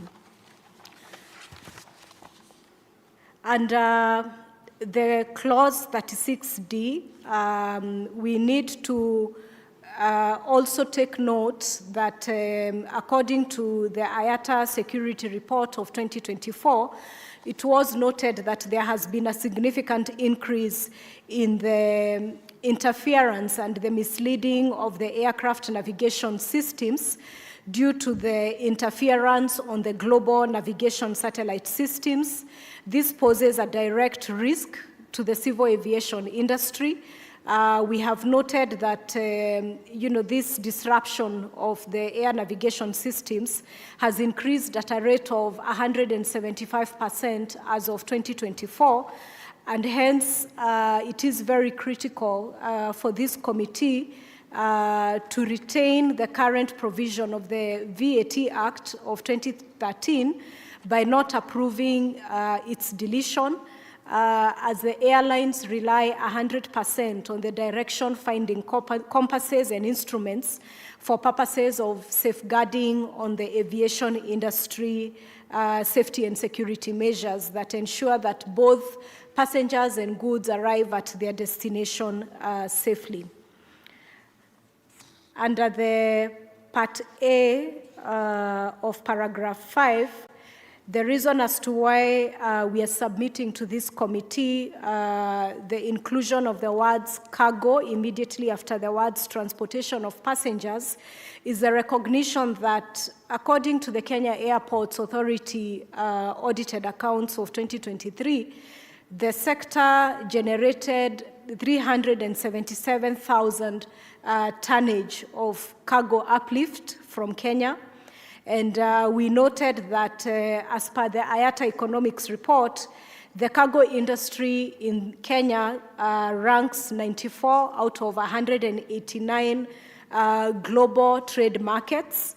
And this presents a huge opportunity for us to support this sector, which directly generates foreign exchequer for the country, largely driven by the horticulture industry, the perishables, the meat products, and the pharmaceutical products that are being exported into other countries. So our submissions to this committee is to really look at the cargo sector as an opportunity for growth that will directly contribute to an increase in the FX for the country, which will also contribute to the balance of trade when it comes to the imports and exports.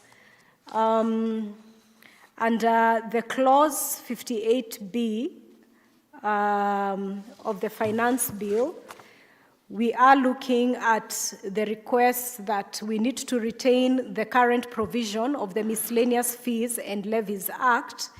Through the committee, we submit that as per the Kenya Civil Aviation Authority report of 2023, we noted that 6.2 billion Kenya shillings was generated from the air navigation service fees, and 3.2 billion Kenya shillings was generated from the air passenger service charge. Collectively, this amounts to 9.4 billion Kenya shillings out of the 10.1 billion Kenya shillings that the Civil Aviation Authority reported. This revenue was driven by 11 million passengers who comprise 5 million passengers who traveled in the domestic sectors and 5.7 million who traveled in the international sectors. Through the chair, our submissions are that we see a huge opportunity for the government to realize a higher revenue, largely driven by the air navigation service charge, and to unlock a higher revenue for the exchequer. It translates to the need for us to urgently increase the air capacity into Kenya And what that will do is that it will expand the tax base for the country, and it will also expand the revenue base for the Civil Aviation Authority through the air navigation service fees that are collected for the airlines who are taking off or landing into the country. The second driver for the revenue, which is linked to the passenger service charge, it is linked to the departure tax of $50 for international passengers and 600 shillings for the domestic passengers. And so the opportunity that we are seeing, it's for the government to increase the passenger volumes. And to achieve this, we see a need for the government to actually increase the air frequency into the country. And the impact of that is that the tax base is going to be expanded, and it will make the country or the destination more attractive, and it will also support the other revenue target for the Ministry of Tourism for increasing the tourist arrivals into the country, which again will have the positive domino effect of increasing the FX inflows into the country.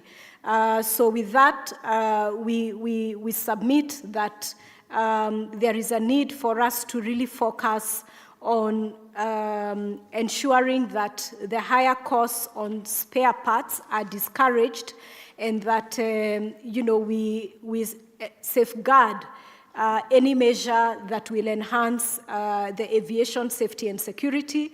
And we also take into consideration the fact that for your last mile, and this now largely focuses on the tourism sites, they rely on the small operators from Wilson Airport. These are your turboplane operators who travel to Masai Mara and all the other attraction sites in the country. And so we need to ensure that all their direct costs related to spare parts and any other related direct costs that are attributed to an increase in VAT is eliminated. We also would wish to highlight to this committee, reminding us that Kenya is a signatory to the ICAO, and within the ICAO policies on the taxation under document 8632, it seeks to prevent the imposition of taxes on the sale or use of international air transport, and it states that each contracting state shall reduce to the fullest practicable extent and make plans to eliminate all forms of taxation on the sale or use of international transport by air, including taxes on gross receipts of operators and taxes levied directly on passengers or shippers. We also would wish to submit another reminder that Kenya is a signatory to the Chicago Convention on the Civil Aviation, and within the Article 24 of the Chicago Convention, it does state that aircraft on flight to or from or across the territory of another contracting state shall be admitted temporarily free of duty, subject to the customs regulations of the state. Fuel and lubricating oils, spare parts, regular equipment, and aircraft stores on board an aircraft of a contracting state on arrival in the territory of another contracting state and retained on board on leaving the territory of the state shall be exempt from customs duty, inspection fees, or similar national or local duties and charges. This exemption shall not apply to any quantities or articles unloaded except in accordance with the customs regulations of the state, which may require that they shall be kept under customs supervision, I unquote. So through the chair, we would want to impress again on the Chicago Convention and ICAO's policy on taxation that states for the provision of a reciprocal exemption for customs duties, excise taxes, inspection fees, and other similar duties and charges on aircraft, fuel, lubricating oils, consumable technical supplies, spare parts such as engines, aircraft equipments, and aircraft stores used in connection with the specified services, this exemption should apply to items and goods that are introduced into the counterparty territory or retained on board the aircraft on arrival into or departure from the counterparty territory, or taken on board the aircraft in the counterparty territory. So the rule of reciprocity here needs to be respected so that, again, we ensure compliance with the ICAO guidelines and the Chicago Convention. And we have also seen a benchmark recently from the ECOWAS region. The ECOWAS, this is the ECOWAS region consultative meeting that was held by both ministers and experts on the 5th and the 8th of November 2024 in Lome, Togo, have endorsed the elimination of taxes and charges for the aviation industry in the ECOWAS skies. So by borrowing from our brothers in the northern part of Africa, we also stand to benefit from the good practices that they have embraced of supporting the elimination of taxes, charges, and fees that will curtail the growth of the aviation industry. Honorable Chair, in closing, I wish to emphasize and highlight that the aviation industry in Kenya has been growing, and in 2023, it realized $3.3 billion for the exchequer, which is representative of 3.1% of Kenya's GDP, creating over 460,000 jobs for the Kenyan citizens. So we submit that to this committee to consider favorably our submission, as we have a strong belief that based on the data and statistics,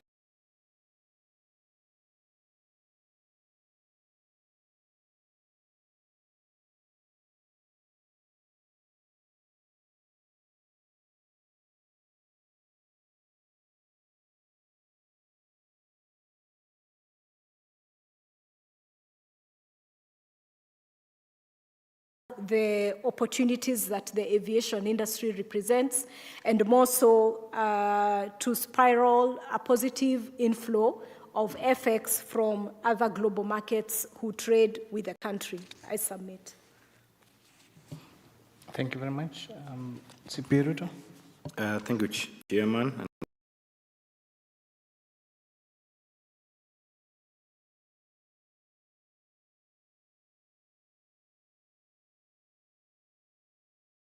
A lengthy and detailed submission, which is taking us far and large to the whole world.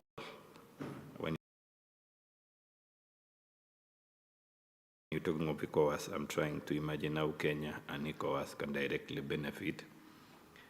But nonetheless, to say, I know in aviation, it's another world, and we are not exceptional.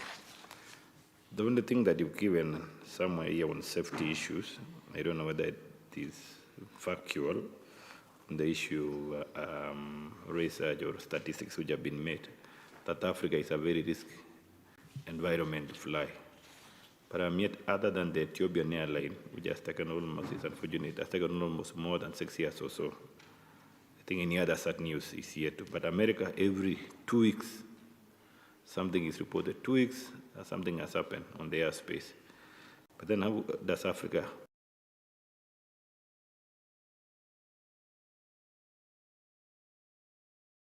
I submit, Chair. All right, thank you very much. There are no being additional questions. Your submissions are well received. Thank you for your time. So the last stakeholder for the day is MADA. Associates, you've Manda and company advocates. So please, it being the end of the day, try and you've listened to most of the presentations that have been made, try to take us through what has not been mentioned by the other stakeholders.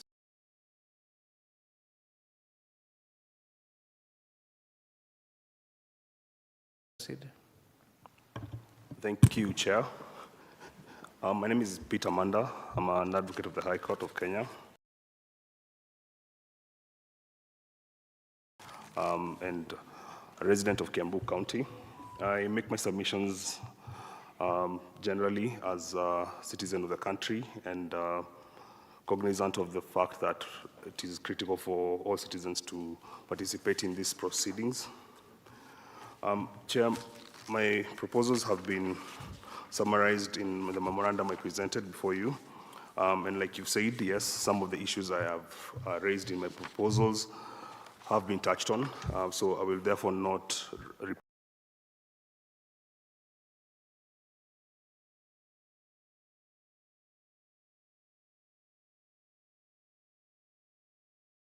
I can just go straight into it and start with the first proposal where I had talked about the restrictions on the ability to carry forward taxes. I think ISPAC talked on that. I will leave it at that. The second proposal would be that on the issue of refund of VAT, paid or outstanding debts, essentially what I'm saying is that the current VAT refund policy on bad debts has a 3-year period. The Finance Bill 2025 has proposed a shortening of that period to 24 months. My proposal is to further shorten it to go within 12